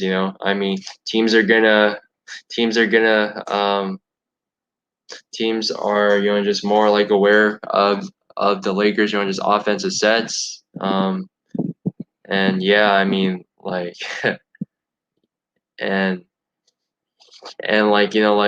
with a Clay Thompson on the Warriors, man. Oh man, the Lakers might have some trouble with that. But we have to force Draymond Green to shoot the ball the whole game. Dray Magic, so And that's not you. I don't think that's going. Draymond Green always shooting the ball, man. That's a recipe for disaster. Well, he sometimes he'll shoot pretty good. You know what I'm saying? But sometimes it's hit or miss with Draymond Green. Listen, do I think Draymond Green is like straight up garbage or trash? No, absolutely not, man. Draymond Green at one point, man, I thought Draymond Green was one of the most impactful players in terms of his defense and stuff. You know what I'm saying? But then he started doing all these antics, and where I lost a lot of respect for him is what when he went at it with with KD. You know, I felt like that was very boneheaded of him to do that and go at yeah, him like that. I'm and like, also and huh? also Polo, and also Draymond Green and stuff has been doing those retarded ass illegal screens that are just annoying, man. It's just I don't mess with that shit, because I feel like Draymond Green's trying to injure a lot of players and play dirty. I don't. Yeah, that's why I'm not really a fan of Draymond Green, but I respect that. He's a star in his role.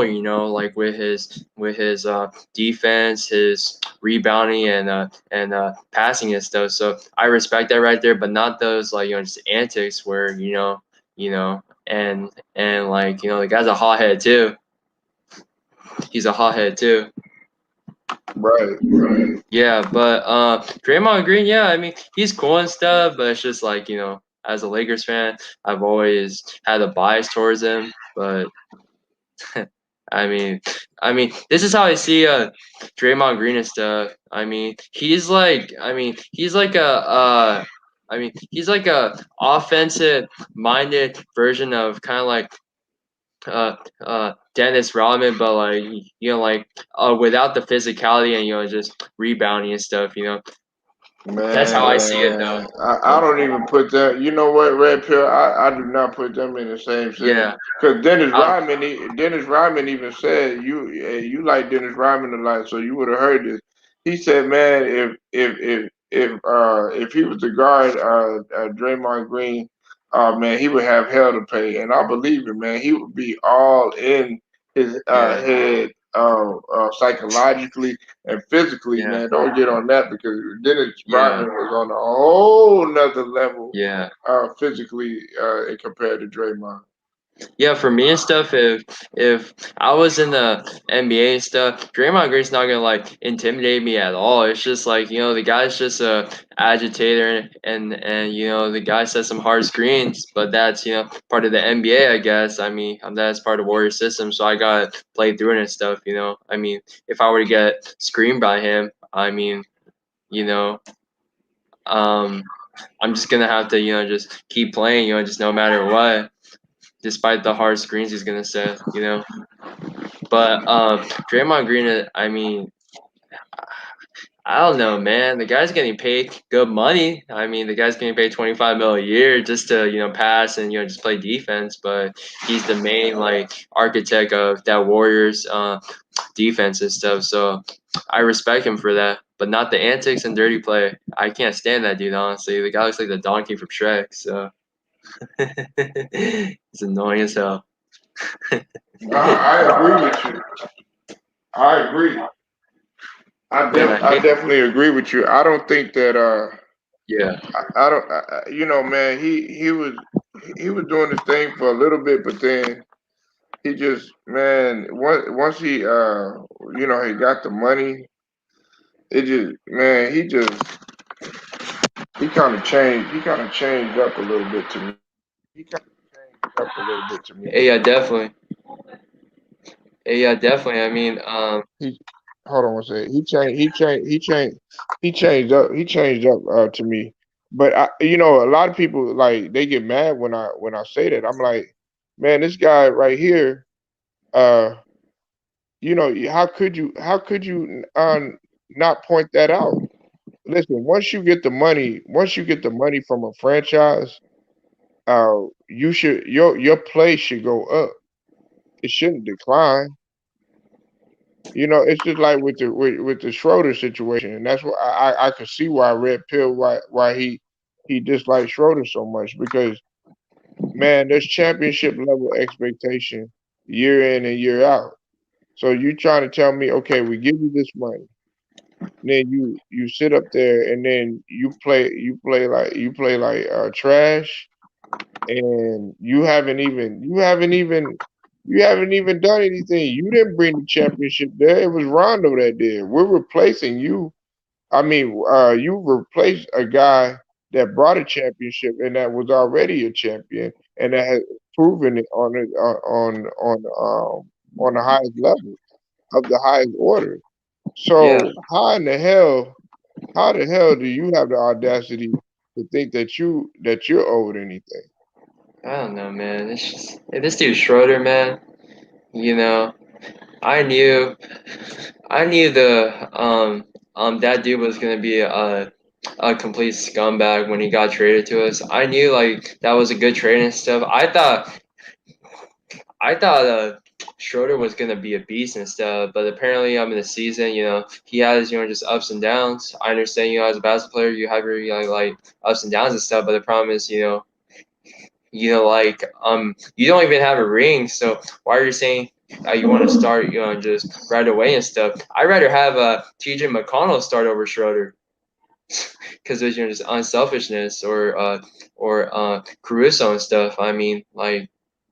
Hey, shit! I'll take you on just Reggie Evans to start, man, over fucking Schroeder, dude.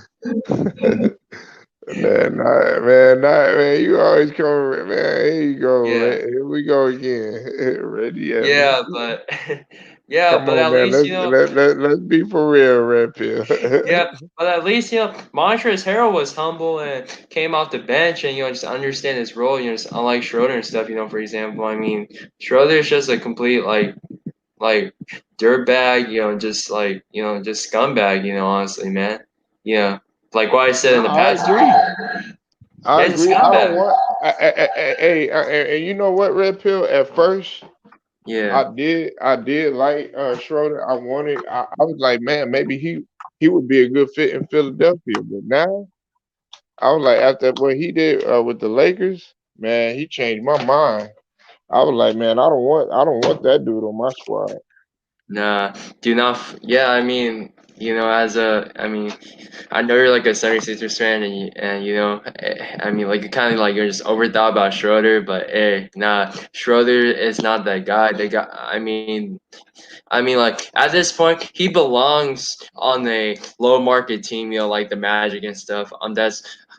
That's how I see it right now. I mean, like, you don't deserve to play for the Lakers at all. I mean, unless if you're just wanting to come off the bench or something, then I'll have some sympathy for you. But I promise it's not gonna be like that. I feel like Rob Pelinka's gonna move him, and hopefully we can get somebody like in return for the signing trade. But the problem is, man, it's gonna be tough because man, the Lakers are hard cap right now. Um, Right. uh, Hey, yeah, hey, how yeah. much y'all got in cap space? Shit, Do I you don't know, know? man, but I know we're hard cap right now. But the problem is, I don't know the specific like amount and stuff, like the money wise. But I'm gonna have to check it out later and stuff. But yeah, like what I said and stuff is that I'd rather give Horton Tucker the starting position and stuff, like just because he's unselfish and he knows his role. The Yeah, yeah, Lakers yeah. should, He knows his role, and he ain't really got nothing to lose. yeah. He has What? nothing to lose and everything to gain, man. He's playing like, okay, hey, look, I'm hungry right now. I'm trying to succeed, and people don't realize Horton Tucker is real young, man. They don't realize Yeah, how young this guy is. yeah, definitely. I mean, like for me and stuff, if the Lakers keep Horton Tucker and Caruso, I'm fine with that actually. I'm actually really fine with that, man. But the other guys like KCP and Kuzma, man, I'm gonna ship their ass out. They should be gone. Yeah, Sorry, ship him man, out but ASAP, I man. Get know him out of here, KCP's man. been like, nah, Kuzma, man, he has a lot of potential. I think he would fit well under a Spurs system. Like what you said, he would fit well on the Spurs. He would fit well on the Spurs because the Spurs have good player development stuff. Because I see them develop. Lonnie Walker Jr., Dejounte Murray, and Brent I like Forbes. Lonnie Walker. Hey, you know what? Hey, you the first person to mention Lonnie Walker. I like Yeah, Lonnie Walker, man. yeah, I like Lonnie Walker. He don't get talked about enough. I do like him. That's facts, Red Pill. You hitting on facts tonight, man. yeah, and I mean, like, just overall, the Spurs development program is solid. I mean, like, it's probably top tier. They produce like, like a bunch of no name guys to great just system players on like just other teams. Look at what happened to Davis Bertans. Damn, like that dude got a contract for I think it was 4 years, 90 million and stuff. Yeah. I think it was like 5 years or something like that. But I mean that's because of the Spurs player development stuff. They really develop it as a player, and the guy got his payday eventually. That's great to hear. Like you're getting 90 million. You can retire off that shit. Just after the NBA. Right, right. Yeah, that's a great way to look at it. And you see, man, like I know that the Spurs are like, damn, man, we like guys like Forbes. They're like kicking this up like, man, Forbes, we could have used him because now Forbes is he's still out there, he's still out there playing with the Bucks and everything. And he's doing a really good job, man. I've always liked Forbes. But yeah, I like Lonnie Walker, man. I would like Lonnie Walker. I'm not gonna lie. We could use Lonnie Walker, his added athleticism and his scoring in Philly. Yeah, That would definitely. make us even more dangerous. Man, don't get me wrong. I like. I like the people that we got and everything. But hey, the more the even better. You know what I'm saying? That's the way Yeah, I see things.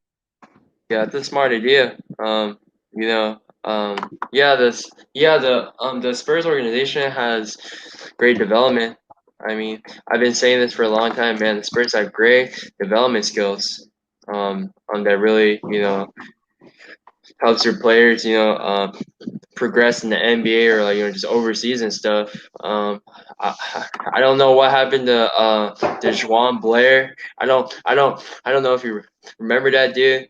Juan Blair, is that his name? What happened to him? You know who he is, right? Juan Blair. Who? Dewan Blair? Yeah, the guy on the Spurs, like that big dude. Oh, I don't know. What's his name? You don't know his name? Uh, Man, I forgot the dude's. Here, I'll pull it up on Google. Was he a power forward or was he? Juan Blair. Juan Blair, the guy out of Pittsburgh. Pittsburgh Yeah. Panthers. He was a big dude. Yeah. What about him though?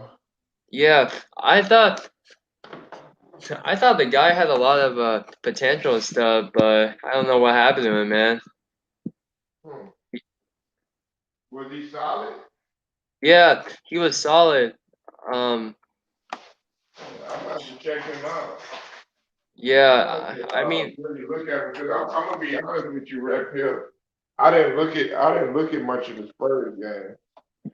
yeah, I mean, like the Spurs. I mean, like they developed a lot of players, that actually still play in the NBA today. Like George Hill still plays in the NBA today. Uh, Garrett Temple was on the Spurs. A lot of people didn't know that, but he was on the Spurs at that time also. And Davis Bertans, Boban was on the Spurs too. Um, Danny Boban. Green, Danny Green was there too. Tiago Splitter was very underrated and stuff. Who else? Who else was there and stuff I can think of on top of my head? Steven Jackson, Corey Joseph is in the NBA too. Corey Joseph was a very underrated type of player. Patty Mills. What other guys are on the Spurs that are just very that are under just good development? I forgot that dude's name. What's that mofo's name? Ah man. Derek White's underrated too. A lot of people don't talk about him, but the guys have Who? Derek White. Derek White. Okay. That dude's underrated. But yeah, Gary Neal. I don't know if you remember Gary Neal. He was a good shooter for the Spurs. I mean, he was a beast on 2K, man. I used to shoot a lot of threes with that dude. Um, but yeah, Are you talking about just guys in general, or guys that were where they developed them, yeah, being that they were system players? the system players under the on the Spurs and stuff. I mean, Kawhi was under that Spurs development too, and I mean, the guy's a three-time just NBA champion, and You you said you said Kawhi was or wasn't? he was he Oh, was okay, a great okay, yeah, cause system player under the Spurs development. yeah, he started off that way, and then now look at him, man. And that I don't know if you seen that dunk tonight, man. That was a vicious Nah, dunk. I didn't watch the Clippers game, man. I don't watch Clippers game, dude. Man, So I never man, that watched was Clippers game. man that dunk right there, Red Pill, man. Yeah, It was vicious, man. I mean, he came up over Derek Favors, man, and just oh man, he it was worse than the dunk on Kleber for Dallas. yeah, oh I yeah, mean, he definitely. just climbed up over him, man. And I know you. I know you don't want to really pay attention because you know the Clippers are, you know, like y'all little brother and everything. You know what I'm saying? But you know the Yeah, little brother's kind of beating y'all today. You know what I'm saying? yeah. The little brother's beating y'all behind, man. I respect the Clippers though, you know, it's organization and stuff. I mean, Steve Ballmer. I mean, Oh yeah, they happy and Jerry West. Oh my gosh, Steve Ballmer, rich as hell, man. The guy is a fucking billionaire, dude. Shout out to Steve Ballmer, man. I mean, man! Shout out to Steve Ballmer, and he's a smart dude. I'm glad he took over for Donald Sterling. Donald Sterling was a fucking racist mofo, man. Like that dude was racist as hell, man. Oh yeah, man. Es- Of course he was. Especially like, I'm not trying to be like, you know, racially biased and stuff, but I noticed that like the like just elderly Caucasians and stuff like they have like a they like just have a harsh judgment and stuff towards minorities. I don't know why. I noticed this for some reason. Right. Yeah, I mean, I remember like just being in Utah and stuff, and like all these like just other like just Caucasians were like just looking at me and stuff. I was, I was just like, hey, I mean, you guys, you guys never seen like a Asian dude before? I mean, like, come on, man. There's a lot. I don't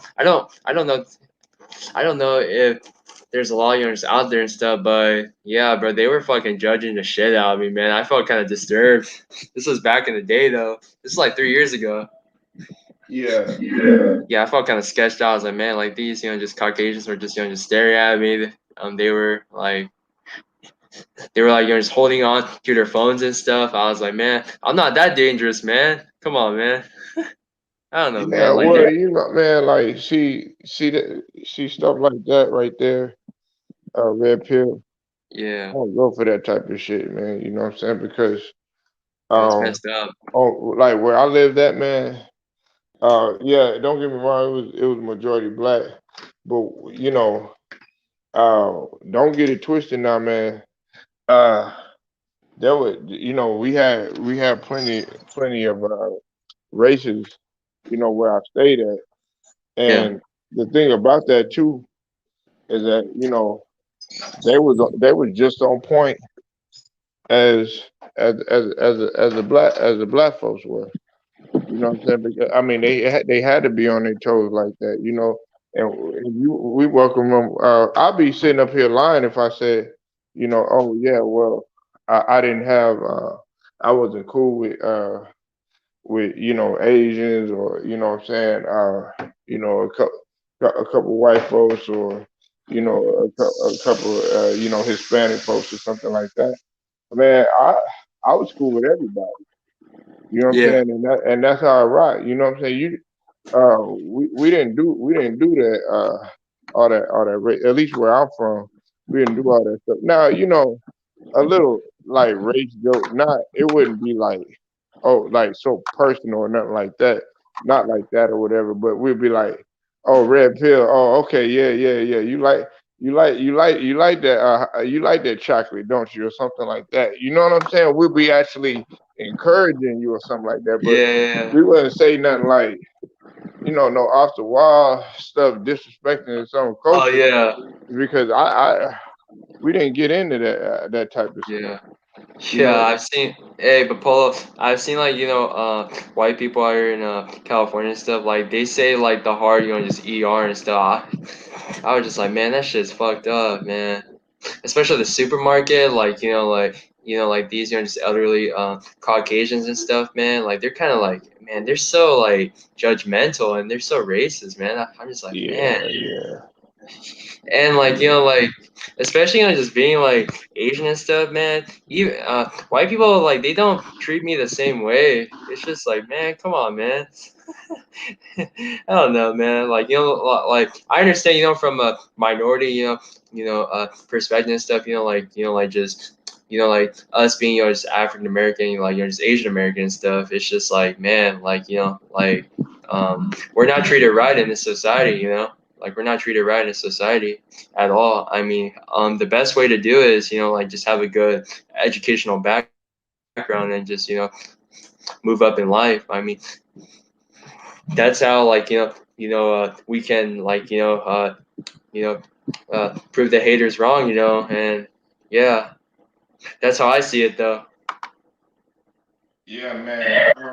You definitely, man. You can't. You gotta be, man. Just don't worry about that, man. You gotta block that stuff out. You know what I'm saying? Because you Yeah. always gonna. I mean, look at us. Look at African Americans. We got strikes against us all the time. Oh yeah, definitely, And man. Asians, man. Don't get me wrong. Y'all have strikes against y'all too and everything. But Yeah. I mean, we used to it, man. I mean, this is something that you just gotta be used to it and know how to handle it or whatever, and stand your ground too. Let these Yeah. people know, okay, hey, look, um, I'm just as qualified to do any type of job or do any type of position or play any type of sport or be in any type of environment just as you are. Yeah, You know what I'm definitely. saying? Like you can't let yeah, and man, people are gonna say, man, people are gonna have their opinions of you regardless. No matter if you're white, black, Asian, Yeah. Hispanic, whatever, man, they still gonna be judgmental Yeah. regardless, man. But it just Yeah. comes with the territory. Yeah. I It mean, comes with the one. territory. People are always gonna hate man, people hate on each other in their own race. Yeah, Like definitely. in my race, being African American, I mean, people always hating on each other. You know what I'm saying? So, Yeah, definitely, man. and and And and I found a lot of people, that weren't of my color. That those some pretty decent guys. You know what I'm saying? Like I ain't never like have I experienced racism? Oh hell yeah, a lot of it. dude, But dude. I know a lot of people that just don't really think like that. Yeah. So man, all that stuff about people making stereotypes and stuff like that, man. Yeah. Man, I don't like that shit. Yeah, and also Poland stuff. One of my like classmates is Kenya and stuff, and like we keep in touch because we're both pre-med and stuff, and Oh, he okay, was okay. telling me stuff. He was just like, man, like our our classes and stuff. He's like the only like just African American like in the class and stuff, like just because of like I mean like of the higher science courses and stuff, and like he was saying stuff, he felt kind of left out and stuff. But I just said, man, hey, it doesn't matter, what situation like you're in and stuff. Hey, I mean, you just gotta keep going, man. You gotta prove the haters wrong, and you just. You just gotta stay on your purpose and stuff. You can't let people you know, bother you for the rest of your life, man. Like, like just because of being like just African American, Kenyan and stuff. So you just gotta keep going, man. Like I know he told me and stuff. His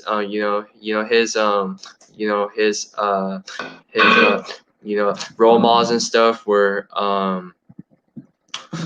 I forgot the guy's name. Um, I think he told me it's like Carson something. I don't know his name. I don't know the guy's name. The neurosurgeon, the African American dude. Do you know who he is? Which one? Uh, I think it's he was the former he was the housing development dude. You know, I forgot his name, man. The neurosurgeon. What's his name? I mean, where he from? Red Pill. um the Michigan area, that one doctor that was the former the housing uh development like administrator under the campaign and stuff of that one specific Yeah, president. yeah, yeah, yeah, yeah. I I know think who you know you're what I'm talking talking about. about. Yeah, man. Ben Yeah, Carson. man. Yeah, That Ben man, Carson. that guy right there, man. I can't, man. That dude. Yeah, Ben Carson. Yeah, Yeah. him and fucking Tim Scott, man. Oh, Tim Scott. I know he Man, is. yeah, you know who he is, Red Pill, Yeah, I man. know Them he is. little Yeah. buck Eh, dancing motherfuckers, man. I can't stand them guys, Yeah. man. I remember Now, like I remember like yeah. I Oh, don't have as much as against Herman Cain. Hermigano is. And now Roland Martin, I don't like Roland Martin either. But I'm Yeah. gonna tell you why I don't have as much against Herman Cain. You know what I'm saying? I could Yeah. care less if he voted for Trump. You know what I'm saying? That thing didn't bother me. The reason why I don't have that much against Herman Cain is because I actually got a chance to see what his background was and stuff, and what he had went through, and he got brushed. A lot of people don't realize this. He got brushed with racism. You know what I'm saying? But Yeah. a lot of people don't understand that Herman Cain actually did it with. He fought back with education Yeah. because they told him, okay, because he was trying to go out for a job. Yes, sir. Yeah. But it was him and another guy. They were working at the same place or whatever, and the guy ended up getting a promotion. Well, the guy that got the promotion, he had only been there just like shorter than what he did, and they were doing the same position, doing the same job and everything, and he ended up getting a promotion. And he went to the guys and he asked them, "Well, why didn't I get uh the job?" And they said, "quote unquote red pill." It was Yeah. because he he had uh he had a degree, quote unquote, but we know what the real reason was.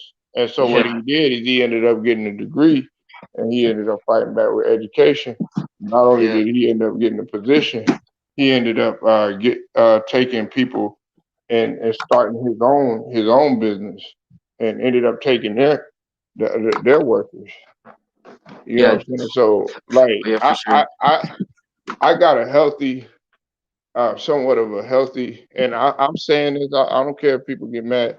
I got somewhat of a healthy respect for a guy like Herman Cain. You know what I'm saying? Do I agree with everything that he said? No, absolutely not. You know what I'm saying? But I, sometimes you can't go by. Oh yeah, oh my God, man, that guy. I was able to look at what Tim Scott, had been through and stuff like that, and I'm like, how could you sit up there and say that there's no racism, or how could you sit up there and say silly stuff like that you said with Candace Owens? That's a whole Oh, nother story her. for her. Huh? Oh man. Oh, Yeah, oh man, Candace she's Owens. annoying. Yo, Now, she's believe it or annoying. not, this is gonna shock you. With Candace Owens, uh, I looked at her background and stuff, and I be wondering. I wonder why, Red Pill, why she, said the stuff that she had said.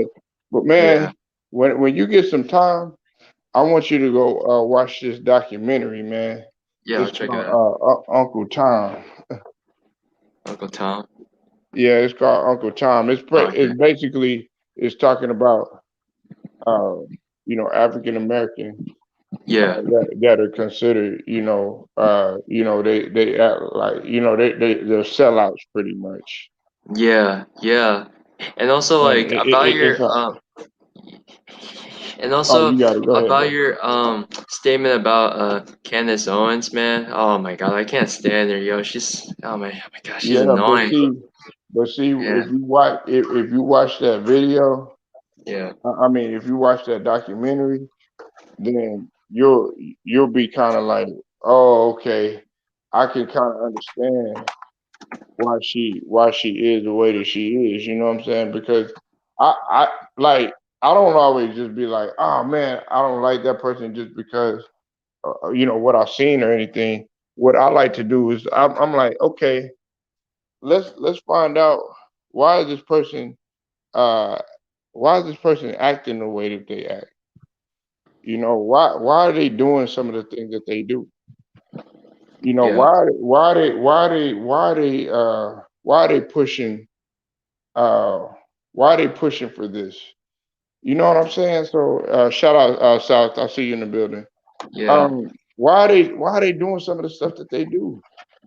And Yeah. so I don't before I jump on the train or before I be like, oh rah rah rah, all this other stuff, and sitting there saying, okay, well I'm not cool with Roland Martin, or I'm not cool with Tim Scott, or I'm not cool with Herman Cain, or I'm not cool with Candace Owens, I'm not cool with you know what's her name uh that girl that got the I always forget her name. She got like the real big old gap or whatever. Oh, is it Um, AOC? huh? Oh, is it AOC?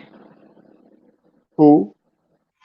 The the one lady from New York and stuff. I forget her Alejandra name, Ocasio man. Cortez. Is that what you're talking about? Nah. It's another lady. Oh, I have to yeah. I go don't know back who and she do is. my Yeah. research. But a lot of people you know, they hate on her and stuff like that. You know what I'm saying? And I mean, yeah, her what she pushes for, and what she stands for, or whatever. A lot of people don't necessarily agree with. Some people don't even agree with Colin Powell. Oh, Um, compound. Oh yeah. yeah, The some people they I don't know who he is. yeah they don't agree with Colin Powell or whatever. You know what I'm saying? Now this is really gonna fuck you up too, South Political. I mean, Red Pill. But shout out Yeah. to South Political. Look, my aunt before she passed away, she took a picture with George W. Bush. Oh really? Okay. Yeah, she took a picture, and we were shocked because my aunt she was a you know she was a you know Democrat. You know what I'm saying? And that's a whole nother story too. That's a whole nother story for a whole Yeah. nother day Yeah. too. Yeah. We shouldn't talk But about the politics on YouTube and stuff. yeah, You know. yeah, hey, Yeah. I'm Just gonna keep get it. into that too. You Yeah. know, Just even keep it though small. You know. Yeah. yeah, Cause you know. politics, Yeah. man, I is know. such a Yeah, I know. Like just LB's like channel and stuff is all about the politics and stuff. So you know, I feel like it's just best and stuff to keep it small. You know, because like I feel like I don't know how to say this, but yeah, like just keep it small and stuff about politics. You know. nah. What you mean, man? Oh no, like I was saying stuff is that like I don't know. I don't know how to describe it. It's just like I mean, I understand, everybody has an opinion and stuff, but eventually stuff, there's a toxic side of politics, that's very sketchy. You know what I'm saying by that? Yeah, I mean, Yeah, everybody, you know, politics, man, it riles a lot of people up. You know what I'm saying? And definitely. you know, some people, but me, the way I look at it, man, we live in uh, you know, politics is a dirty game, man. Yeah, definitely.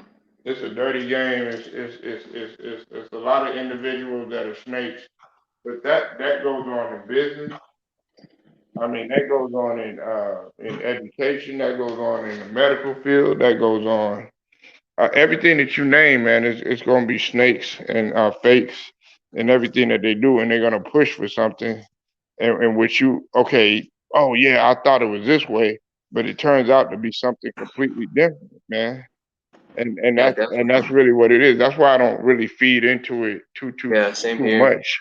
If anything, you need to be worried about building your own thing and stop and not. I'm not talking about you, but I'm talking about everybody in general. Everybody needs to stop depending on. Oh man, I thought the country was gonna do this for me. I thought the country was gonna do that for me. Nah, you thought wrong. Yeah. They're not gonna be there for you. That's just like some people might disagree with me when I talk about the vaccine, or the shot or whatever you want to call it.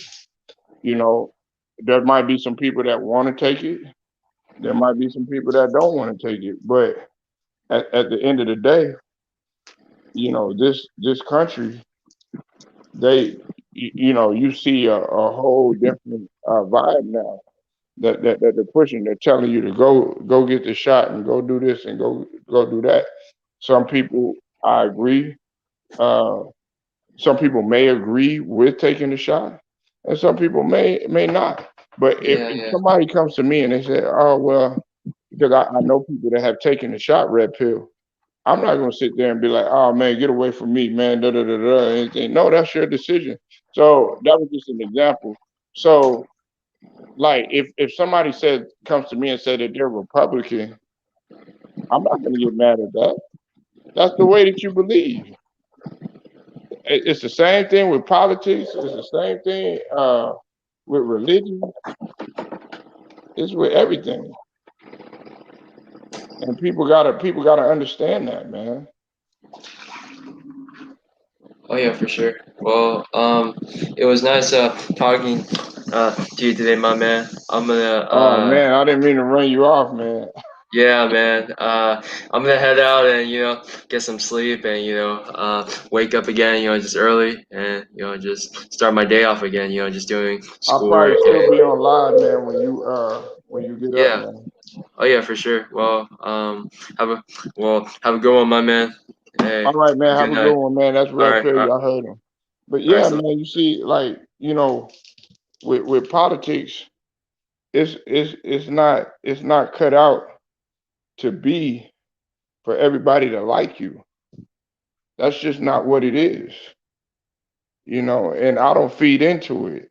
Listen, I'm about my kids, I'm about my family, and I'm about looking out for myself. You said let's talk video games.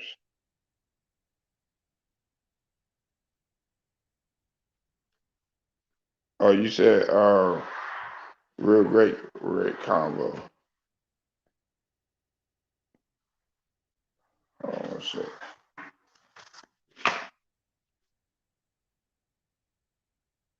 Do I have a video game system?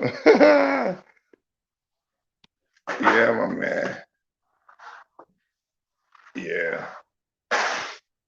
Yes, I do. If I didn't, then I wouldn't definitely be doing it. Hold on, sir. And who's back here?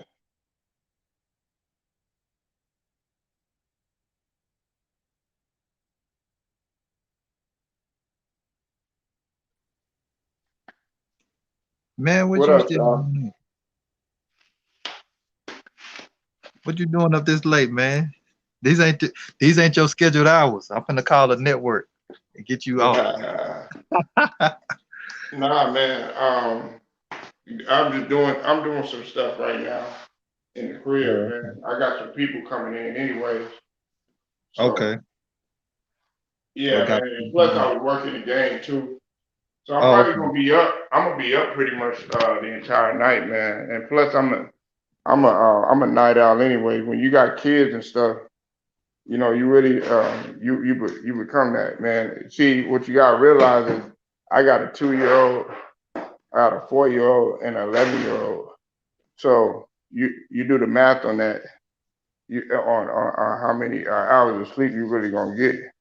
My son is just starting to get his pattern down because we had to train his pattern like several different times.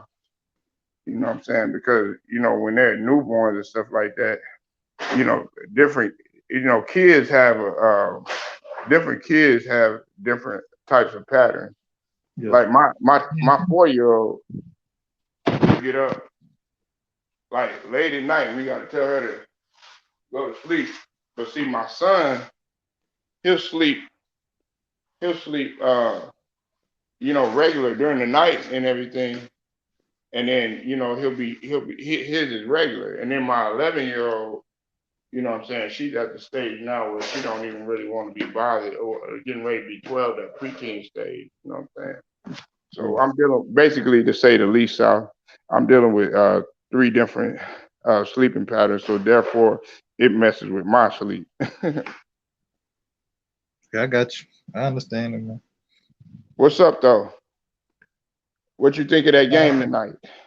I Oh didn't yeah, I'm gonna even. dig it out you, man. What's going on, man? What you think of that game tonight?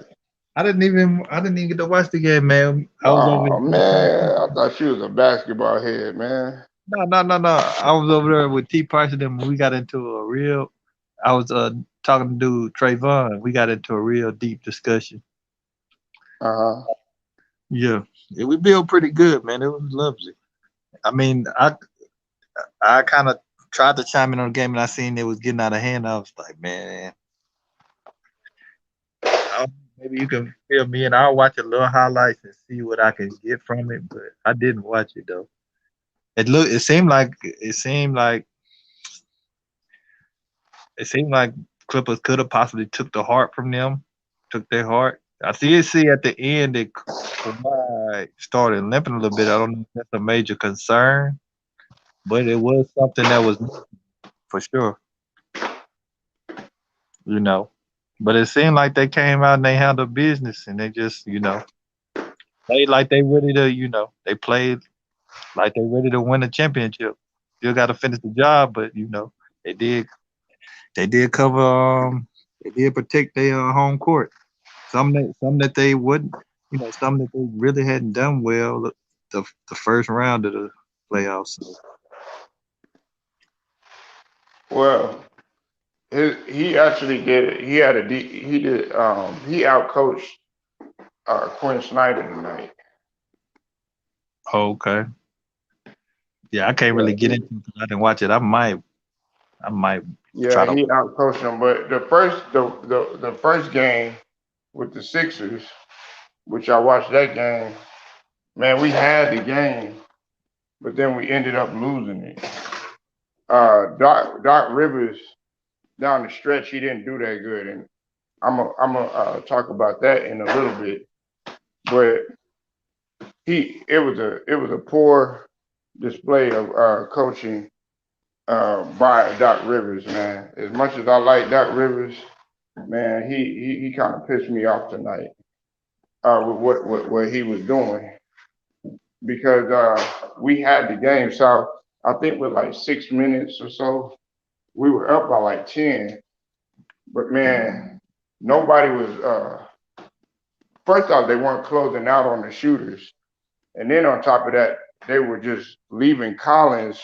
Man, Collins had like several dunks just coming off the rim and just just dunking over everybody. You know how athletic Collins is. He was just coming out of nowhere, and Oh, it was a poor adjustments that it was some poor adjustments late in the game, in the late game situation that Doc made. He went to Seth Curry towards the end, and Seth Curry was guarded by like two different people. I think two of the guys that were expecting it.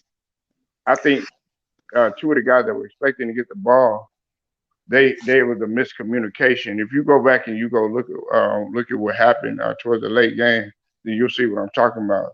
I was just like, man, yeah. what kind of breakdown is that, Doc? I mean, what seriously, man, we had that game in the bag, and they only won by a couple points. But all we Yeah, had to do was just play the clock, and we weren't doing that.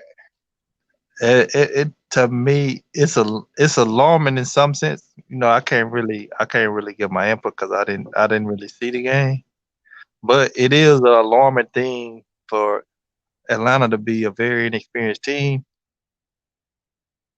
and y'all guys being a team that's still young, some young players, but y'all are experienced team and have an experienced coach. So that's kind of odd for y'all to be kind of battling out with a young inexperienced team, and then a new coach as far as you know, was brought onto the team toward the mid drift of the season. So that's that's interesting.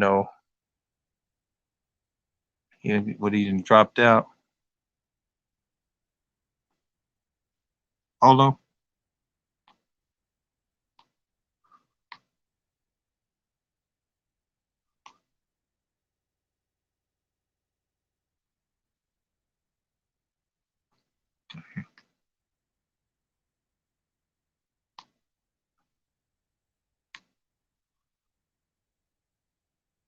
Must have got a phone call.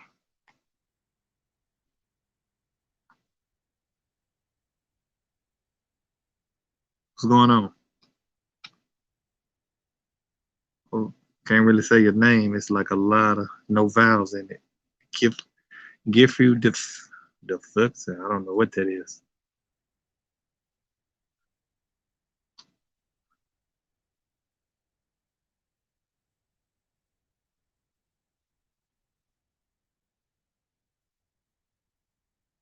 Talk about my basketball career. I mean, I didn't have a career outside of my basketball career was pretty much short lived, man.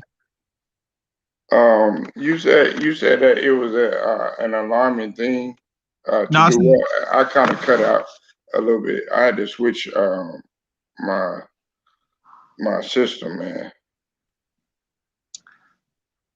no, it was I think it's an alarming situation for y'all to be having epic fails against a team that's kind of inexperienced young team in the playoffs with a newly acclimated coach during the season.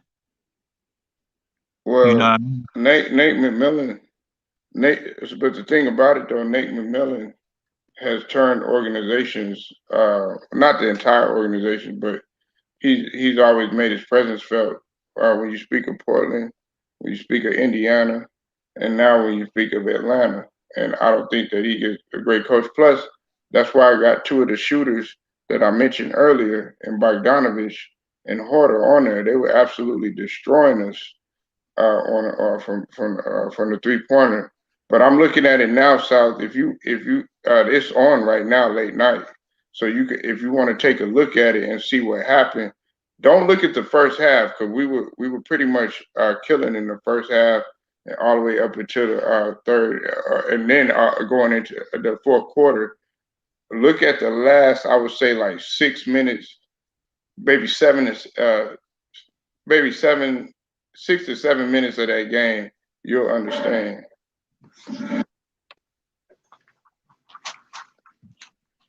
And that's where everything just crumbled and collapsed. Oh, okay. I mean, something had to happen because I remember y'all having double digit lead and then Yeah, we were up. you closed it. I mean, we were up. What's up, Goat man? Going on, go Mike. What's good, Polo? What's the topic over here right now? No, it ain't really no topic, man. We were talking about this Atlanta game, but I mean, right now we could just turn this into open topic if you really want to. Hey, look, man, I'm gonna tell you this right now. I came with this comedic scenario over on my stream a while ago.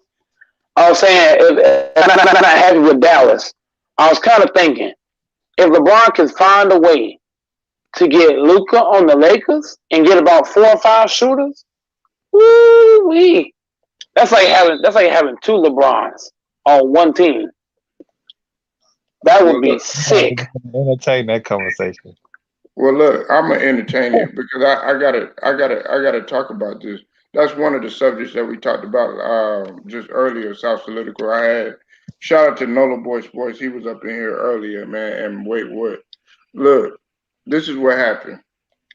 Kristaps Porzingis. I told everybody. Ticket had came out with a report that there's turmoil in Dallas. So shout out to Ticket for breaking it. But I had already told everybody that Kristaps Porzingis is on the move because he's unhappy with his role, right? Well, Luka, it didn't help much because he went up to the front office and he's been having turmoil because he's angry, all this other stuff. So I was asking everybody earlier, do y'all think that they're going to go ahead and blow up Dallas because having trouble like this after y'all got you know had like an epic fail in the playoffs and everything like that, and y'all being close to beating the Clippers, man, that's not good. Y'all want to keep that chemistry. Guys is unhappy now, and guys and Luka, your main superstar, is unhappy too. So I could definitely see what Goat Mike is saying because that has been surfacing for a while. South Political, uh, Luca going to the Lakers. I, Some I people don't have think said it's that gonna that's happen. been up in the air, man. I know it's a lot of rumors out there, but I don't buy it. If it happened, it happened. I'll be the one to say I didn't buy it, but I don't see it happening. You know, a lot of people have said that uh, Luca's next destination could possibly be the Lakers. A lot of people have thrown Golden State out there for Kristaps Porzingis. I mean, I could see this is what I see from the Mavericks perspective. I can't really speak on the Lakers because there's a lot of rumors going out what the Lakers gonna do. Should they get Dame? Should they get Westbrook? This is gonna be a mess for a while. That Westbrook one, LB, shout out to LB. LB clear, he put that to rest because he live in the DC area, so he put that to rest. That's not true right there. No, I thought Westbrook was a big possibility to come to LA for the simple fact that he from Long Beach, but that's not true though. but it's so much stuff getting thrown out there, man. But I will speak to the Mavericks situation. I would suppose that the Mavericks will try to move for Porzingis and do, and I don't see them getting rid of um, Luca. I just don't see it. I don't see them letting Luca go. I don't see Mark Cuban doing it. Yeah, Mark Cuban is known for doing everything he can to put his Yeah, his players in great position. even when they won in 2011, they played that team won one of the most expensive teams. They played over the luxury cap that year. A lot of people don't know that. That Yeah, team, you talking about when they they when played, they had Jason JT and Jason Kidd and all that. yeah, they played over the salary cap that year. I mean the Hmm. luxury. So he's about he's shown that he's about coddling his star player and trying to cater to him and all that. I don't see him letting Luka go, but Porzingis, I could see Porzingis moving. It's probably a good bet that he's gonna move, but I don't see Luka going nowhere. I don't even think Jalen Brunson. I don't even think Jalen Brunson is happy. I think Jalen Brunson would rather be a starter. I could see Jalen Brunson going to a whole other entire situation too. Oh, I mean, I don't keep up with the Mavericks like that to know some of their role Mhm. players, different things, but that could be possible. But one thing I will comment on, knowing Mark Cuban, I don't think he give up Luca like that. I just don't see it. I just had to be wrong, proven wrong.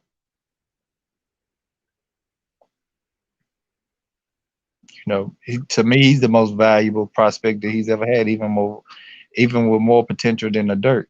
He has more upside than Dirt. Now And he's still another. young. Go ahead. Oh, go ahead. You gotta go. No, no, no. That's all I was saying. Nah, the NBA all defensive teams came out today, man. Yeah, I heard.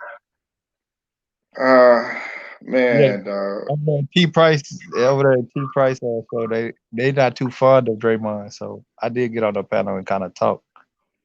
nah. Well, he didn't deserve. He didn't deserve to be up there this year. Are you up for that? Okay. Nah, what? Nah, nah, not. I mean, in the past, you could have said that, South. Because I'm not one of those ones that sit up. Oh man, Draymond Green. Da, da, da. No, he just didn't deserve that, and neither did Giannis. The first team, Giannis did not deserve to be up there, and neither did Draymond Green. Matter of fact, they didn't even have Nerlens Noel up there, and he did a pretty good job. He didn't do it so that great in the playoffs. They should have had Bam at the first team, right? South Political and Mike.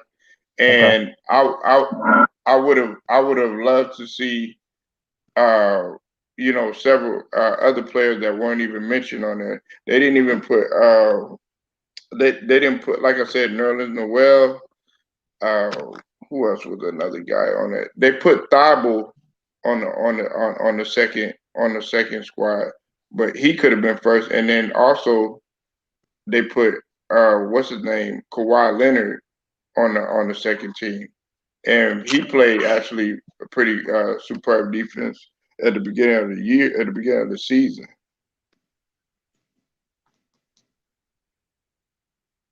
They got Rudy Gobert, Giannis, Draymond Green, and Drew Holiday and Ben Simmons first team. And then on the second team, they had uh, Bam, Jimmy Buckets, Joel Embiid, Kawhi, and Thibault. No, nobody talks about Joe. I think Joe Ingles. I think Joe Ingles would have been a good second team. I don't know, man. I don't know, man. What you I think, never. man? I gotta hear this, man. You talk about Draymond Green. What This what, is what the was your thing. argument with Draymond Green? No, no, no. They had a big argument as far as Draymond Green making first team all defense, and I guess they felt like Draymond made it because he came out and had the statement he had during the season of he's the best defender ever or something like that. So I guess a lot of people were feeling like players are just getting awarded accolades just for coming out and saying something. Ben Simmons said that too, though. Yeah, I, yeah, I know. They both said that shit out. But I'm Remember just going. that? No, no, no. I'm just going off the points that other people make, and then I just come in and give my opinion. Yeah, I feel. but now, do you remember when Ben Simmons said that shit? Yeah, yeah. I'm not disagreeing with it. I mean, this is No, not no, a I'm point. not. I'm not saying. No, no, I'm not. Ooh, my tone. Okay, South Political. I was saying, do you remember that when he said that shit? And I Because to said, me, yeah, I thought it was ironic that they both said that shit. yeah, yeah. He said about the defensive player of the year, and what your guys said it. I guess they were putting in their stake to say, both of them were first team all defense. They didn't win defensive player of the year, but they were first team. And to me, in my opinion, they some of the top defenders in the league. It was just interesting how people just went on the diatribe about how Draymond don't deserve to be first team. I was like, okay, I mean, maybe he don't, but from what I've seen, he's been one of the best defenders at his positions and defending multiple positions. And when he came back from Golden State, he was a big part of them making a push to get in the playoffs, as well as Steph Curry. Which, I mean, their team was losing. They struggled a lot until he got back in the lineup as far as cohesion, leadership, and then he helped them out. Their defense got better, of course, when he got back in the lineup. Now, if he deserved to be first or second, I'm not gonna argue that. It's just the fact that people don't even feel like he even supposed to be on it at all. He was a scrub. PJ. Listen, South. PJ Yeah, Tucker. You yeah. know, they're missing a guy like me, PJ Tucker. I thought Mikal Bridges did, even CP3 did somewhat of a good job. You know, You uh, know, but you can't Reggie Bullock. PJ Tucker. I gotta say you name him PJ Tucker because he's a forward, if I'm not mistaken. But I Mm. mean CP3 don't got really nothing to do with Draymond getting. I mean, What do you usurping Draymond mean? because he's a guard. And that's Draymond's a forward, so he really doesn't compete with the prospect of him No, becoming. he got some of the best guys every night. That's half his age. Dame. Oh, Donovan no, no. Mitchell. Maybe I was confused. No. Maybe I was confused by what you were saying. I thought you would kind of allude to the fact that these guys should have made it instead of him. I mean, Draymond, I didn't feel like he probably should have been like maybe second team. I don't think he should have been. He's not the defender like he's not that DPOY like he used to be. He's not he's not the same. Sal, you think he's still the same? It still has I mean, that type of prowess. I think he had a pretty good impact on they. I mean, the Golden State when he got back around, Golden What State was a decent defensive I, team. I guess a better question would be because you on win shares. What was his win shares like? No, I haven't actually looked at the windshield. I watched the games. I'm not see. This is the thing. I'm not arguing should he been first or second. Let me say it Uh, again. right. Because I know you went in kind of rant of kind of who should be there before him. I'm like, as far as the basketball I've seen, I haven't Nah, watched it. nah, nah. Maybe Nah. Man. Look, the way I see it, nah. They they're gonna go by, like what you just said. You on point with that about okay. You saying that when they make a statement, then that automatically, they focus in on that statement. I, I mean, like I feel like that's part of the reason why, you know what I'm saying, and the media they jump all on it. What's up, Omega Red? I see you in the building. You know, I, I feel like that's part of the reason, but he hasn't been the same. Now, like South Political and Mike, everybody's feelings about Draymond Green saying he trash and all this other stuff. I actually don't. I don't feel that way about Draymond Green. I felt that way in terms of his antics and stuff like that. But make no mistake about it, Draymond Green was an intricate part of the Golden State success, especially on the defensive end. But to say that he's still the same, like mobility wise, and doing some of the same stuff that he used to do, he's not. That's why I like Pascal, Eric Pascal. I think his upside is way better than you know coming in. Like someday, if he gets some time, he's gonna be that next guy like Draymond. I mean, a lot of this all encompasses the conversation I had. Am I saying he's still the same defender he was 3 or 4 years ago? Probably not. But Mm-hmm. remember 3 or 4 years ago, he was, you know, he won a defensive player of the year, and he was in that conversation constantly. Now Mm-hmm. this year he wasn't in that conversation, but objectively, objectively people did see him as a viable first team all defensive player. Maybe not playing up to the level he was when he was a top three nominee. And when I watched him play, he looks like still one of the top defenders in the league. Maybe not still playing at the same level, but he's still a good defender. Now, if it's somebody out there better that got it over him, I wasn't arguing it. I was just bringing up the point that people were trashing this dude. See, this is what I'm trying to. This is the point I'm trying to drive. Mm-hmm. We have a lot of people that talk about the media. You still there? Like, Yeah, can you I'm hear me? still here, bro. Go ahead. My screen it went blank. I was just making sure my phone didn't. But it's a lot of people out here. They don't really watch what they say. They'll talk about the media, but then they'll have takes where they influenced by the media. And I feel like this Draymond situation is influenced. People personal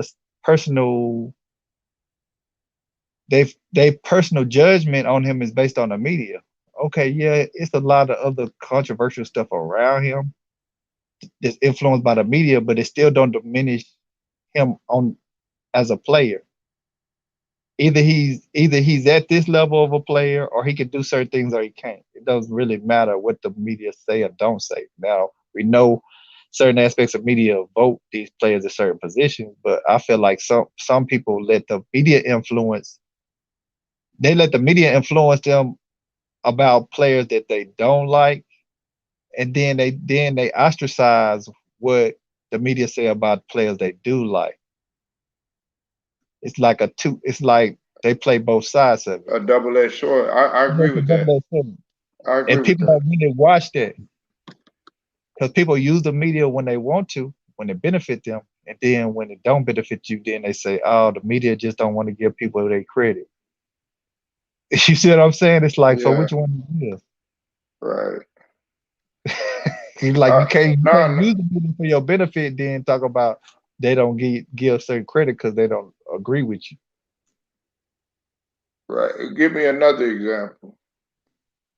Well, what's another great example? It's another good example. Now, this was a guy that said this. I was just on there listening. I was just listening on the panel, right? And one of the biggest things that people say, one of the biggest things, I think you brought it up before. You might agree with some of this. A lot of people say Kobe don't get the credit he deserved. Then these guys, they were on the panel. They were talking about one dude felt like Duncan was better than Kobe, and the other people felt like Kobe was better, of course.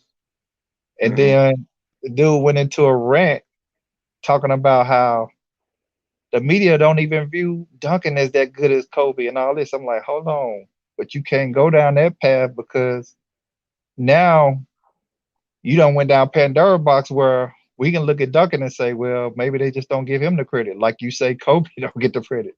So you got to watch what you say.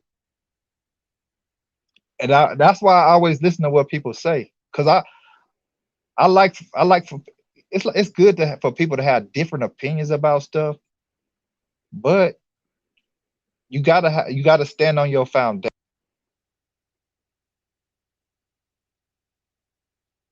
Sal, you still there?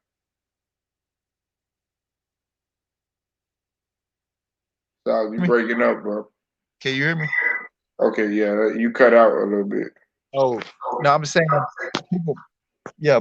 I mean, people want to use the media when it benefit them. When they don't, they will say, allow the media just, you know what I'm saying? They don't want to give people their credit. Mm, Like, you got to watch what you say. That's why I always say this.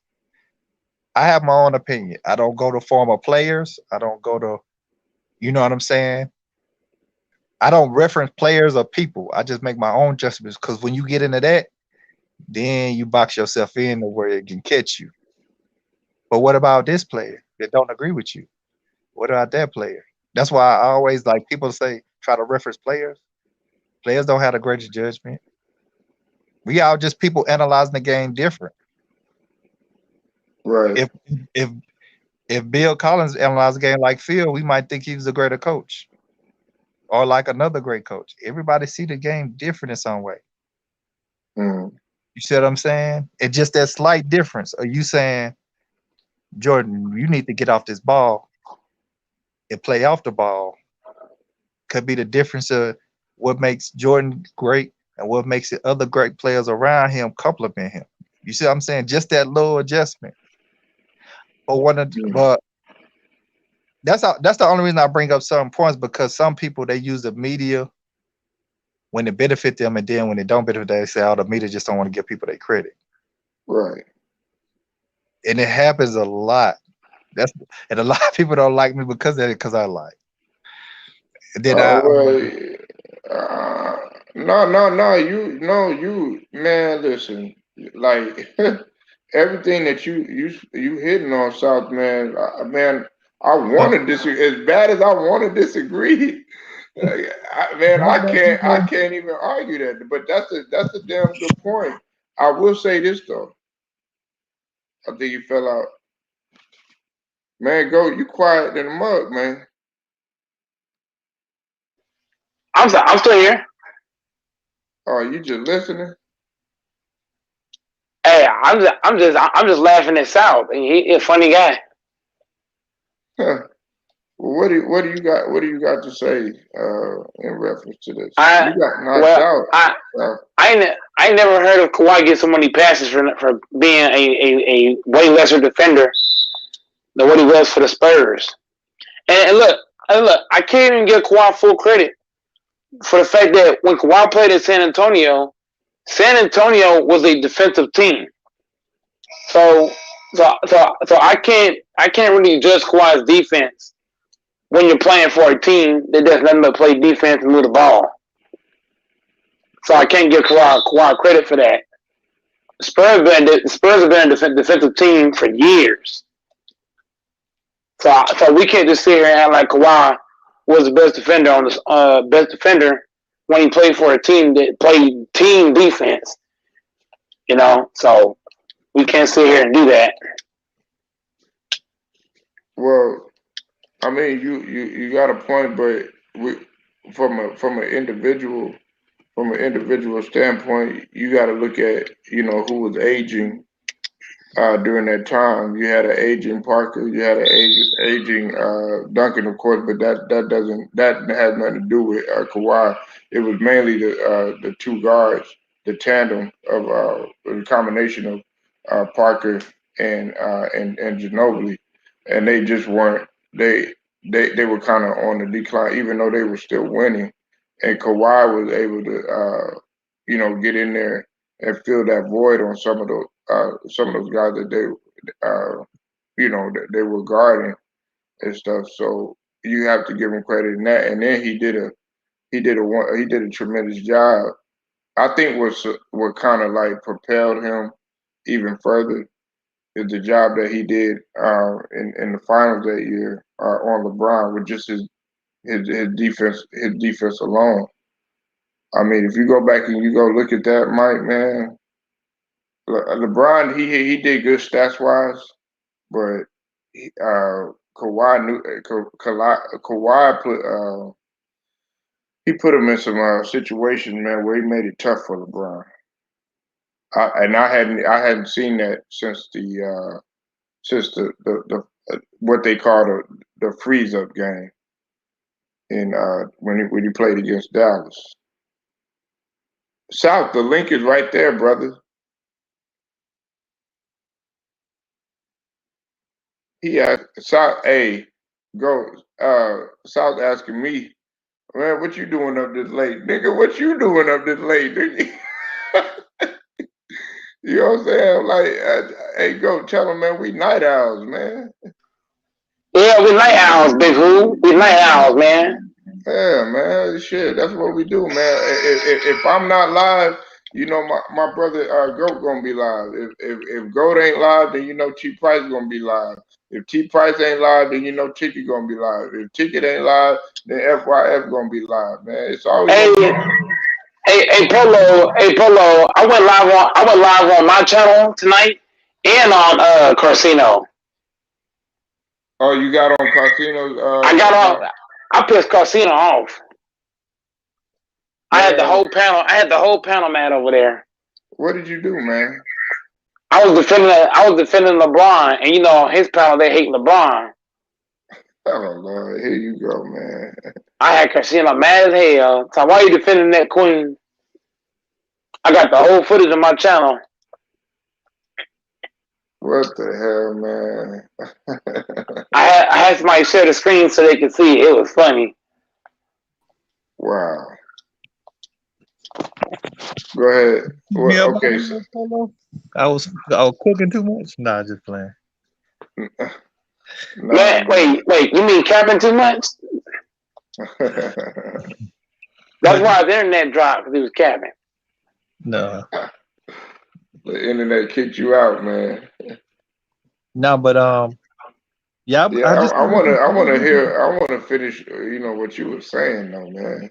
I'm gonna give you another example. I'm just listening to these guys, man, working, doing some of my stuff. So God said this. Yeah, said, well, hold on, wait. I gotta ask you something, nigga. Why you ask? Oh yeah, man, what you doing up late, nigga? What you doing up late, nigga? Nah, I'll be up like this though. Polo, see, look, you a night owl, nigga. Go, Mike. Don't I be up?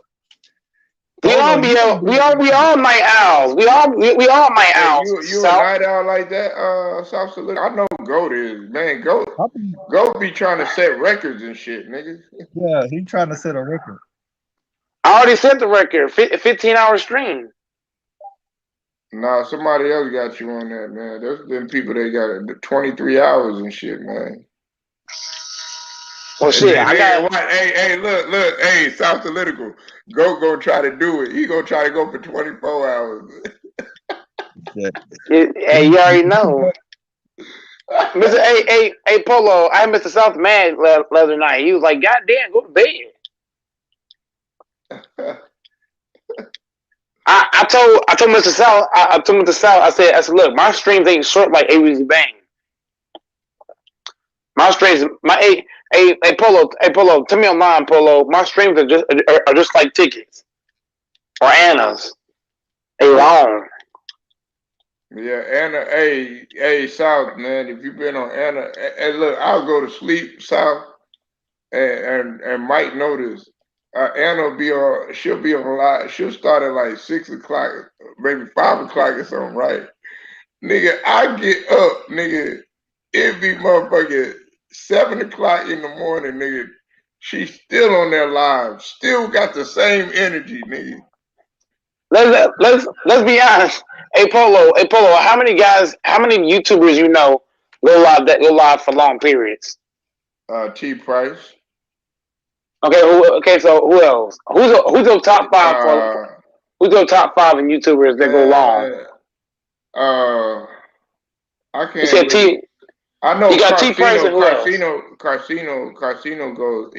He done did a lot. He was on like 11, 12, 13 Okay, hours. so you still need three more in your top five for long YouTubers. Man, I don't have no top five as far as that. Well, I mean, I got a top five. Look, I got Anna, T Price, Carcino for life. I got who I leave out? Oh, Lamont, FYF. I got Marcel. That's five. Outside of them five, I don't know too many guys come on and go lie like that. yeah, I mean, if I had the luxury, SB does Polo. SB go lie like that too.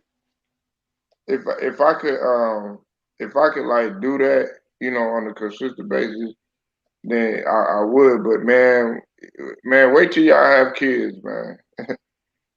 I'm gonna still be going live like that, even with kids. Man, you say that now. You say that now, nigga. Yeah. Everything you do in life. You say that now, man. Like everything in life is mental. You talk about you work 18 hours. Yeah. Wait. It's all in the head, Polo. It's all in the head. So yeah, it's a hit girl. my ass, nigga. You gotta sleep, nigga. I do sleep 30 minutes. That's all I need. Yeah, hey, South, you see that? You hear that shit? Man, he say that now. Watch that shit, man. As soon as you get older, nigga, you gonna be like, God damn, I need some sleep. Even when I get old, I'm gonna still do it. You know why? Because life's too short. You gotta take advantage. Nigga, life gonna be even shorter if you don't get your rest. Man, stop the cat. Stop the cat. That's not no cat. No, that's cat. That's cat. Hey, listen, your body needs rest, man. I do rest 5 times a day. Nigga, 5 times a day. Nigga, what you 30 minutes. South? Yeah, go ahead and cap, Sal. Go ahead and cap. You got it. Yeah, I've been trying to ask a question for like 10 minutes. So you haven't, nigga. He ain't even been talking 10 minutes. He been trying to cap for 10 minutes. Go ahead. No, I'm saying, so is the girl that's talking about basketball all night? Nah. She talk about relationships, men, women, life, just life. And stuff okay. I thought y'all was saying that. Go check out her channel, man. Her name is Annalicia Sherman. So she up all night talking about relationships. Was she having all an open night panel talking about everything, pretty much, man. Will she have an open panel about it or something? Yeah, and she'll let people come on. I think Goat got on there a couple of times. Okay. I've been on everybody's panel. I've been on Anna. I've been on Anna. I've been on LVZ. I've been on LB one time. I tried to go on 2 Raw, but he was full when I went over there. I went on Ticket, Carcino, AUZ Bang, SB Sports Talk, U3 Sports Talk, Lamont. I've been damn near everywhere. Yeah, and you be trying to get on there trying to start shit, man. I went on Carsino's show at Mr. South. I had his whole panel pissed off. Hey, you gotta chill out with that, man, Mike. I didn't do nothing. But Polo, all I did was say I'm a LeBron fan, and he got sent in their feelings. You know damn well them niggas is gonna eat your ass alive because Casino ain't no LeBron fan like that.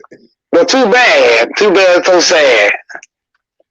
But you supposed to be you a Kobe you a Kobe guy though. I'm a Kobe guy, but I ain't gonna tell LeBron fans that. No, don't say but nigga, man. I ain't gonna tell them. I'm gonna tell LeBron fans whatever they want to hear. I'm gonna tell them. So who do you have better out of the two? I ain't gonna say because I don't want to lose 25 subscribers, so I ain't gonna say. What, nigga? Man, you're not gonna. People are sensitive. People sensitive. I'm gonna say his name started with a K. That's all we need to know. Nah, man, ain't nobody gonna get mad at you. But out of the two, I got Mr. K as the best all time. That's just my opinion. I ain't got to get cooked for that shit. It's just my opinion. Let me let South answer his question before he leaves and shit, because you know that nigga. Go Mike done created a monster he can't control. He done created a little fan base of LeBron dick riders, LDR. So if he started talking about stop hating.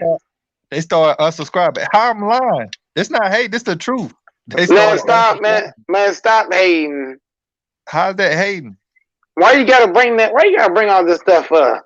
You can't keep secrets. Why you gotta say it though? You the one bringing it up.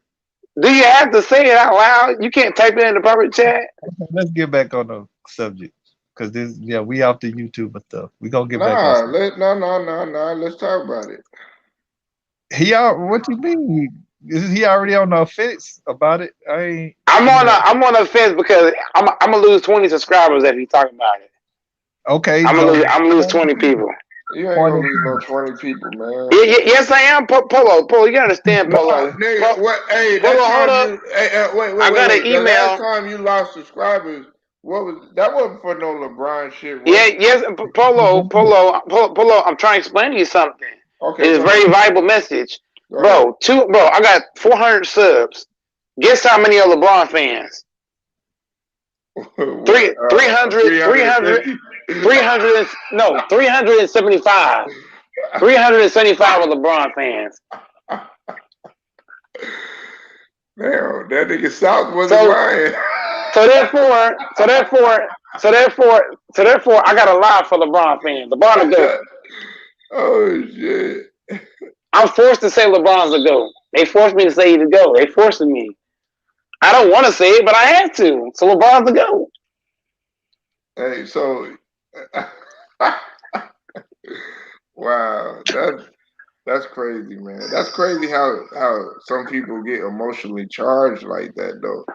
That's what I'm saying, Polo. They can be tied to a fence, bound down to LeBron. It's sad, isn't it?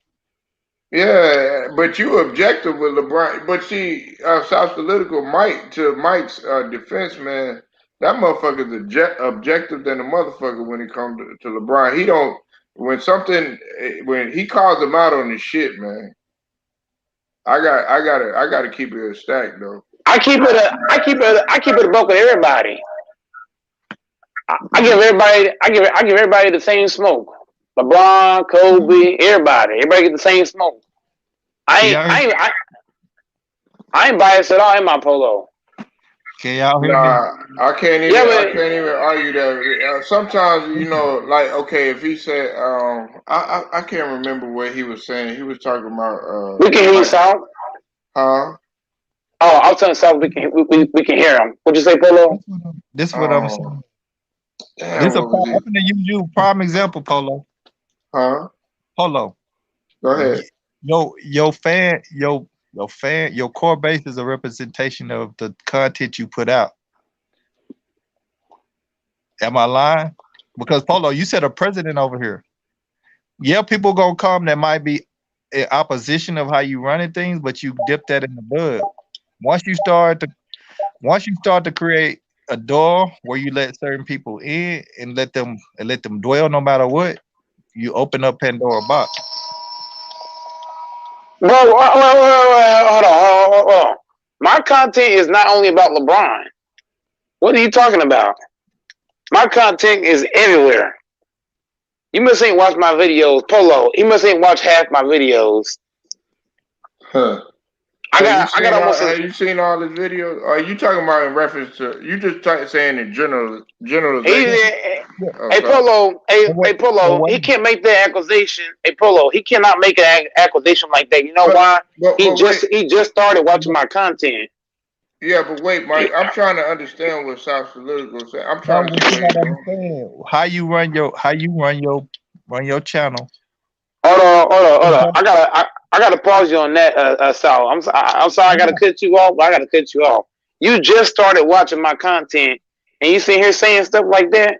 This You ain't watch comment the half the comment is not videos. come on, go Mike. The comment is just not specifically for you. What That's I'm what I'm saying saying. Yeah. You sound like you're degrading. You no, sound like I'm you're not. degrading the No, I'm content. not. No, No, I'm no, not. no, Because no, Mike. Let you me, biased. because he was just saying he's making a generalization. Yeah, Am I right? but Don't yeah, pertain that to me though. this is He some. can't This is pertain. some. Hold on. This is advice too. The way you run your platform is always going over a period of time. It's going to reflect what type of audience you have.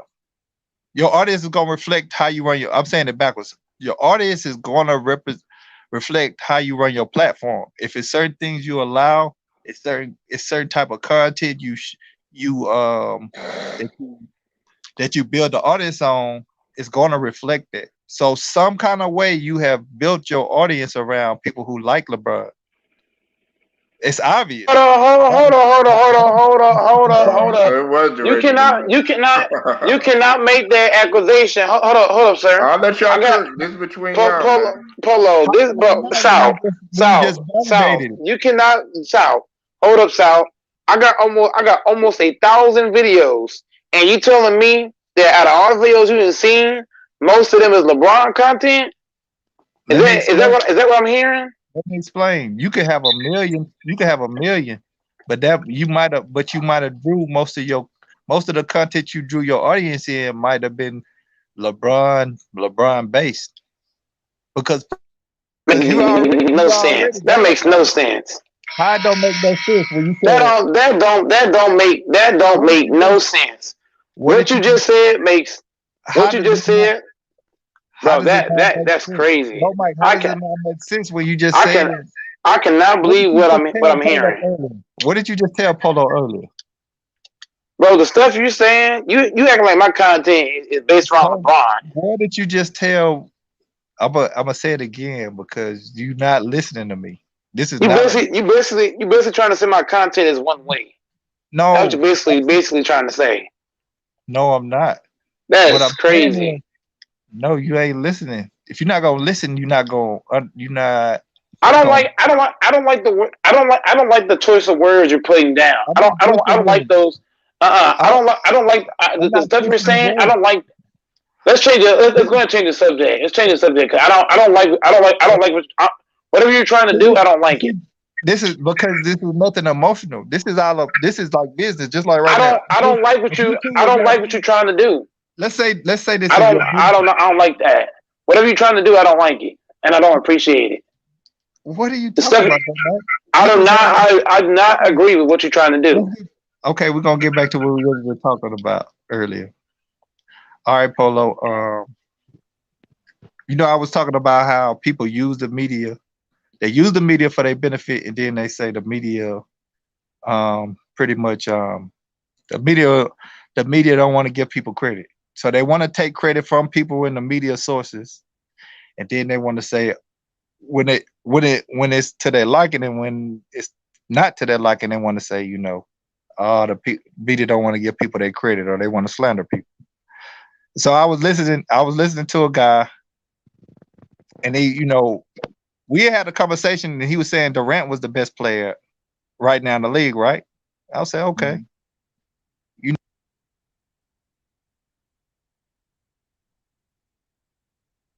You never? You cutting out, Sal. you could that sound better now? Yeah, you was cutting in. You cutting in and out, man. Go ahead. I don't know why my screen keep going. I guess every time my screen go off, I don't know why it's doing. It's cause you it's Yeah, cause I you know. I capping. knew he gonna say. It's cause he capping. He capping so hard that his screen don't want to work. I'm waiting on somebody to That's say what this he shit. that's what he get for capping. Hey, so You every see, time God hey, don't every time go God like don't this, like ugly. yo, that means you got God don't like ugly. God don't like ugly, man. You start capping, stuff start You in your happening. feelings tonight, man. You in your feelings tonight, go Mike. You getting baptized because you capping. Just stop capping and your phone will work. Your internet don't work when you cap. I Oh ain't man. DJing. I ain't got nobody mixing up my phone like yours. You trying to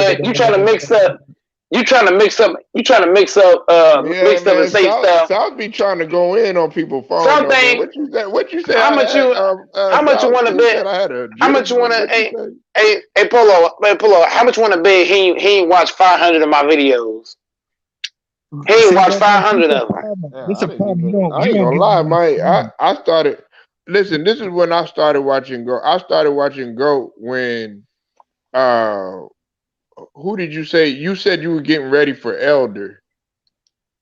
Yeah. Yeah, It was elder. It was that's elder. when I started watching the video because it was after Hitman X had got on the Ticket stream and was telling everybody about the Suns. No, and everybody was he was cooking like at least three people at once and stuff, trying to tell these guys. And then that's when like Elder had came through and they got into it. And then y'all, I think they took it over to FYF. And then that's when I think Go he started practicing and stuff like that. And I was like, man, what the hell? I'm thinking to myself, hey, who is this Yep. guy? Who is yo? I don't know. You gonna have to authenticate yourself, bro. I don't know who yo is. But Hey, yeah, that's when I started. That's when I started watching. keep going, Polo. This a good story right here. Oh, and then like then that's when they play. Well, the epic one on one. The epic one on one. First it happened with Hit. I think because Hitman played Elder first.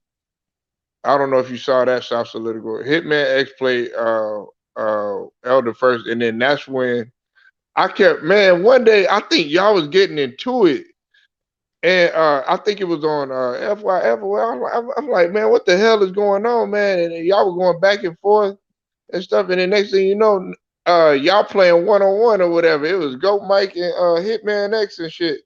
Everybody was letting me know, hey, they playing one because I was on Tickets channel and stuff. And they were like, yeah, they playing one on one. I was like, what the fuck? I saw Elder, everybody flocked over there. And then that's when that shit came about. And then they got their own saga going on and shit now. So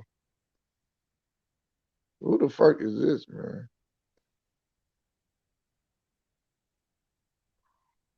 Let me hold on. Let me address this guy right here, man.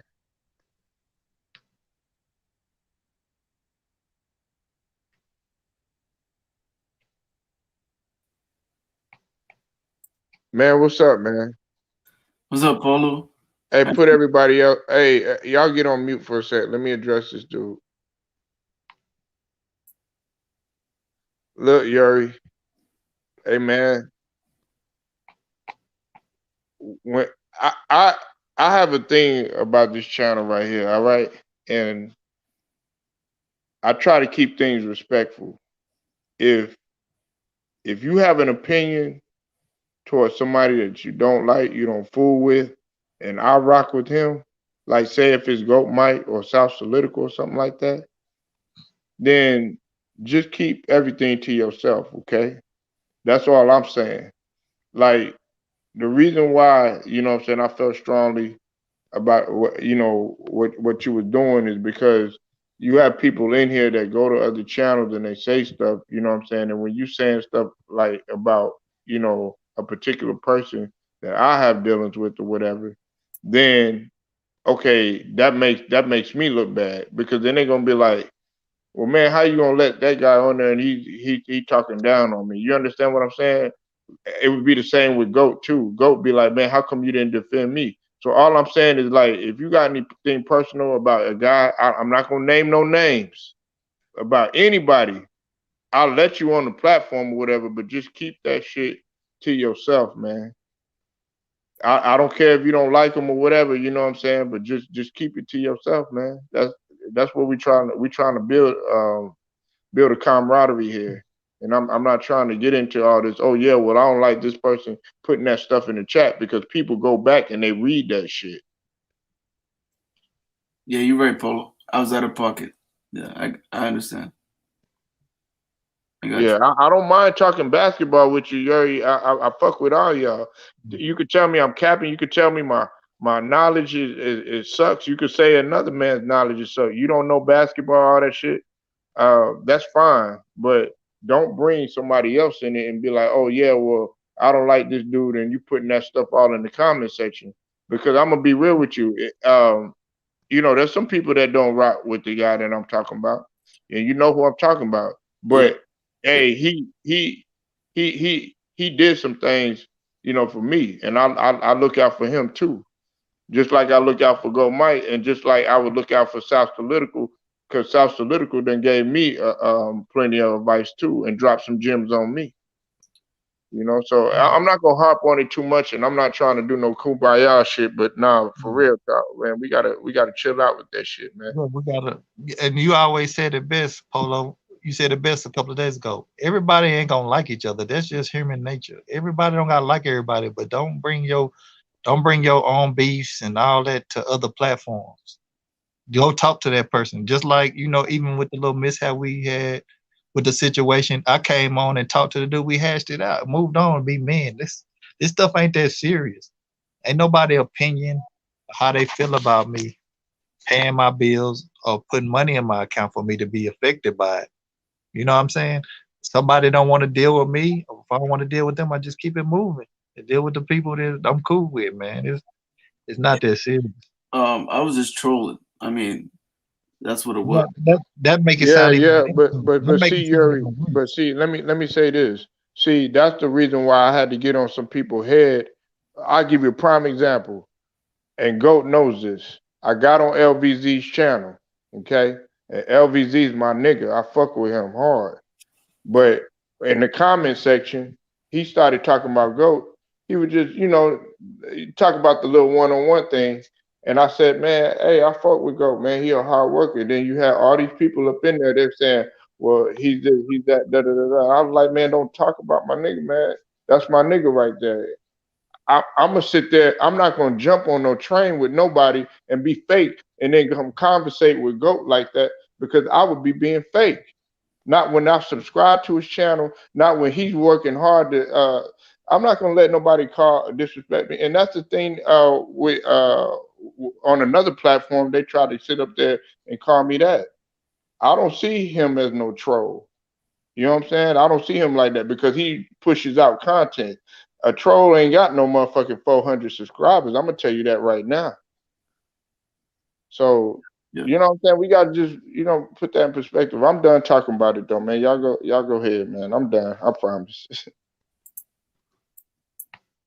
Yeah. I mean, it's cool. I got you, Polo. But yeah, well, what I was talking about earlier before we kind of got into this YouTube thing is just I feel like a lot of conversations, and I had a good conversation. We built with the guys, and man, it was lovely. Polo, I wish you could have been on the panel. Just we started with disagreement, and then we built, and then we kind of learned from each other, and then they kind of made me think about something, especially when it comes to the NBA. And I want to get the panel take on this, and your take as well, Polo. And they made me kind of break down what the NBA was and what it's to become. now, just by listening to what different people say. And when you look at it, the NBA is driven by players, right? It's a player driven business. So they marketed their players to pretty much mortgage the future and make it as big as it is now, right? Can y'all hear me? Yeah, go ahead, man. You got the flow. It got real quiet and make sure to pause. Yeah, so pretty much in the 80s to 90s, going up to 2020 now, the NBA mortgaged the future by selling, by putting the players up for sale to get return on that. So we know coming into the 80s, the NBA was struggling. But what most people would say the 80s was the Bird and Magic robbery, right? And then even moving into the mid to late 80s, the premier packaging and promoting and a lot of money they made off branding and advertising of an iconic athlete like Jordan, in which they capitalized a lot off of, right? And then once you move into the mid 90s, you had the most iconic athlete, arguably the most iconic athlete in Jordan, who had retired, came back. And then this is where I say the start of superstar empowerment started, where Jordan came back and he demanded a certain amount of money because he had made the league. Number one, he had made the league and a lot of sponsors and advertisers and brands associated with the league so much money to where he granted the authority to demand a certain amount of money and even a shorter contract stint to force that the hand be dealt his way every year. And then once it evolved into going into and after that, you start to evolve into the 2000s where players begin to make more and more money. Then the 2010s, great players in league begin to make even more money. So now you have a league where players pretty much run the league, and they can pretty much demand whatever they want. So it's like the NBA created Frankenstein in the 80s, and then he started to come to life in the 90s. And then in the 2000s, he started to walk around and figure stuff out. And now Frankenstein is a monster now. They can't control these players. You don't know what players are going to do. Players can pretty much do what they want to do. So a lot of people say, I listen to the arguments, and a lot of people bring up the argument that the league is soft and this and that. No, the players are not soft. The money has created this evolution process through sports, and how much athletes make has made the league what it is today. When you paying a player $30-40 million, you don't want him to get hurt. Yeah. When you're the iconic player, when you're the most iconic player to ever be packaged and the best player, you can go in there and say, the Jordan rules is it was a big evolution jump too, where they said, man, this dude is the face of the league. He can't be getting beaten, bruised, and hurt and end up being possibly injured. You know what I'm saying? We even see this even cross over into, professional football, where they don't even want you to even really touch a quarterback because they make so much money. But the only difference between the NFL and the NBA, the NFL is driven by teams. The culture is driven by teams. The NBA is driven by players. Because even if you look now, you got more. When you really look at the fan base of the NBA, there's probably virtually 5 to 6 true fan bases, and outside of that, most of the other fans just follow players. Whether you team LeBron, whether you team Curry or team Durant, or whoever it may be. You know what I'm saying? Team Kawhi. So now Frankenstein, now you look now in present time, Frankenstein is roaming around and he know what everything he can do now. Now he's destroying everything what's created him. So the league right now, the players are destroying. It's kind of, this is a better example. The league is paying the debt. They paying off the debt that they mortgaged to make the money off the players in the 80s and 90s. All that money they made off players with the that didn't make all the money back in the 80s and 90s. Now the Roosters have came home to crow, like Malcolm X say. The players have more power than anything. They dictate where they want to go, and I don't see it changing. I don't know. Y'all can give me your input. Maybe y'all disagree. This is how I agree with you. The way I see the NBA now, a lot of it has to do with player revenue. Players bringing a lot of revenue to the NBA alone in itself now. Well, with the players have always brought a lot of revenue. Yeah. The only difference now is they make more money. They make even more money. It's more globalized than it's ever been, too. Yeah. The whole world.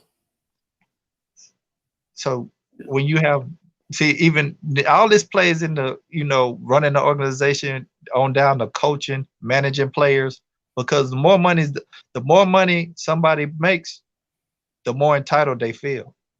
Mm. And then even when you look at an owner, an owner is like an investor in a certain state. You invest in a player, you don't get your return. You're gonna try to make sure you do whatever you can to get your return and make sure that player gets what he requested.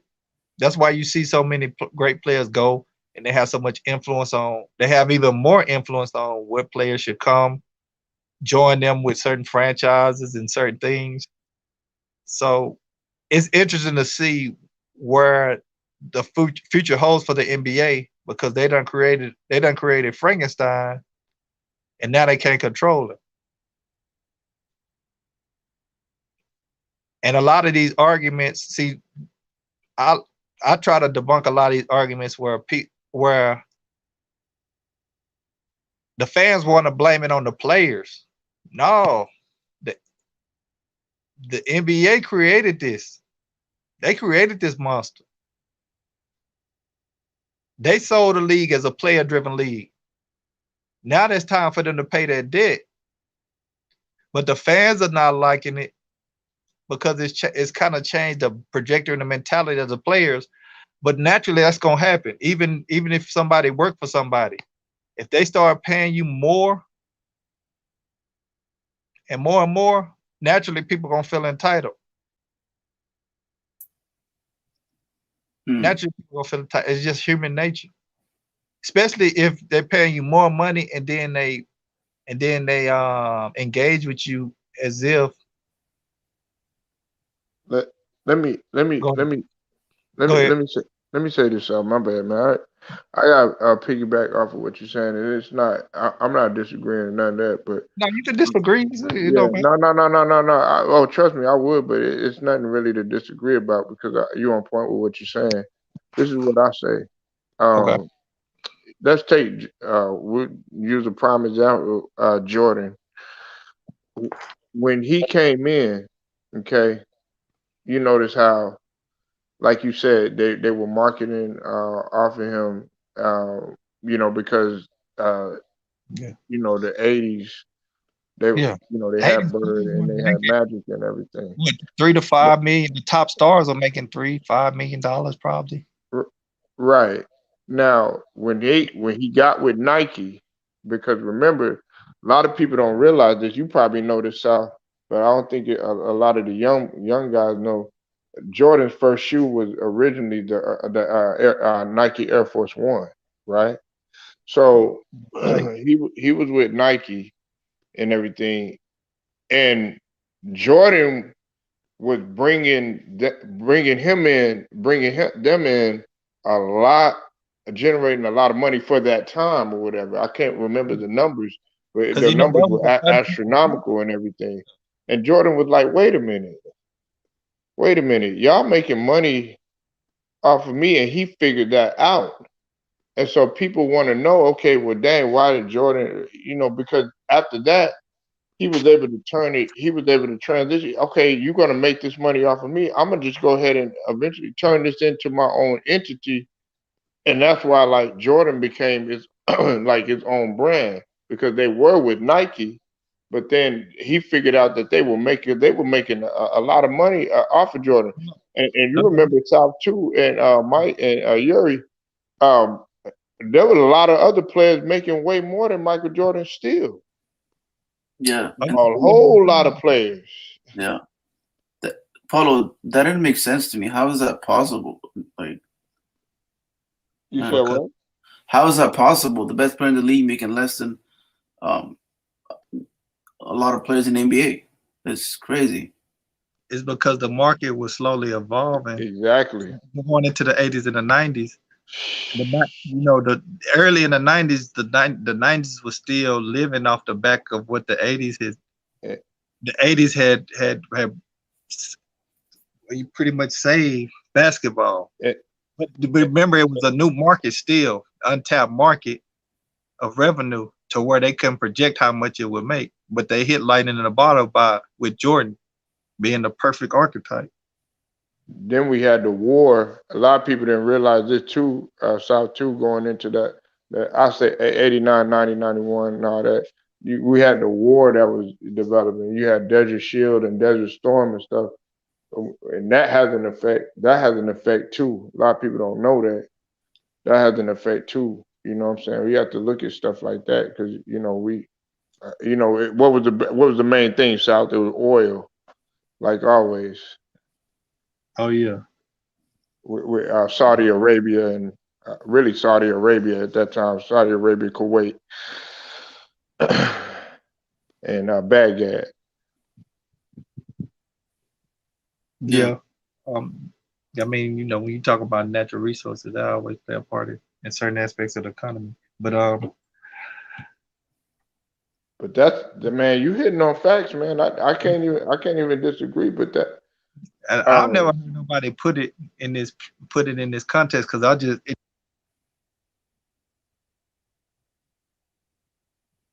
You still there, Sal? So yeah, y'all hear me? Y'all hear me? Okay. I don't know why my phone doing that. The screen going blank and then y'all can't hear me. It's never done that. We ain't gonna say that you capping, but Yeah, it's going blank when it's just sitting there doing that. But I've never heard nobody put it in this context to where the league mortgage it's kind of like they mortgaged the players in the 80s and then they started to get their return with Mike going into the 90s and they made all that good money into the to the tail end of the 90s. And but they created a monster. Jordan being that archetype, they created an archetype. Frankenstein gonna come back. That's what all these contracts, all these players represent, that archetype that they created. They sold and packaged and they made so much money off of it, the league. So when Jordan was before he was into his superstardom, like he was at the middle of his career, so the Bulls gave him a contract. Now let me explain it this way. Yeah, you had Jordan became. You had other players. Don't get me wrong. You had other players that had certain shoe endorsements and deals, like Walt Frazier, I think for the Knicks. Dr. J had it, but nobody hit it on point like Michael Jordan. When Nike signed Michael Jordan, it was iconic. It was like everything just aligned. Him being a great player, him being a player that was marketable. And this is why shoes are so popular today, after basketball shoes, because Nike was able to package, and Gatorade was able to package an athlete, a supreme athlete at a time, and say, if you buy these shoes, you can be him, to be like Mike. You see what I'm saying? They packaged and sold that better than any other brand or any other athlete that had their own shoe attire before Michael Jordan. And a lot of people didn't know, South, to your point.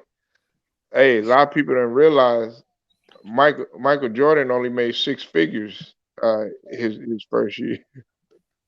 Polo, Yeah, that's what I'm He saying. made 550,000, dude. Polo, that's what I'm saying. I mean, the way the NBA was can, constructed, listen, Yuri and South, yeah, they 550. They would laugh at that, like players coming. Michael, 550,000. that's one paycheck now for some of these players. Are you? Yeah, One paycheck for some of these players. That's a minimum. Not even. That's less than a minimum deal. What the hell? But you got this. and he averaged 28. He averaged 28. You know what I'm saying? His first year. But Polo, how is that possible? That's like robbery.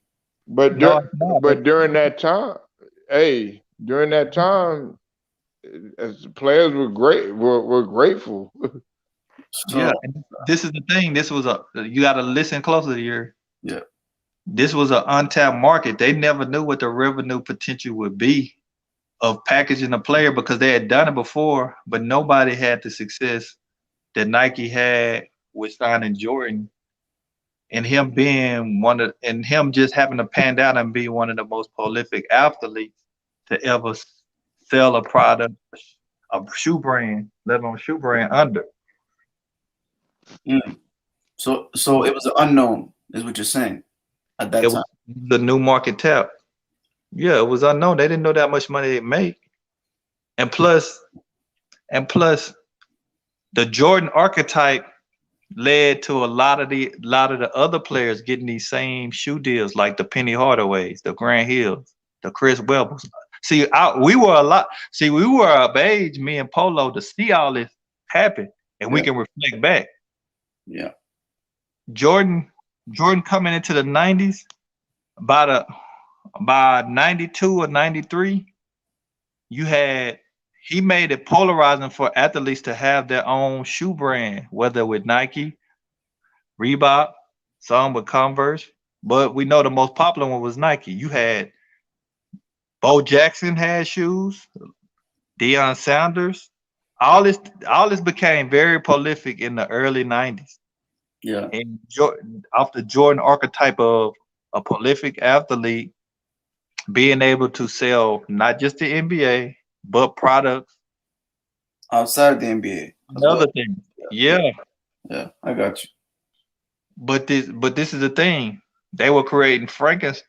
See, the problem with the NBA is they were creating Frankenstein because now you were finna create these players that bring in so much revenue in different places from different places to where you fast forward to now, the players have more power than the owners because they make so much money, they bring so much revenue. Just think about how much revenue they talk about over the years that LeBron brings to cities when he comes to and join their franchise.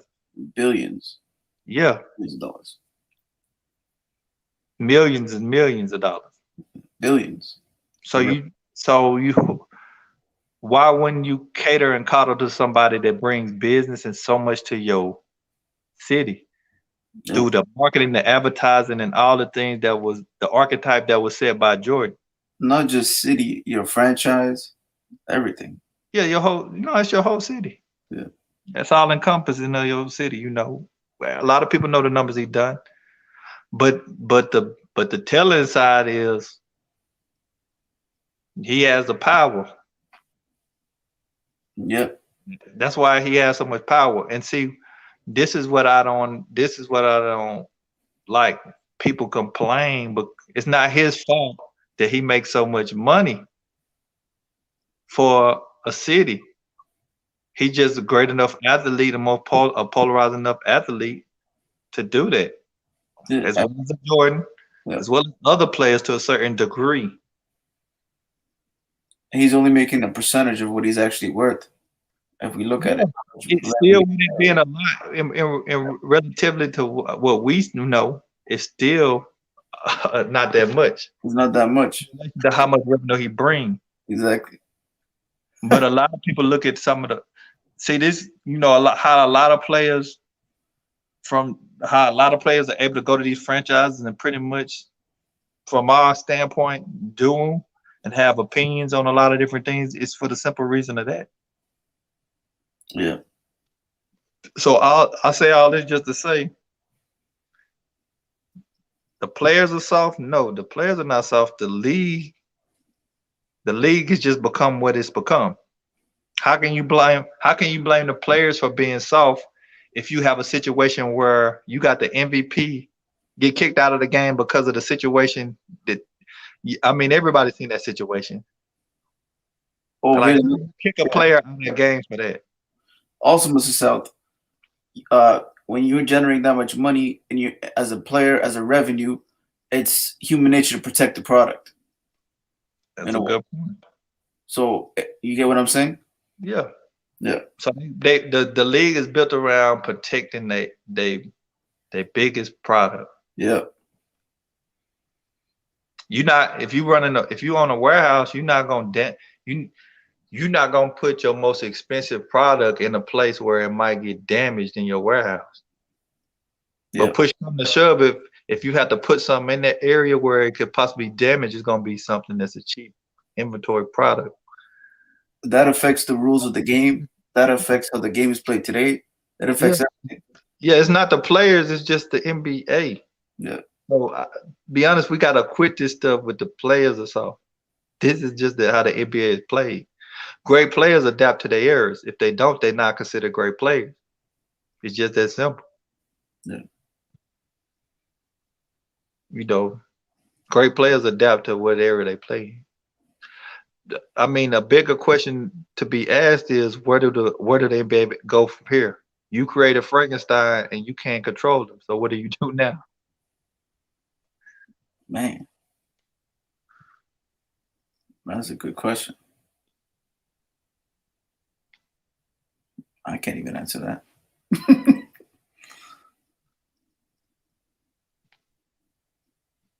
Well, Polo don't went to sleep. Mr. South is finally preaching. What you talking about? It's about time you start cooking.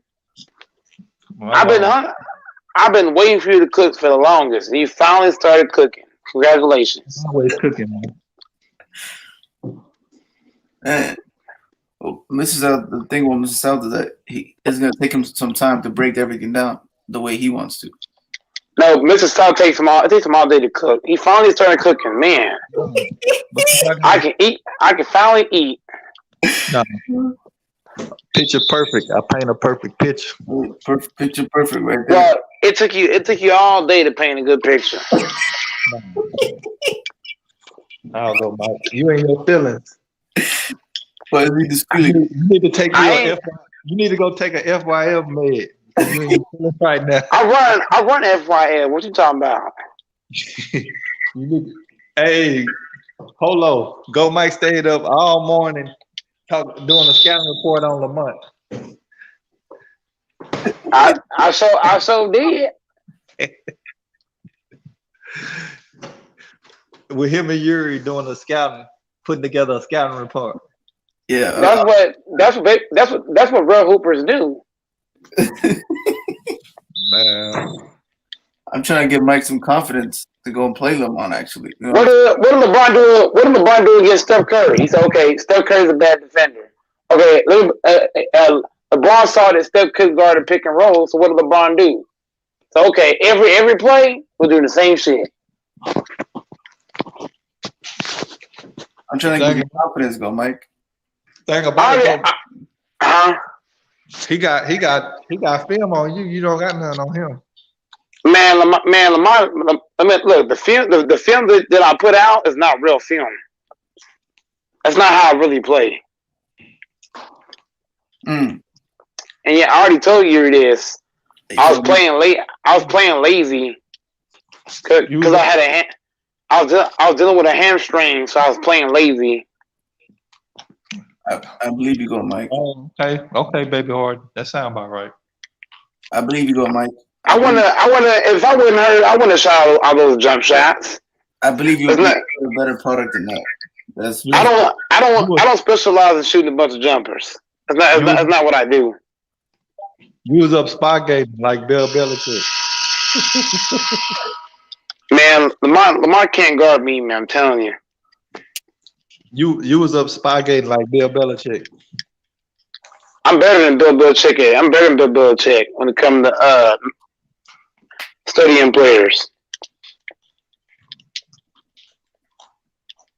Spygate. If I was the head coach of the Lakers, I'd have been spying on the Suns all year. The Suns. I'd have went to every game I could, and see what they do best, what they don't do best. I'd be on the front row trying to hear everything Monty Williams is saying.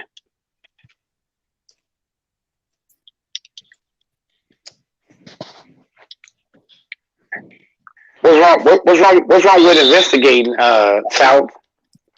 No, you Spygate. Yeah, what's wrong with Spygate?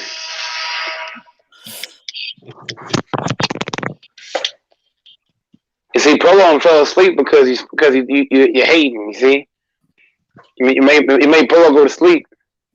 You took too long to cook. What's up? You ended up falling asleep. Polo ain't get no breakfast because of you. It took all day. It took all day to make breakfast. Now he didn't get to eat. See, it's all your fault. This is Sal, man. He be pulling out all the geography and everything. The whole surface to get his point across. He pulling out everything. About time. See, I stir up things the right way. People will they'll start a conversation and be having all these crazy arguments. They don't go nowhere. They be like, South got some great points, but I be laughing at most of them. so Mike, you was like, DeAndre Ayton is not better than who was it again? I didn't say that shit. I said Ayton was a top 5 big man. Oh, no, I didn't say top 5 big man. I've been saying top 5. What y'all talking about? I don't care. Man, stop the cap. What were you watching? I don't know. I was just listening. That's what I heard. Mr. Salt and all y'all was capping. I said he was top 5. Y'all know what I said.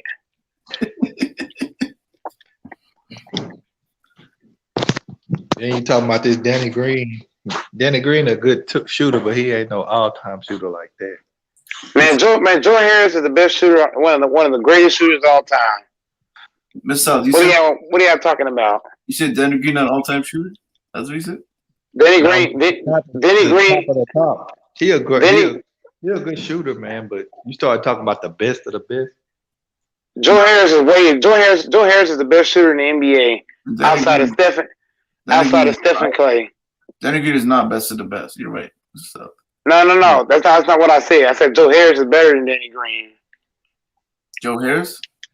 Yeah. I mean, it's still a lot for him to left to prove. You got to see. Still a lot of years left. Mr. South State cap, man. Nah, that's you. You keep that cap gun on you. Man, I'm gonna put a life jacket on. George, I'm put a bulletproof vest on so he can't get me. Keep that cap gun on you. Nah, I ain't no cap gun on me. I ain't finna go to jail for no cap gun. No. Man, you ain't gonna go to jail for no cap gun. I'm gonna clean that. I'm gonna take that shit and throw it in the ocean.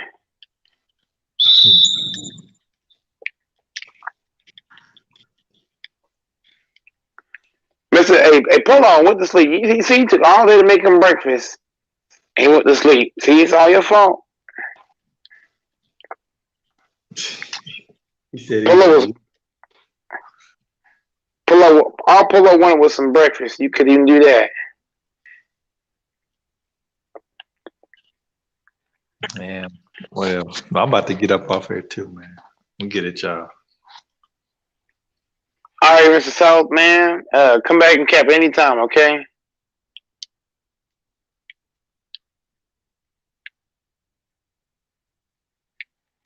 Hey, Yuri, just me and you, man. You see it? You see that, Yuri? We came on here and ran everybody off. How do we do that, Yuri? Yeah, you still there? Hello? Where everybody go? Hello? Man, everybody went to sleep.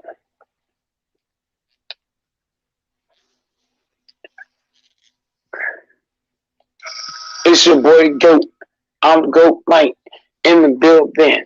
Yeah, they come in Goat Mike because I'm the Goat. I be spitting dimes like rhymes. We in the lion's den. You already know. That's nothing but facts.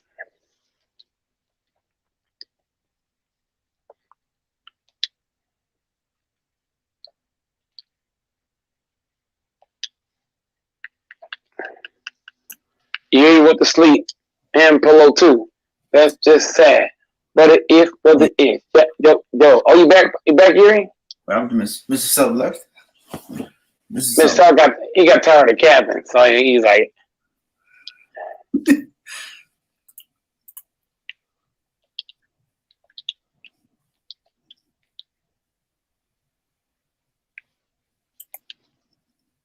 he got tired of capping, man. Yeah. And Polo didn't get no breakfast because it took too long to make it. He said he was gonna get breakfast. No, I'm making a joke out of his capping. He said he's cooking. I'm making a joke out of it.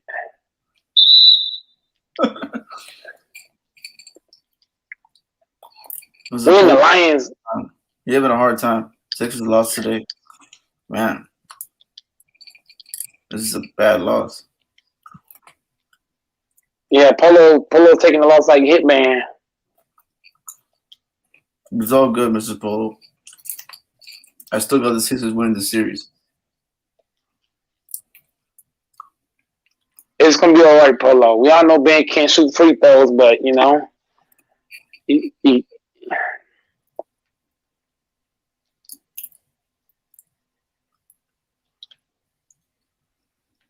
Sixers can make the finals, though, Mike. Who? Sixers. Oh, they're not beating the Bucks, or they're not beating the Bucks. They could beat the Bucks. They too injured. That's excuses. Drew Holiday is better than Ben Simmons.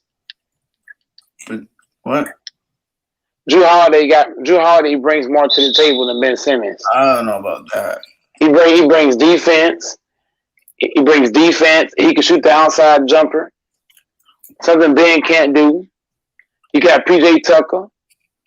I feel like the Bucks have more defenders. Ben Simmons is a game changer, man. The playmaking. Okay. How many defenders do the Sixers got compared to the Bucks? It's not close. What do you mean Sixers have defenders? They got Embiid. You got Ben Simmons, Thybulle, Danny Green. Is Thybulle? Hold on. Let me ask you this. Hold on. Let me ask you this. Is Thybulle better than that PJ Tucker defensively? Tobias Harris. Like, come on, man. Is Tobias Harris better than PJ Tucker? Ben Simmons is better than PJ Tucker. No. I ain't say Ben Simmons. I said Thybulle.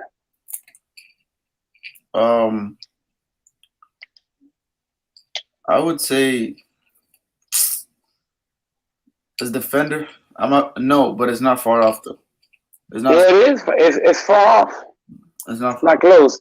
If I'm going off the eye test, PJ Tucker's playing way harder defensively than any of the guys you named.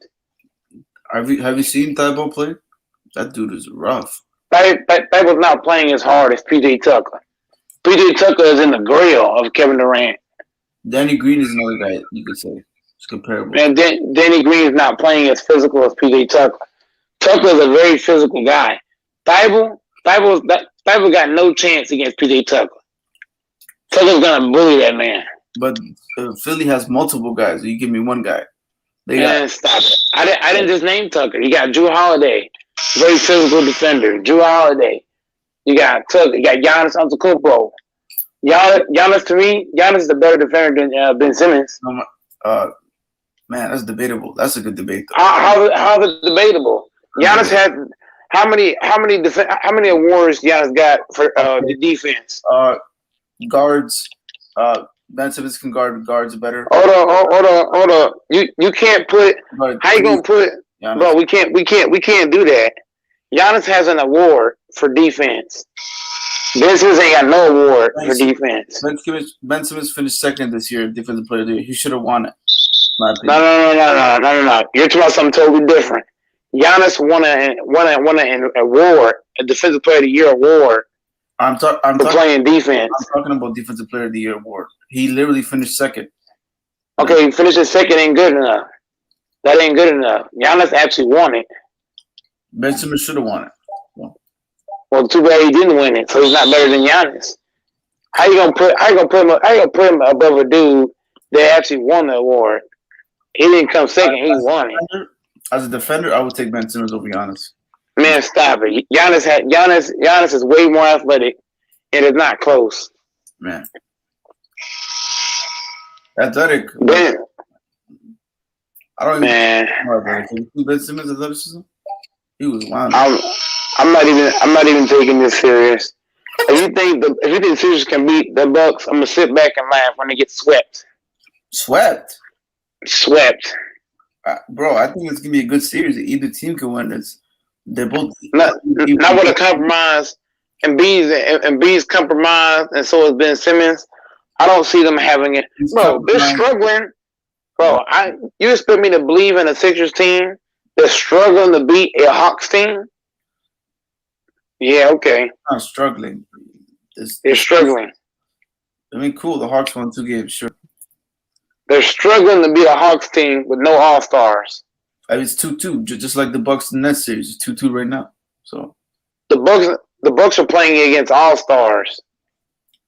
Well, injured All-Stars. KD, last time I checked, KD played the whole game of game 4. He's an All-Star. Kevin Durant is better than any player on the Hawks. Cool. What about the rest of the Then secondly, Blake Griffin right now is playing better than any player for the Hawks outside of Trae Young. Blake Griffin? Blake Griffin's balling. Is he playing better than John Collins? Yes. I don't know. Yes. Blake Griffin, bro, nobody thought Blake Griffin could dunk. Nobody thought he could do the same stuff. Blake is playing out of his mind. He's not playing better than John Collins. I'm like, man, stop it. John Collins ain't playing no Blake Griffin. Blake Griffin's not just rebounding. He doing a lot of other shit too. Drawing charges, hitting shots, getting to the rim. He's doing a lot of shit. Bogdanovich is playing better than Blake Griffin. So is John Collins. Okay, so if you say Bogdanovich, if you say he's playing, what is he averaging compared to Blake Griffin? I'm gonna have to get these stats for you. Yeah, I'm ready to fry your ass. You gonna fry, man? Okay, I'm about to show you right now. Since you want to talk shit, I gotta fry your ass. What are you talking? I'm just trying to let you know about the Hawks. That's all. He's struggling. He's struggling to beat a Hawks team. And you expect me to believe they can beat the Bucks, who's way better than the Hawks? Yeah, okay. I'm gonna laugh at that. The Hawks take it. I could already tell you just based off memory what Blake is going to do. But I'll tell you about Bogdanovich right now. You mean to tell me a Hawks team is taking the first seeded team 6 or 7 games and they can beat the Bucks? Yeah, okay. Bogdanovich is averaging 16 points a game in the postseason. Okay, so explain me this. Why is the first seeded team struggling to beat the Hawks? Because Trae Young is balling. These guys. I don't want to hear that Trae Young shit. Everybody told me the Sixers were first ranked in defense, and everybody told me they were the best team in the East, and they're struggling to beat the Hawks. And you telling me they can beat the Bucks? Hey, I mean, series is different. I mean, they might look like they're struggling now, but what if they finish them off in 6 games and they win convincingly in the next 2 games? That changes everything. What you're saying. And Drew Holiday's better than Trae Young. Yeah, Gifford is averaging 11. 11 for the season. Okay, hold up. Let me get the postseason stats. And don't just bring points with Drew Holiday. Drew Holiday plays both sides. Trae Young don't. You might. Hey, if I'm wrong, I'm wrong. See, Blake Griffin's averaging 7 a game in the postseason. But he's playing better defense than Boban. He's playing better D. But the other guy is playing way better offense. But the other guy's also playing better defense. So what's your point? Defense is Blake Griffin playing right now. He's getting defense, but he's not getting cooked. He's destroyed by Giannis. What are you talking about? He's not getting destroyed. That's cap. That's man. I don't know. Boban's getting way more destroyed defensively. No, he's not. Yeah, he is. I just watched the game. He's getting fired every damn play. They had to help him on defense every play. We're not gonna act like Blake Griffin is some kind of defender now, go Mike. I'm not saying he's top 10 or top 15 defense. I'm just saying he's playing better defense than Boban. I'll give you that. You can put a rating up on that. Blake is rated higher defensively than Boban right now. Boban is playing much better offense, way better offense. And Blake's playing way better defense. No. And he's getting way more rebounds. No. I mean, we got a point. Defensively, he's playing better, sure. But does it counteract the offense of Bogdanovich is giving? The offensive level? Man, he's shooting lights out for Hawks. Man. Well, I'm laughing at you. I'm not even taking you serious. I can't take you serious for the fact that the Hawks is giving the first seeded team that work. And I'm supposed to believe they can beat the Bucks? Yeah, okay. Yeah, I'm not entertaining that. What do you mean by work? I mean, yeah, they won 2 games, but it was tough games.